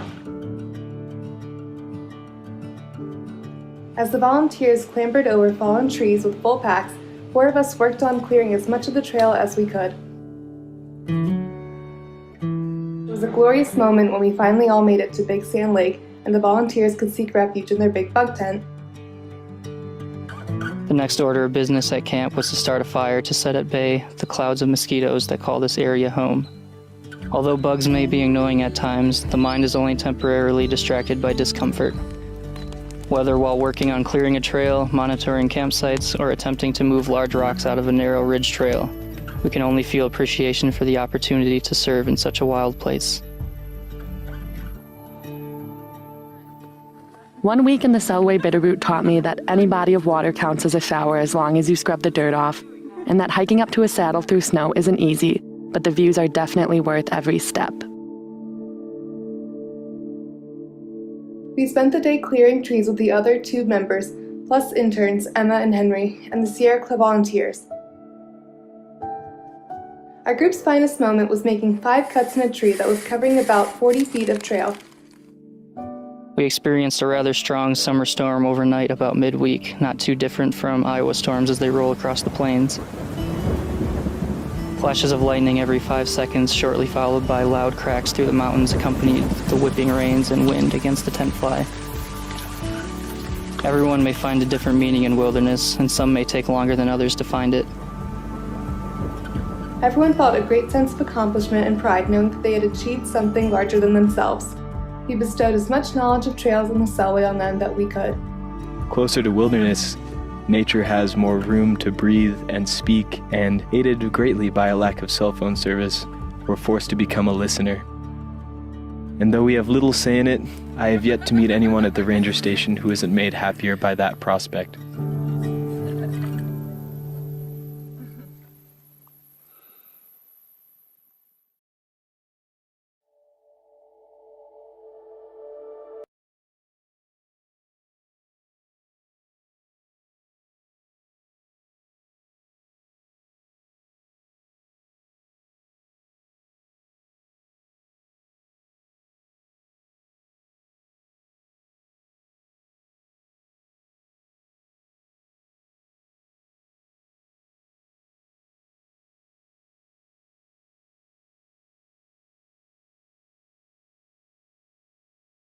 Home Resources' mission is to reduce waste and build a more vibrant and sustainable local economy. We're not a policy organization, but we did put together a zero waste resolution that was passed in 2016 by City Council. The meat of it is that we commit as a community to reducing our waste 90% by 2050. And that effort has become known as our Zero by 50 effort. A couple things that we know about zero waste. It's completely doable. We don't need big technological breakthroughs, but we know what to do, and we know what to do right now. So there are these nice, concrete, doable, tangible steps that we can take. Nobody wants to waste. It's just our job to make it easy for them not to waste. Deep down in my core, I love the feeling of not putting things in my garbage can or filling the landfill, and so we try to live as green and as consciously as we can, so that way our kids inherit a great community and a clean planet. We do keep 900 tons of material annually out of the landfill. We move 2.5 tons of material a day.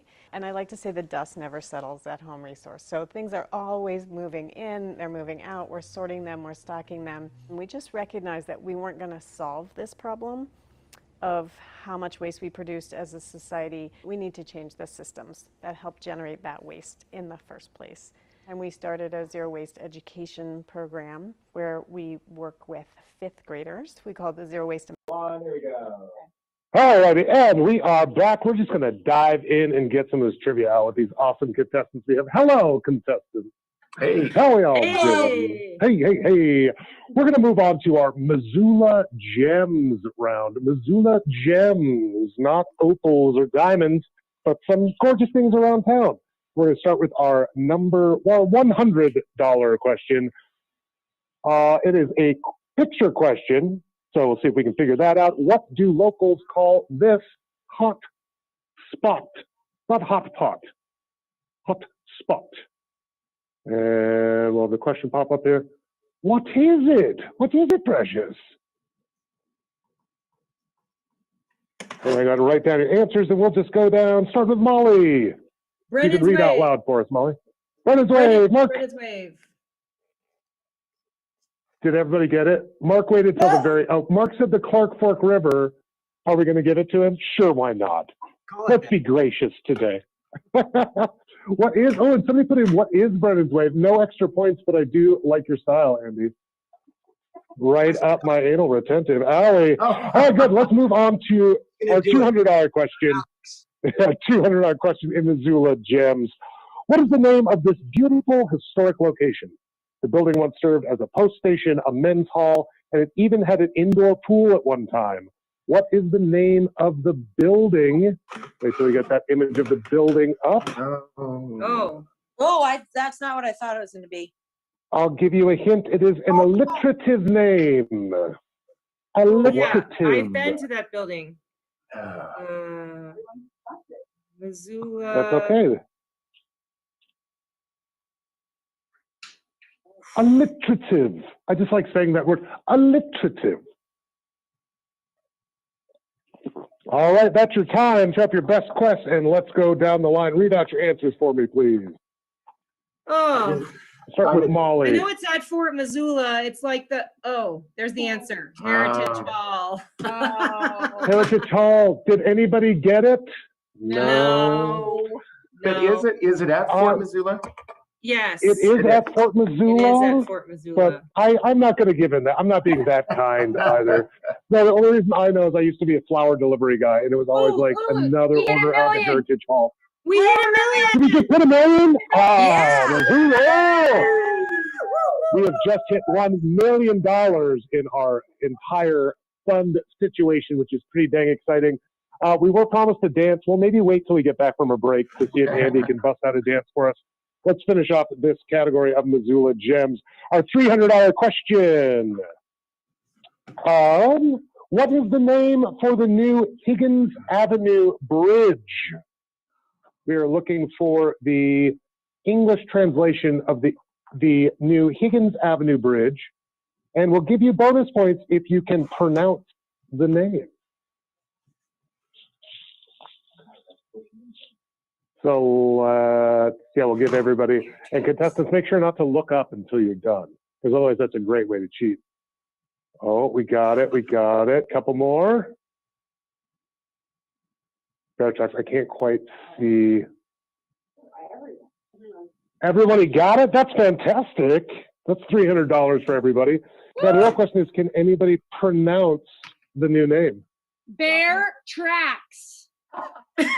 Okay, that's a failure. Excuse me, Elkie, it's Bear Tracks Bridge. BR. Schuihuitis, Simcha. Schuihuitis, Simcha. Schuihuitis, Simcha. Schuihuitis, Simcha. Schuihuitis, Simcha. Schuihuitis, Simcha. Schuihuitis, Simcha. Schuihuitis, Simcha. Schuihuitis, Simcha. Schuihuitis, Simcha. Schuihuitis, Simcha. Schuihuitis, Simcha. Schuihuitis, Simcha. Schuihuitis, Simcha. Schuihuitis, Simcha. Our $400 question. $400 in Missoula Gems. Built in the 1870s, this building has a long history, but now sits waiting to find out its plans for the future. What is this location called? We'll wait for the picture there. What is this location called? Yeah, over 1.3 million. That's so exciting. Oh, we lost the window feed. Well, that's okay. You guys all had your chance. Let's see. We got Missoula Homestead. We got Harrier Ranch. We got the cool brick building by Big Sky. We got Big Sky Brewing. Andy, thrown in any guesses there? The Brickford Estate. No, my friends, that is the Lalonde Ranch. Which is the cool brick building at Big Sky Brewing. Exactly. Exactly. Which is, so I think Elkie and I at least deserve 50%. And I think you deserve a pat on the back and or a smack in the face. Mark, I would just like to say, way to a use cute the name one. of I'm not. the I'm not. road I'm not from the- promoting violence. Way to use what? I just think Mark deserves some points for using the name of the road in the second picture. That was Did you tricky. see that? Yeah. I like that. I said the Harrier Ranch. Well, the only reason why I know that is because Rolling Thunder, we pedal up that hill a million times during cyclocross racing. It is so hard. You can call it Le Monde. No, you can call it Le Londa Ranch. Very good. The Londa All right, guys, Ranch. let's get up this final question in our Missoula Gems photo round. On what Missoula building, $500, on what Missoula building would you find this old sign? We can no longer see the pop. feet. We can no longer see That's anything. okay. We're getting it figured out. You just breathe. Have another drink. Have another drink, sweetheart. I'm getting handsomer by the minute. Read us the sign. Maybe we'll be able to do it. Can you describe I the can't sign? even see the sign. I have no idea what it is. No, we're all in the dark here, friends. What is Orange Street? It's a building. So Rich that's Pizza. Maybe it's the We Buy Everything building. Yeah. Yeah. The radio building on Main Street. We still don't have the picture up. Do we have it somewhere? Cool. We're getting there, guys. We're getting there. The creepy Might have to pop latrine up that's on screen. the golf course at the University of Montana. Ooh, yeah. The creepy That was latrine? creepy. That's a Missoula gem. It is, I mean, it is some kind of gem. If you Some really kind. gotta go, it's a gem. Yeah. Oh, okay, okay. Ooh, oh, it's Okay. coming. Oh, here we Okay, go. it's coming, Oh, it's we're coming. getting I'm it up. excited. We're getting it over. We're in support. Just so you guys all know, we are at $1,004,291 for our awesome local organizations. Which, that's Yeah, a cheers high to that, times. Missoula. That's amazing. Okay, here's the old sign. Name the building that this old sign is on the side of.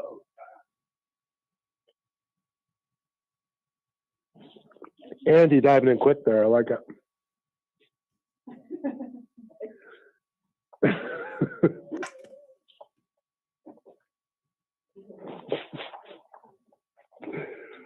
Oh, well, at least some of you are pretty, you know? At least you're pretty. We have some guesses. We have Sweet Peaks of Coca-Cola Atlanta. Wait, what do we have in the top left there, Molly? Oh, Atlantic. I was saying Circle Square, but that's next door, so I crossed it out and wrote Atlantic. There you go. We have the railroad building, Sweet Peaks from the back. Naughty. And the Atlantic Hotel. The answer was the Atlantic Hotel. Oh. It's on the side, the far. Is it on the alley side or the far side? Alley side, I'm pretty sure. North side of their building. It's looking Yes, at the yeah. tracks. It's on the north side of the downtown of the south side. Awesome, awesome. Well, hey, let's get a few more questions in on another round here for y'all, and we will wait for our sound one until we have a little bit of a break here. Ooh, let's do Missoula today. A little bit of pseudo current events here around Missoula today, starting with our $100 question. It is a picture question, so we'll hold for a second. Or maybe it's not. What do we do? Which one is that one? Cool. I wasn't even finished reading.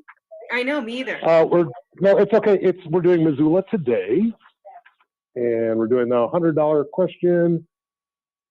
I feel like you might have the wrong question in there too, but that's okay. I just want to make sure. Yeah. Well, let me find where that question actually exists. Oh, that's in Name That Nonprofit. That's probably just fine. It's a $100 question. Name that nonprofit. This community gem is a gift that keeps on giving. This team works hard to keep their 200,000 plus visitors every year smiling. In the 1990s, one man's dream became a group, which put on over 100,000 volunteer hours to create 38 unique pieces of art. The community-wide effort was created, managed, and operated by this nonprofit. Longest question known to man. What's your guess? And name that nonprofit, our surprise category round. We got, okay, I'm liking this. Mark, what you got there, buddy? No, Traj. And then, what do you have there, Meg? The signal boxes. I got no clue. Oh, okay. It was. We had 1, 2, 3, Andy and LB and Elkie, and it is the Carousel for Missoula. Yes, 1990. Yeah.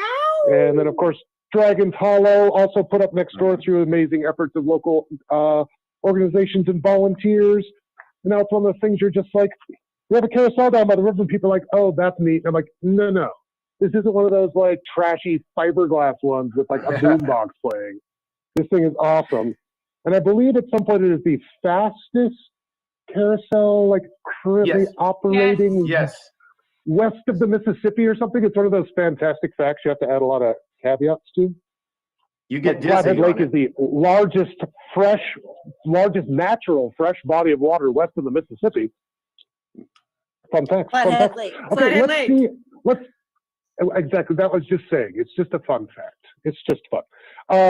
Let's see what number 200 is in that category. We'll see if those categories got switched or not. I'm looking for. Okay, great. So we're doing Name That Nonprofit for question for our $200. It was well known that the Lewis and Clark expedition made its way through Montana. In fact, they stopped to camp a few nights twice, actually, just south of Missoula at this tranquil spot. Name that spot / nonprofit that we're supporting today. Oh, and for Murky Mark. Oh, and we crushed it. Yes, Travelers Rest. Oh, and the nonprofit you can support tonight is Travelers Rest Connection, which is awesome as well. I did not know that. Well park down there. Well, I didn't know the connection part either, and we all learn something new every day, don't we? Isn't that just one of the sparks of life? We're so smart. Let's move on to. You guys are really smart. So smart. You're like so smart. It gets harder from here, so good luck. Don't be condescending, okay? It's who I am, Mark. It's yes, part of I my know. I've known you charm. for years. A smarmy turd bag, as the kids say these days. Actually, this is not too bad. You guys should be able to get this. Our $300 question in Name That Nonprofit. The mission of this organization is to empower people to live more sustainably through tool sharing and education. Name that nonprofit. I'm liking what I'm seeing here. Don't you guys look up, though, if you haven't done writing. It is not the longest word in the world.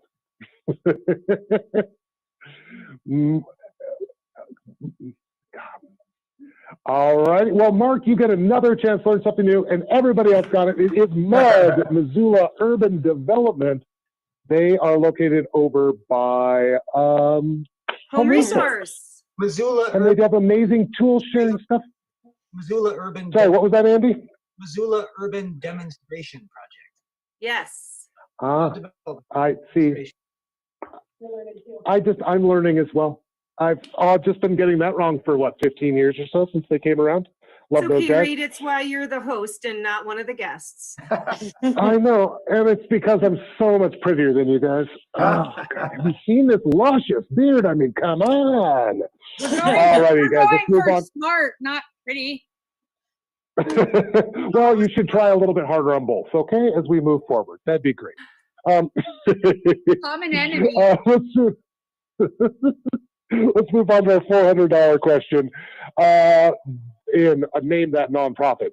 The mission of this organization is to bring people together to inform and inspire citizens on issues vital to the Missoula area community through public forums that encourage discussion of new ideas and the free exchange of thoughts. So we're looking for that nonprofit that brings people together and inspires citizens on issues vital to Missoula through public forums and helping free exchanges of thoughts.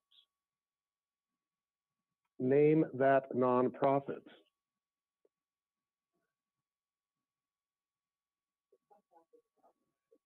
Well, they could also just nod you. Why don't we read all those off? Because I'm having trouble reading them all. Let's start with Molly. City Club Missoula.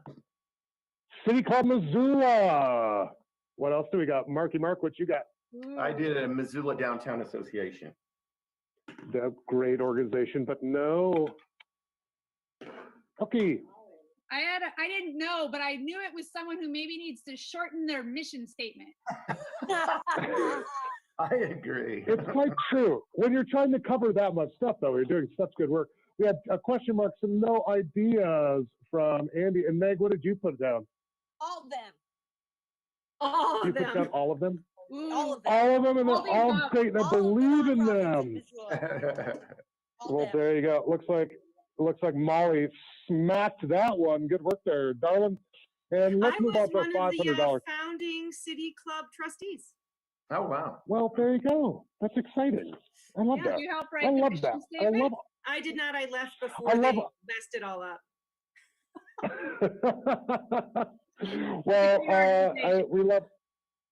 we love all of our nonprofits, and we love them so much. We are now at $1,008,000, about $500 to donate. If you'd like to donate, make sure to go to MissoulaGives.org. Just $5. You can put it into the Flex Fund if you need to, and that can go out to everybody, or the stretch pool, excuse me. I got to everybody all around town. Let's check out that $500 question in our Name That Nonprofit.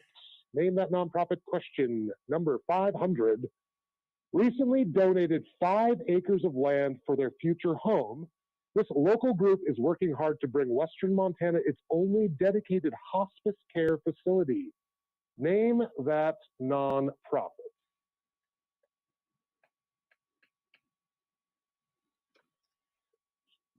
Again, we're looking for Missoula's, they just got granted 5 acres of land, and they want to become Missoula's, Western Montana's only dedicated hospice care facility. Can you name that nonprofit? We got some Hestia. We got the United Way from Mark. Is that Tamarack there, Elkie? Yeah, that's what I said And we got too. Tamarack from Meg and Andy. What you thinking? Struck out again. So close, Andy. And it looks like we got skunked on that 500. It was actually Partners Hope Foundation. Which again is one of the great nonprofits you guys can Really support. wanted that 500. Yeah, that was. It sounds amazing, though. That's And pretty important. That's like so exciting. It is amazingly important. Now, before we take a break here, we're going to ask you guys to get into some things. I have a particular challenge for you. Can we get to that drawing challenge we had for these guys? Do we have a card for that? I don't. Okay, that's great. So you guys just listen up to the read, and then we're going to take a proper break for bathrooms, refills on drinks, and a little surprise for our folks watching at home as well. So this is your first break challenge drawing question. Jay Rummel is a well-known artist. Rummel describes his work as a flowing narrative of the history and legends of a people, their relationships to a locale, in effect, a visual folk song. Most Missoulians know a Rummel print when they see them around town. For this question, you must draw a Rummel work of art on your board. We're going to let the audience vote on which one they like the best, and we'll announce that after our next break. But speaking of breaks, without any further ado, we're going to step out. But again, folks, if you're watching, thanks so much for tuning in to our live stream from here at the MCAT studios in the brand new Missoula Library. And make sure to go to MissoulaGives.org. We are almost at $1,010,000, which is 1,010,000 reasons why Missoula is awesome. And it's because folks like you are donating in the way that you are. So thank you so much. Check out all those lists of nonprofits that are on there. We have over 162 specifically this year. Go through. There's going to be something that you are passionate about because all of these groups make Missoula what it is. And if you can't decide, go for the stretch pool. Donate some money to the stretch pool in general. It'll be split between all of the nonprofits that make Missoula an awesome place to live. We're taking a quick, we'll be back in 5. From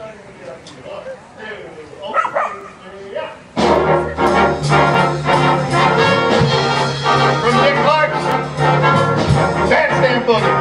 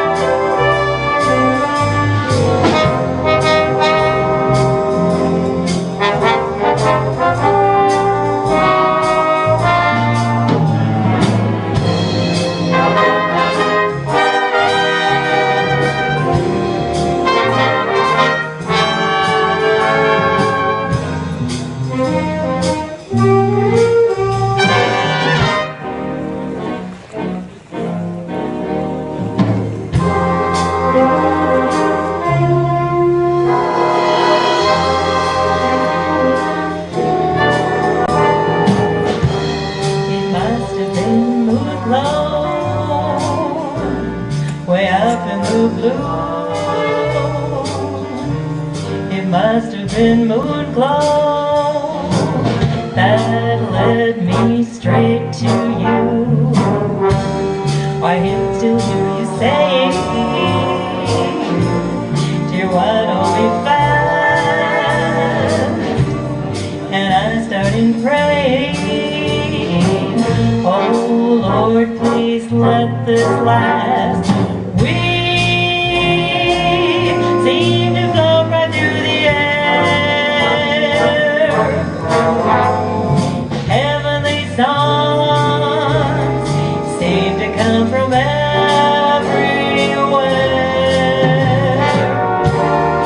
Now when there's moon glow way up in the blue, I'll always remember that moon glow gave me you.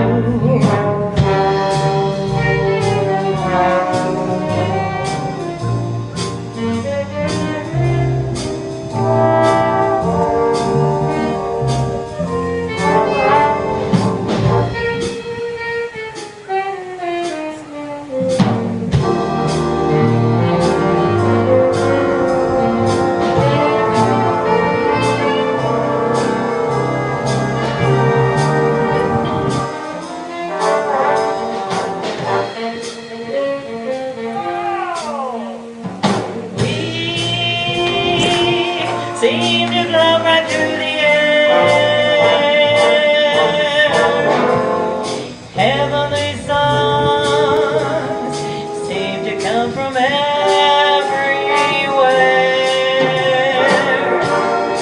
Now when there's moon glow way up in the blue,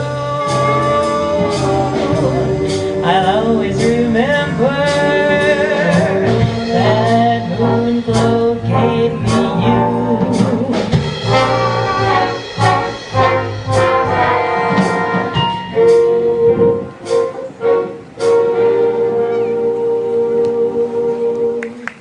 Josh, isn't that a great arrangement?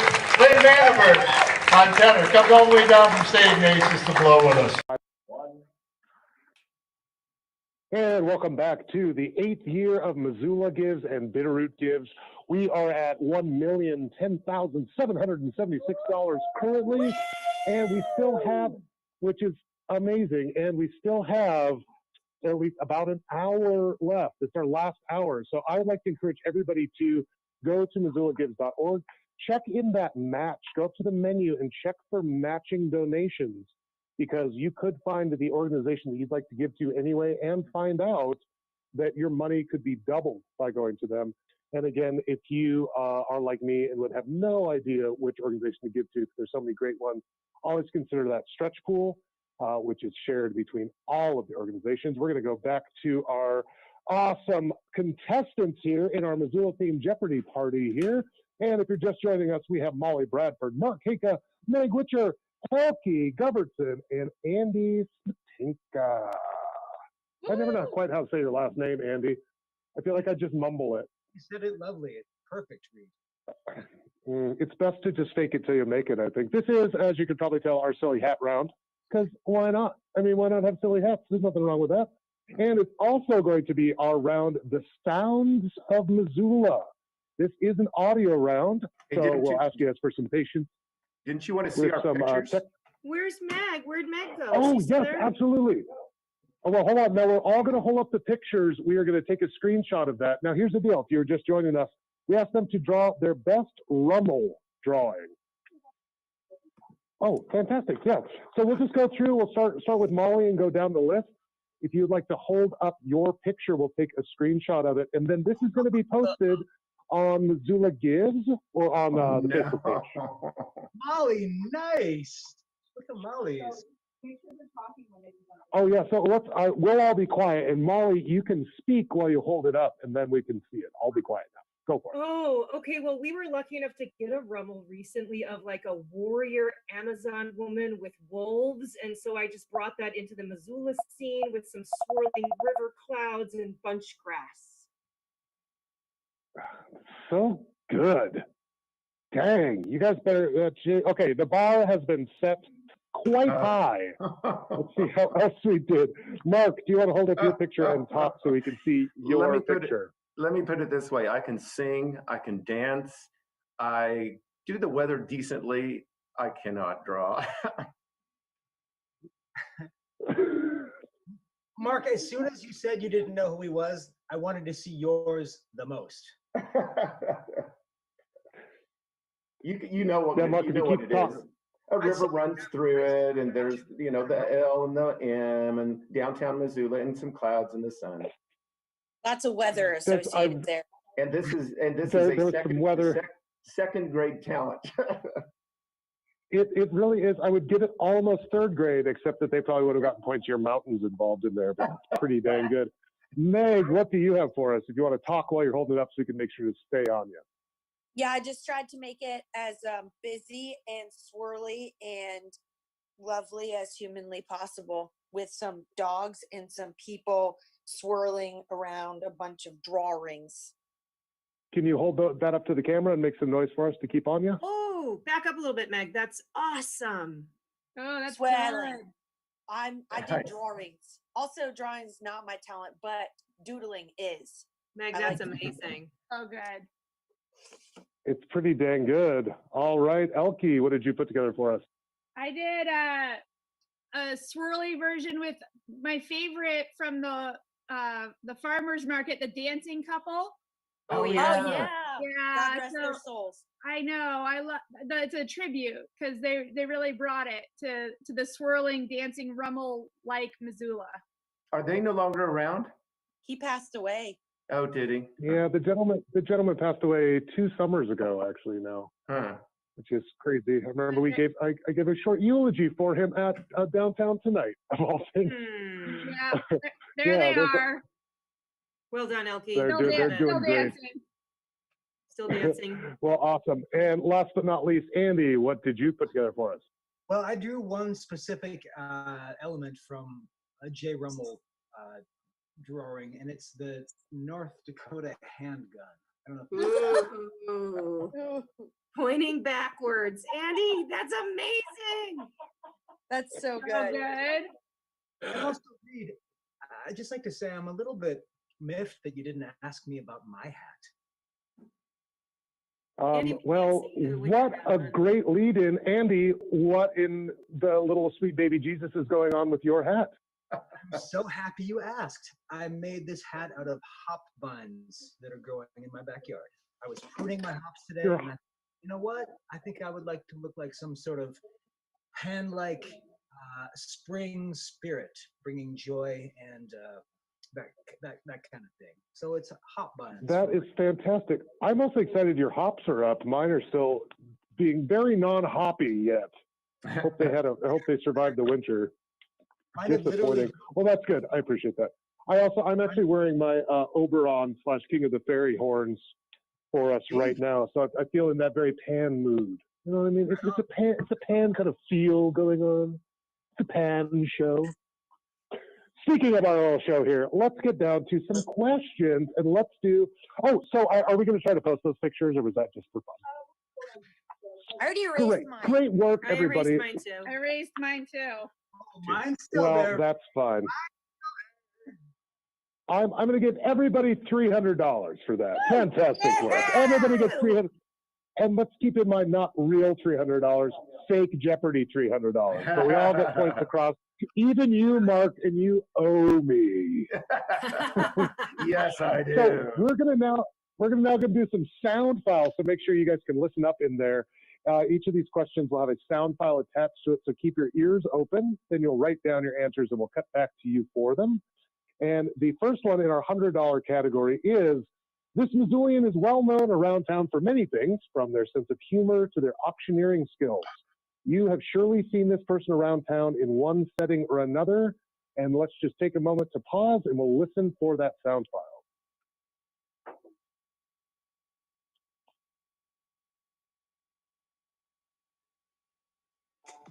Bank distributed 2,000 of these lovely birds last year to our friends and families in need. We need 2,000 this year or more, or cash, or any other donation you can provide. It's really difficult to have a great family celebration without food on the table, and our friends at the Missoula Food Bank deliver every year thanks to your generosity and help. So, go Grip. That was pretty good. I think everybody got it up. Mark, did you actually know, or are you trying to cheat? What's that? Did you have something written down?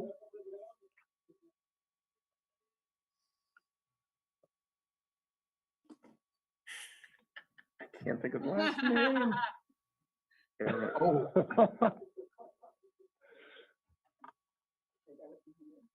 What did you go for? Aaron Brock. No, that was our mayor, our perennial mayor of quite some time now, Mr. John Engen. Oh. John Engen. So that's 100 points to everybody. But Mark, again, you're just so pretty. At least you're pretty. Let's move on to our $200 question. Here is a favorite sound of many community members. Do your best to listen and name this sound.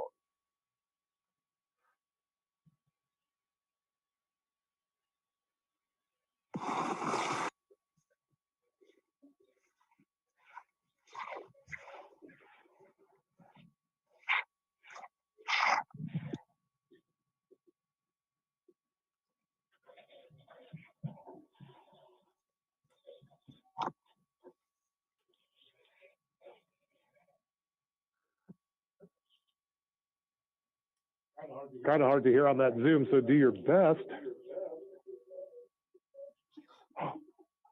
Echoing into eternity. Do your best, your best, your best. No, it's good. It just makes me feel powerful. We got a few guesses coming up already. We got rivers, we got puddle jumping, we got swimming. Is that swimming, Mark? Yes. Okay. I like to put an N in the ing of swimming, but that's just me. And Andy, did you have a guess? To me, it sounded like that movie Event Horizon, where they're hearing that recording that's like from hell or outer space. It sounded like this to me. Mm-hmm. Well, if you're like me, you consider it the sound of hell. That was the sound of skiing. Oh. Which, if it's not the cold and wet that bothers me, it's the Brad Bros dishing about the pow pow that drives me personally Could insane. frozen But puddle jumping qualify? Yeah, I'm going to go for a hard no on that, but I love your spirit. All right, let's keep powering through here, guys. Let's do our 300-line question. What is this sound, and where in town would you hear this? You could either use specifically or in general, which won't make any sense unless you know what it is. But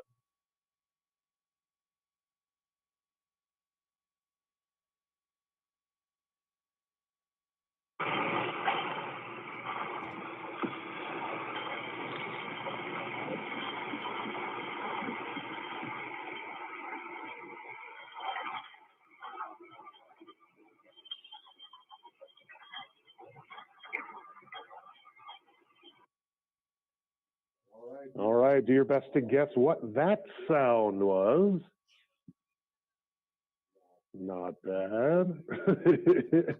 Andy, we're a little classier than that around here. What do you have there, Elkie? The trains down when they bump each other. Oh, sure. Yeah, the coupling. Such a naughty way to describe it. And what do you have, Meg? Aliens everywhere. What was? Aliens everywhere. I mean, not everywhere, but pretty dang close. Actually, guys, that was the sound of the bottling line at Bayern Brewery. Oh. Which, again, the sounds are a little hard to hear over this, but also I like your fake answers, frankly, more in general. I prefer You could when always we're all award points for creativity for this round. I could, but I'm not going to. Unless something really gets me. I'll give you guys a chance here. Let's move on to our $400 question. Here's your clue. This famous Missourian has been heard loud and clear in Missoula County for over 40 years. He's a movie buff and avid sports fan. Who is this? Yesterday with additional communications equipment and negotiators for the operational period of Wednesday, which is today. Forces are being assessed to peacefully end the standoff. The 35-year-old man is alone and armed with several firearms.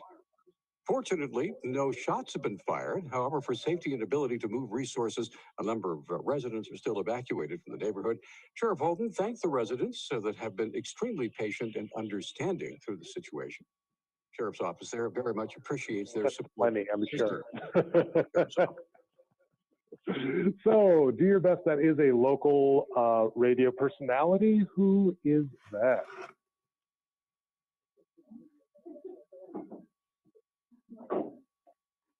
Micheline Markeka.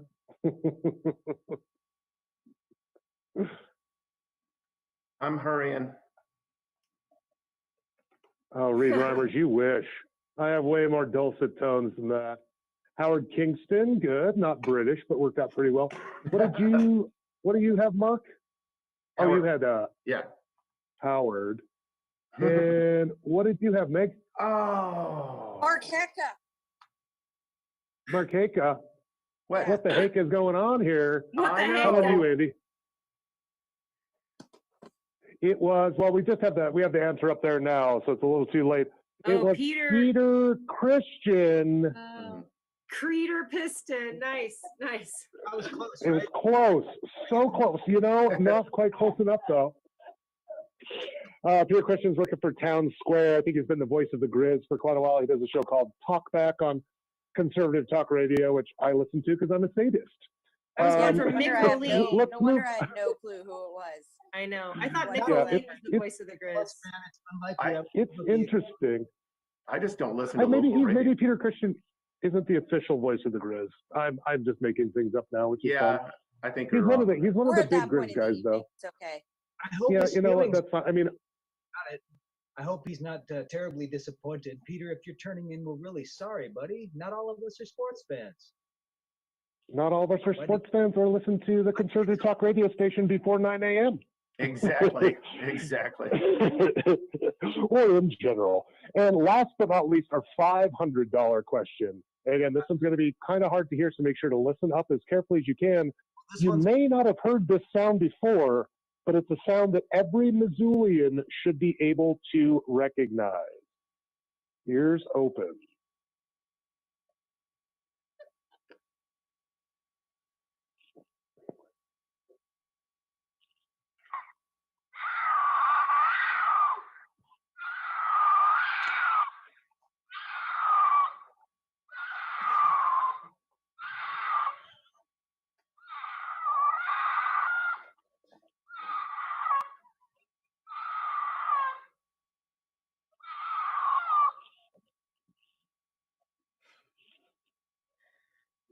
You got some guesses going?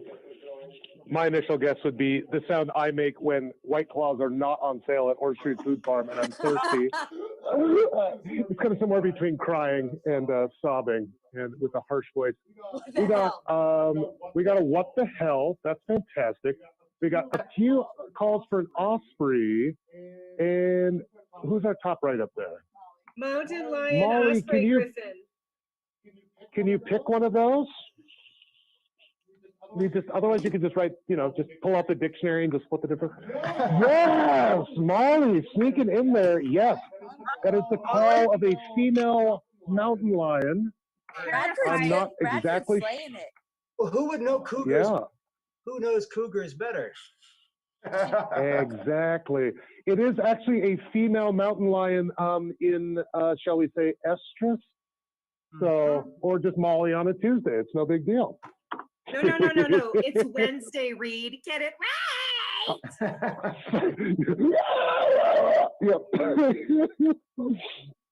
All righty. Let's move on to our Missoula history round next.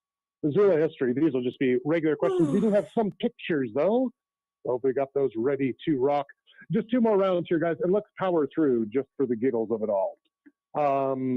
Oh, no, we'll have to take a break right after this round anyway. So let's see. Our first $100 question is, oh, this is another drawing question. Oh. This Missoula icon stood for more than 20 years, dismantled in 2001. It will always be remembered in one medium or another. It says drawing question, but you can just write too. You can write, you can draw, you can give us an interpretive dance. I also really love, Nikki, that none of these are in the order that they're in. They're just in a completely random order. So sometimes 500's first, sometimes it's last, sometimes it's in the middle. You never know. So are you showing pictures? Double-sided. Do we show? No, there isn't. There is. Sorry, the Missoula icon. Yes. Missoula icon was dismantled in 2001. Oh my God. We got some pretty good drawings in though. And we know Mark's drawing skills are great. So just draw a stick figure. We'll give it to you.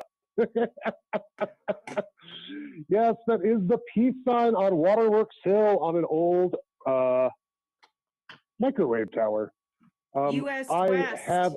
U.S. West. There you go. Tower. I have an old poster of that with all these, like, you kind of looks like early 90s kind of hippie folks standing in a circle in front of it holding hands. And in the background, you can see a trail of dust and two, like, police four-wheel drive vehicles cruising up to bust them up, which is just that much more hilarious, I think. That was just Andy with his hops on last week. Yeah. He's good at it.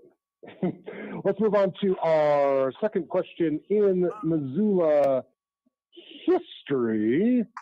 Our $200 question is, Andy, in what year was Fort Missoula established? Yes, if you were listening to Andy's intro, it is within Andy's short and antiquated knowledge base. And we'll give it to you if you're within a few years, I suppose. Established, yes, as an official fort.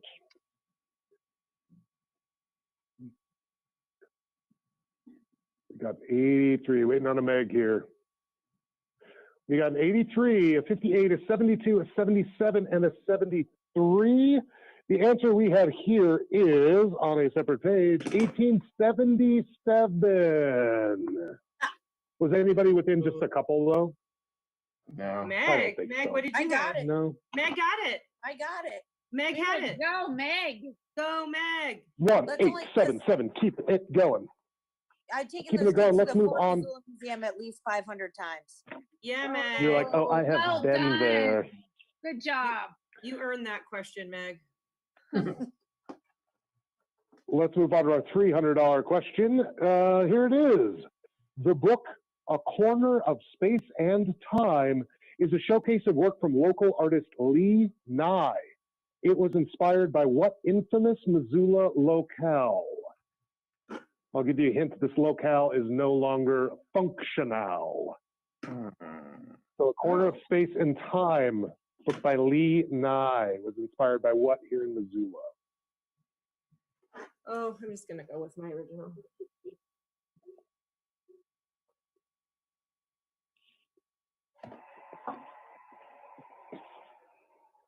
We can't hear that. Good. So we got Charlie's. What's your guess there? Oh, a brothel. Of course, you went straight to brothel, Heike. We got Charlie's. Meg, what was your guess? Charlie. Charlie. And Andy, what was your guess? Eddie's Club, which is the correct answer. Eddie's Club. Go, Andy. Which I've heard of. Do you know where that was, Andy? I've always heard of it, but I can't map it in my head. Eddie's Club is where Charlie's is now. Oh. You know what? Then we'll give it to everybody that had Charlie's as well. So, okay. We'll give them who had Charlie's as well. Oh, everybody but Heike. I mean, come on. Everybody but Heike. I'm never I'm glad you're here for me to make fun of, Mark. Hey, no, I can take it. It's important. Let's keep powering through here. Question, our $400 question. This has two possible answers. We only need one of them. The University of Montana and the Montana Grizzlies football team have won Division I AA national titles twice in their history. Name one of those 2 years.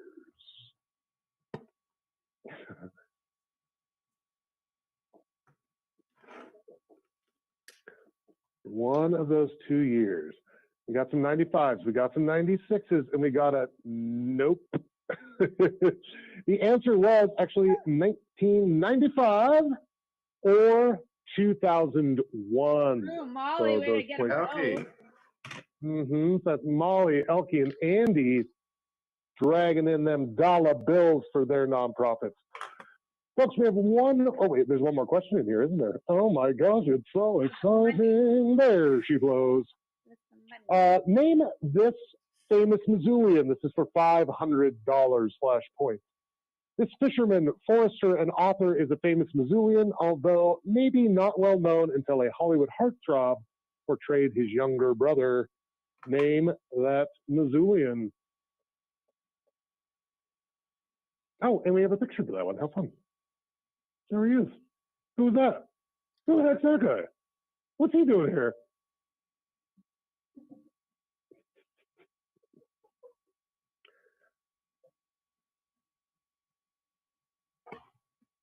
Getting close with almost all of our guesses.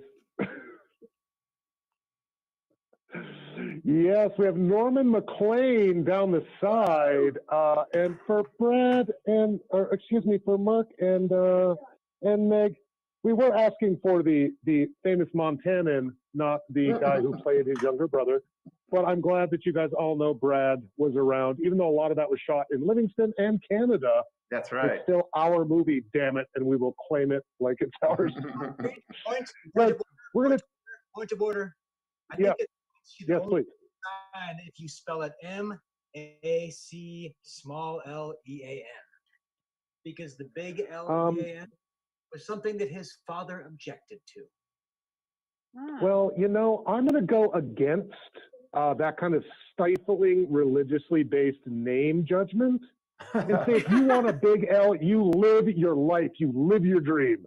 And speaking of living your dreams, we're going to take one more quick break here for you guys to set up another little surprise for our folks. Again, thanks everybody that has been tuning in. It is our 8th year of Missoula Gives, and Bitterroot Gives has been joining us for a few years as well. We have over 162 amazing nonprofits. I don't know our current total, but you can find out by going to MissoulaGives.org. And again, please check on those matching grants. Last time we checked, there was still plenty of matching donations available.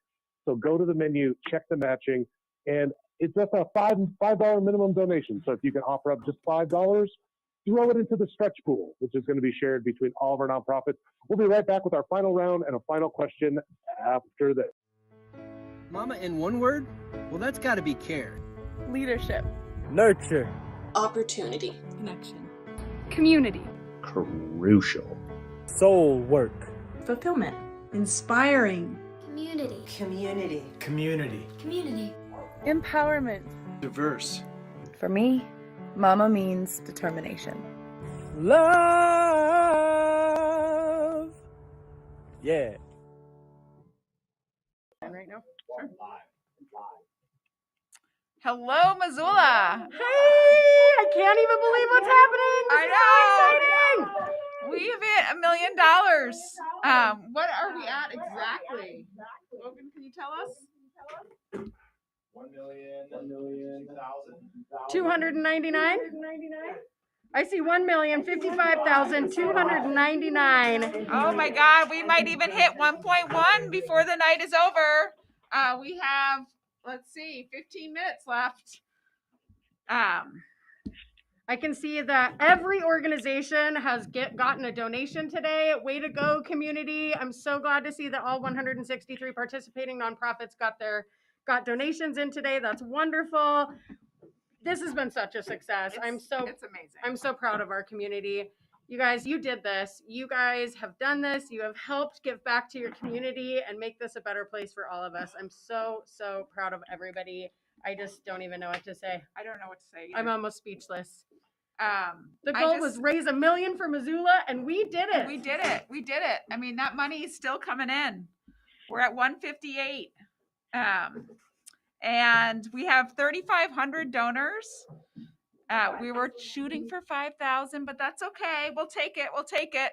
I just want to thank all the nonprofits for the work they did and the stories they told and the work that they do in our communities. And you really are, each of you just individually made this day what it is today. And so make sure to say thank you to them. If you have another $10, stick it in there. It would be really nice to get to 1.1 million.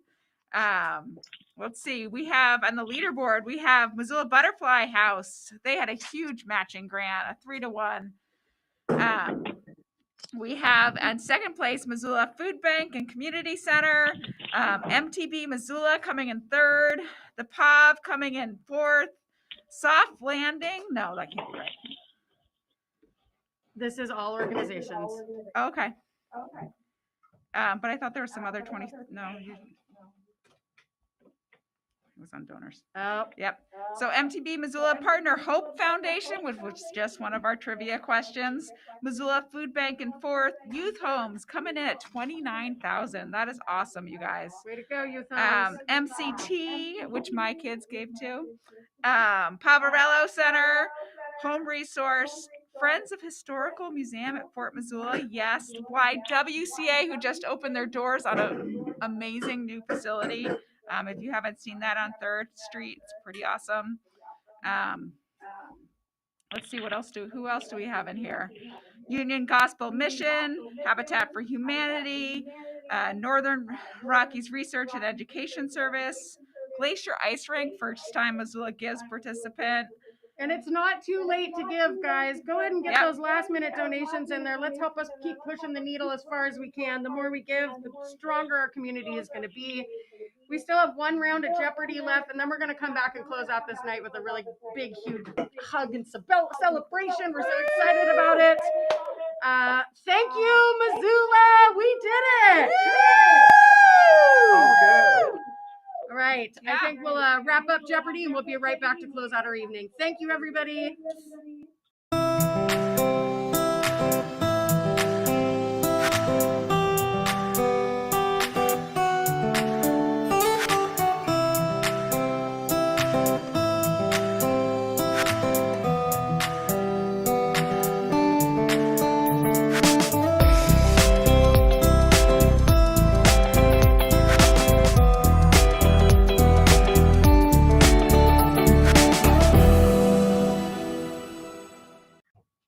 And again, congratulations. Thank you so much to everybody that's donated to Missoula. Donated to Missoula and Bitterroot Gives this year. Over $1 million is amazing. We know how far that money can go. We know how important that money is for you as well. So to give it up is very generous. And you still have a little over 10 minutes to be extremely generous. Let's keep pumping that needle up. Let's keep supporting those great organizations that make Missoula the wonderful community that it is. And let's also keep going with this Jeopardy game. We have one more round, which I know I'm excited about. It is the round Missoula Today, some more current-based events around Missoula and Western Montana. Let's dive right in with our amazing contestants tonight. With this question, it will be I guess it's not a picture question, so listen up, contestants. This yellow-faced beauty lights up the hills of the Missoula Valley every spring. Yellow-faced beauty. While our contestants are writing that down, you may notice they did some background changes, getting it sassy, moving it through. I reorganized some books on my shelf. Did you notice? It was amazing, Andy. I can tell. I'm captivated. I am captivated. Kind of minimalist. I didn't want to be too There you go. Let's call that time. Let's hold up what you have for your answers. Looking over here. We got daffodils. We got balsam root. We got airleaf balsam root. And Meg, you are so far away. Can you read out your answer for me? Balsam root. Airleaf balsam. Balsam root. We will take all of them except for dandelions, Mark, even though, well, you know what? We'll take dandelions as well. They're yellow-faced, and they are on the hills. They're also edible and delightful. And they're very good for the bees. Yes, the bees love it. $100 for everybody. We're just flying through here. Let's go to our $200 question in Missoula today. Current events. This Missoulian was recently nominated to head the Bureau of Land Management. The other BLM lived here in Missoula. What is their name? Oh, I can see her face in my mind.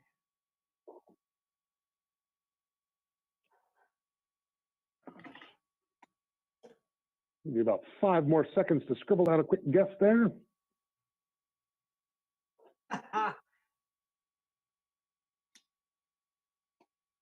Got some. Meg, can you hold yours up a little higher for me? It says I should know this. You really should. Shouldn't we all, though? I know it, but also I have it written down, so it's hard to tell really how well I'm doing. Molly, what's your guess, darling? Tracy Stone Manning. Tracy Stone Manning. And okay, what did you get? Tracy Stone Manning. Those are our 2 winners of $200. Yes, Tracy Stone Manning. We're really excited to see her on the national stage. She was one of the major people that put together the removal of the Milltown Dam and organizing with all the folks around there. So it's great. Great. Good for America, because you got to get some Montanans up in there. Get some Montucky up in this business. All righty, our 3. Heck yeah. Let's get a $300 question in. Montana will soon, speaking of federal stuff, Montana will soon get a second federal House seat after having 1 representative for how many years? Let me rephrase that just slightly. In what year did Montana lose its second congressional House seat? Just reading this. We used to have 2, then we lost 1 a while ago, and now we're going to have 2 again. If you know how those seats are picked, that might be a guess, kind of.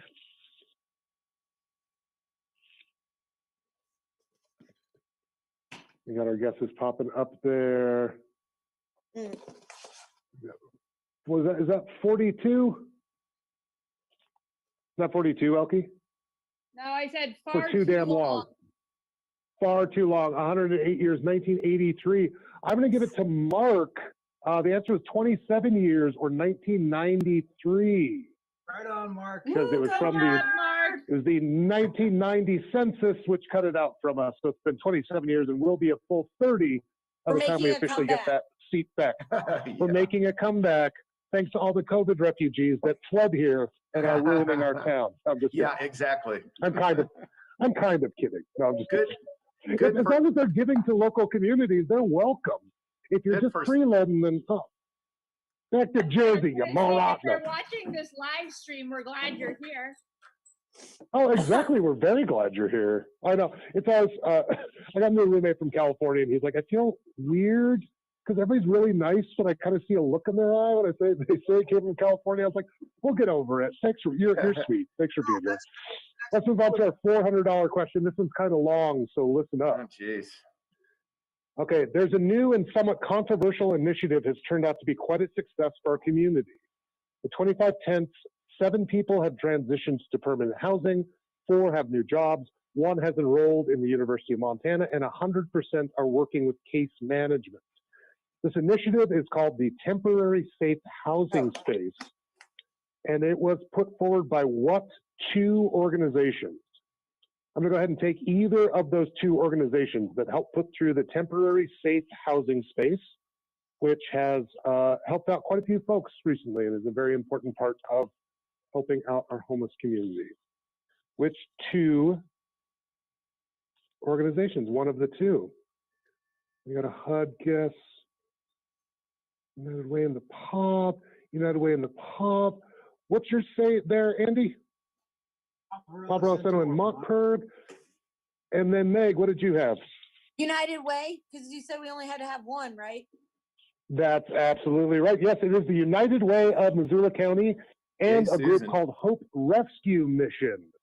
So if you have the United Way, you get the points. The POB does amazing work for folks experiencing homelessness as well.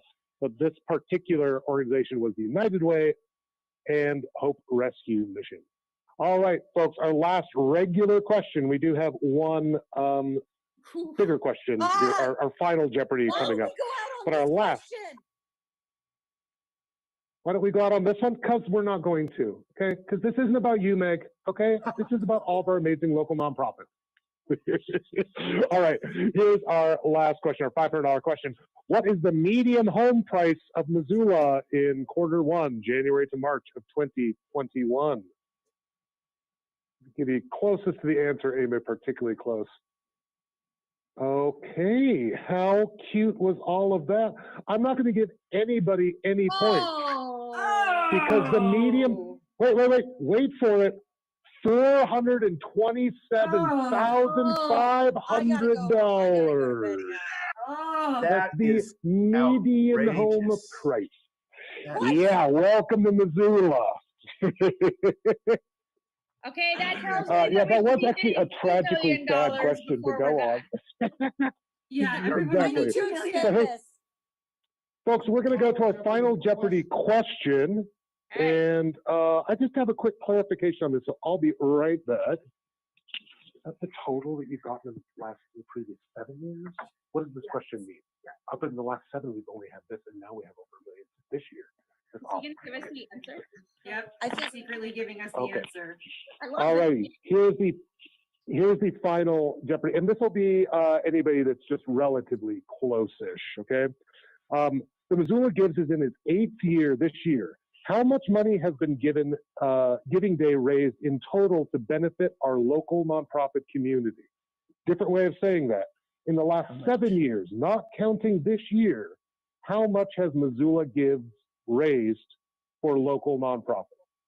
Not counting this year, but the last 7 years it's been run.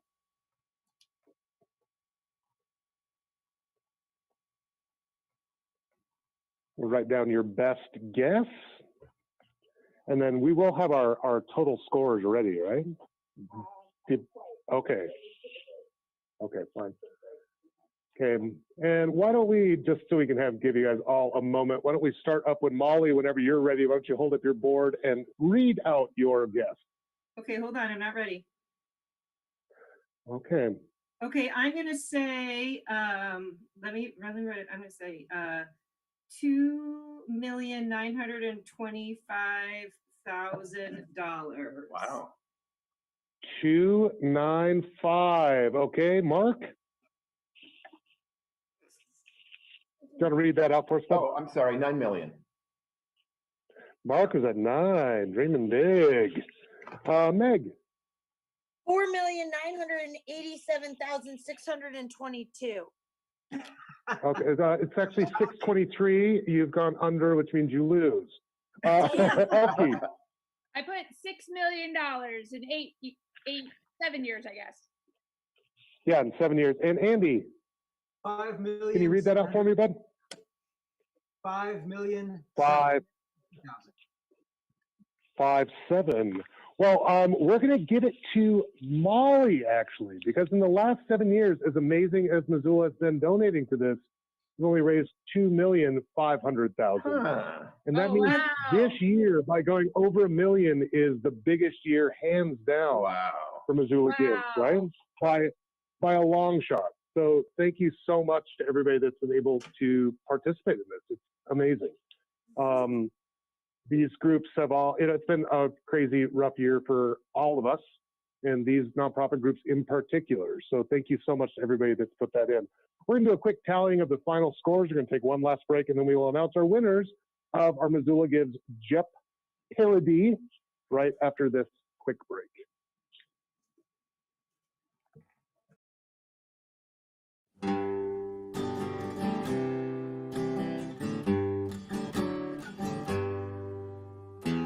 Some of you are broken, and some of you are in need. Others have it together. Grab a shovel and plant a seed. Vibrant and resilient, we are here to celebrate. Make it all a little better. Volunteer and donate. Missoula gives a damn. Missoula lends a hand. And when Missoula takes a hit, we rebuild it bit by bit. every dollar matters when we gather around. Big things can happen in this little mountain town. This is where we work, and this is where we live. We need to be successful, be the change, support, and give. Missoula gives a damn. Missoula lends a hand. And when Missoula takes a hit, we rebuild it bit by bit. Missoula gives a damn. And Missoula lends a hand. And Missoula has the grit, 'cause Missoula gives a shit.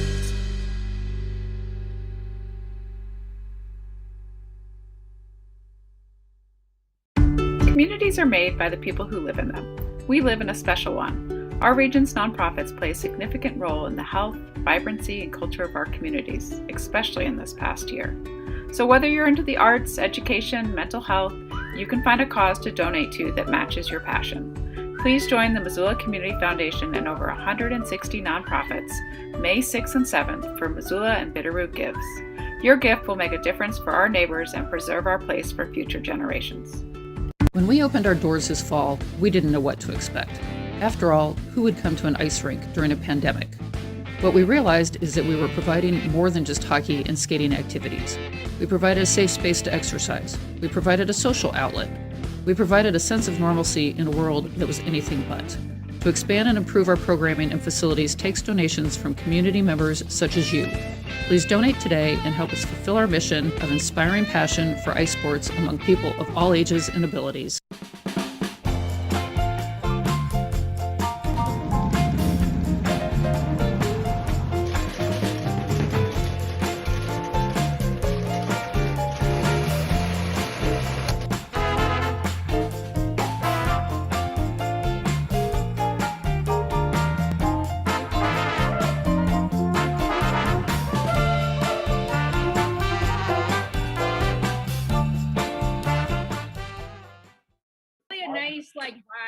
And we are back. Speaking of the delicious food we're all going to go eat right after we're done here, we are ready to announce our final winners. Again, huge thanks to all of our contestants this evening, and a huge thanks to everybody out there in the radio, TV, whoever you people are. Hi, nice to see you again.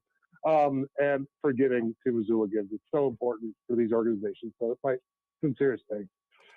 We have our final scores up here, which might be kind of hard for people to see, but coming in, let's call it not sixth place, but fifth place, so it doesn't sound like last place, is Mr. Mark Haka. You can see nightly on ABC Fox Montana, being our lovely meteorologist. Again, Mark, you're just so pretty, too. I mean, that's what's most important here. Don't patronize Mark, me. as we have, oh, but it's part of my job, Mark. I actually have to, okay? We have, that'll be $25 for Mark for you to give to one or as many of the nonprofits that you would like to support as well. In fourth place is Miss Meg Witcher. Meg, you got $2,200, which is fantastic. And that gives you $25 to give to any of the nonprofits of your choice. You can just contact the Missoula Gives team here to sign those out. Next was Andy, coming so close to second with third with 2,400 points. And so, Andy, that's going to give you $50 to give to your favorite nonprofit on that list of over 160. Second place is Miss Molly. We thought you had it, but you were just good at this cheap one, Faith. You were bargain basement shopping, and I love that. I love the way you did it. But I love it didn't quite get you the win. I love the way you guys highlighted my zeros. All the zeros that I got. Yeah, they really wanted to be like, nothing. She got nothing on this one. Nothing. She failed miserably over here too. Yeah. That does give you $100 to pick between the nonprofits of your choice. You can contact the Missoula Gives team for that. And our winner tonight, coming up out of the blue, sweeping in out of nowhere, Miss Elke Gubbertson to 3,200 points, which gives you $200 to donate to the nonprofit of your choice. So again, thanks for everybody that was watching this evening, and a huge thanks to our contestants. We're going to toss it back over to our Missoula Gives team for some final messages at the end of this amazing couple of days, and just phenomenal. Topping out $1 million for this day is fantastic. So thanks to everybody that gave. Thanks to everything. Thanks so much. Tossing over now to our Missoula Gives team. The Montana Herb Gathering was founded in 1998.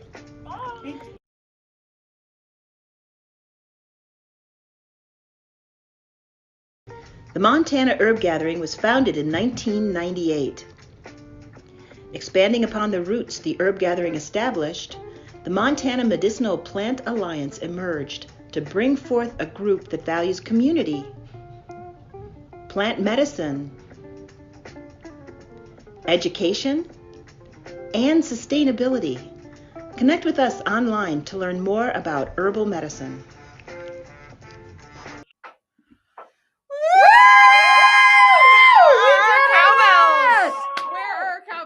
Where are the cowbells? I don't know. Our drums, our cymbals. I want them all. Finger cymbals. I want to just party it up. Yes. Thank you, Missoula. Thank you, Bitterroot Valley. Thank you, donors. You are what make our community special. It really is. It's all the people that live here and give. It's all those people that work in the nonprofits. I'm sort of at a loss for words. Yeah, I mean, we have been talking for about 26 hours, so there is that going on. But we've been working on this event for over a year, and I am just so proud of our community. Again, this event makes me so proud to call Missoula, Montana, and this area, Western Montana, our home. Seriously, it could bring tears to my eyes. You're all amazing people, the businesses, the nonprofits, the donors, everybody. This is a community-wide event, and you did it. You did it. Yeah. We did it. Yeah. I hope that you all find joy in your giving and joy in your receiving. And I hope that, this brightens a bunch of people's days and maybe the coming year. And it's an investment in our future. And I don't know what else to say. I mean, I'm really like 1.1 million, you guys, in 26 hours. It's pretty amazing. I do want to thank Reed, Meg Witcher, Andy Smetanka, Molly Bradford, Elke Govertson, and Mark Hake's beautiful face for a wonderful game show. It was really fun playing Missoula Jeopardy with everybody. We had some really great sets today, too. I want to thank everybody who came on and did panel discussions that showcased what they're working on, highlighted collaborations in our community, and talked about how we're working together to recover from last year and grow to be an even stronger, more vibrant, and resilient community. Thank you, everybody. You guys made this day such a special piece. We probably need to thank our sponsors one more time. Yep. Clearwater Credit Union, who's been with us since the beginning. Thanks for all your support, all your ideas. We have so much fun working with the team over there. Guild Mortgage, Good Food Store, Inc. Realty, First Interstate Bank, Warden Thane, Submittable, Stockman, Automated Living, Republic Services, Parkside Credit Union, Missoula Events and Indoor Ads, KPAX, Missoula Broadcasting. All of these people make this possible because this takes a lot of work in the background, and they make it possible for us to kind of coordinate and pull all these wonderful organizations together to cultivate in this day. Let's go ahead and thank our prize sponsors too. Yep. Thank you to our prize sponsors, Romer's Point S, Dotted I. She's amazing. We love you over there, Bree. Dan Peterson CPA, Passage West Inc., Glacier Ice Rink, K Design, and Missoula Copy Center. Nonprofits, if you want a prize, you'll know next week. So thank you to our prize donors. This has been an amazing day. It takes a village, and we've done it. And thanks MCAT Studios for letting us broadcast from here. This is a pretty amazing spot. We're really lucky as Missoulians to have this library and this new studio. We're the first ones in here. Also the Giggle Box, J Savage Communications, Clover Social Media, and thank you, Travis Yost, for writing us a song that so amplifies who we are and that we care and that we give back to our community. And we're just we live in a really generous place, and you guys all create this wonderful place that we live in. So thank you. All right, you guys, mark your calendars for next year. First Thursday and Friday in May, we'll be back for our 9th annual Giving Day. But this about wraps up our 2021 Missoula Gives. Thank you, guys. We'll see you next year.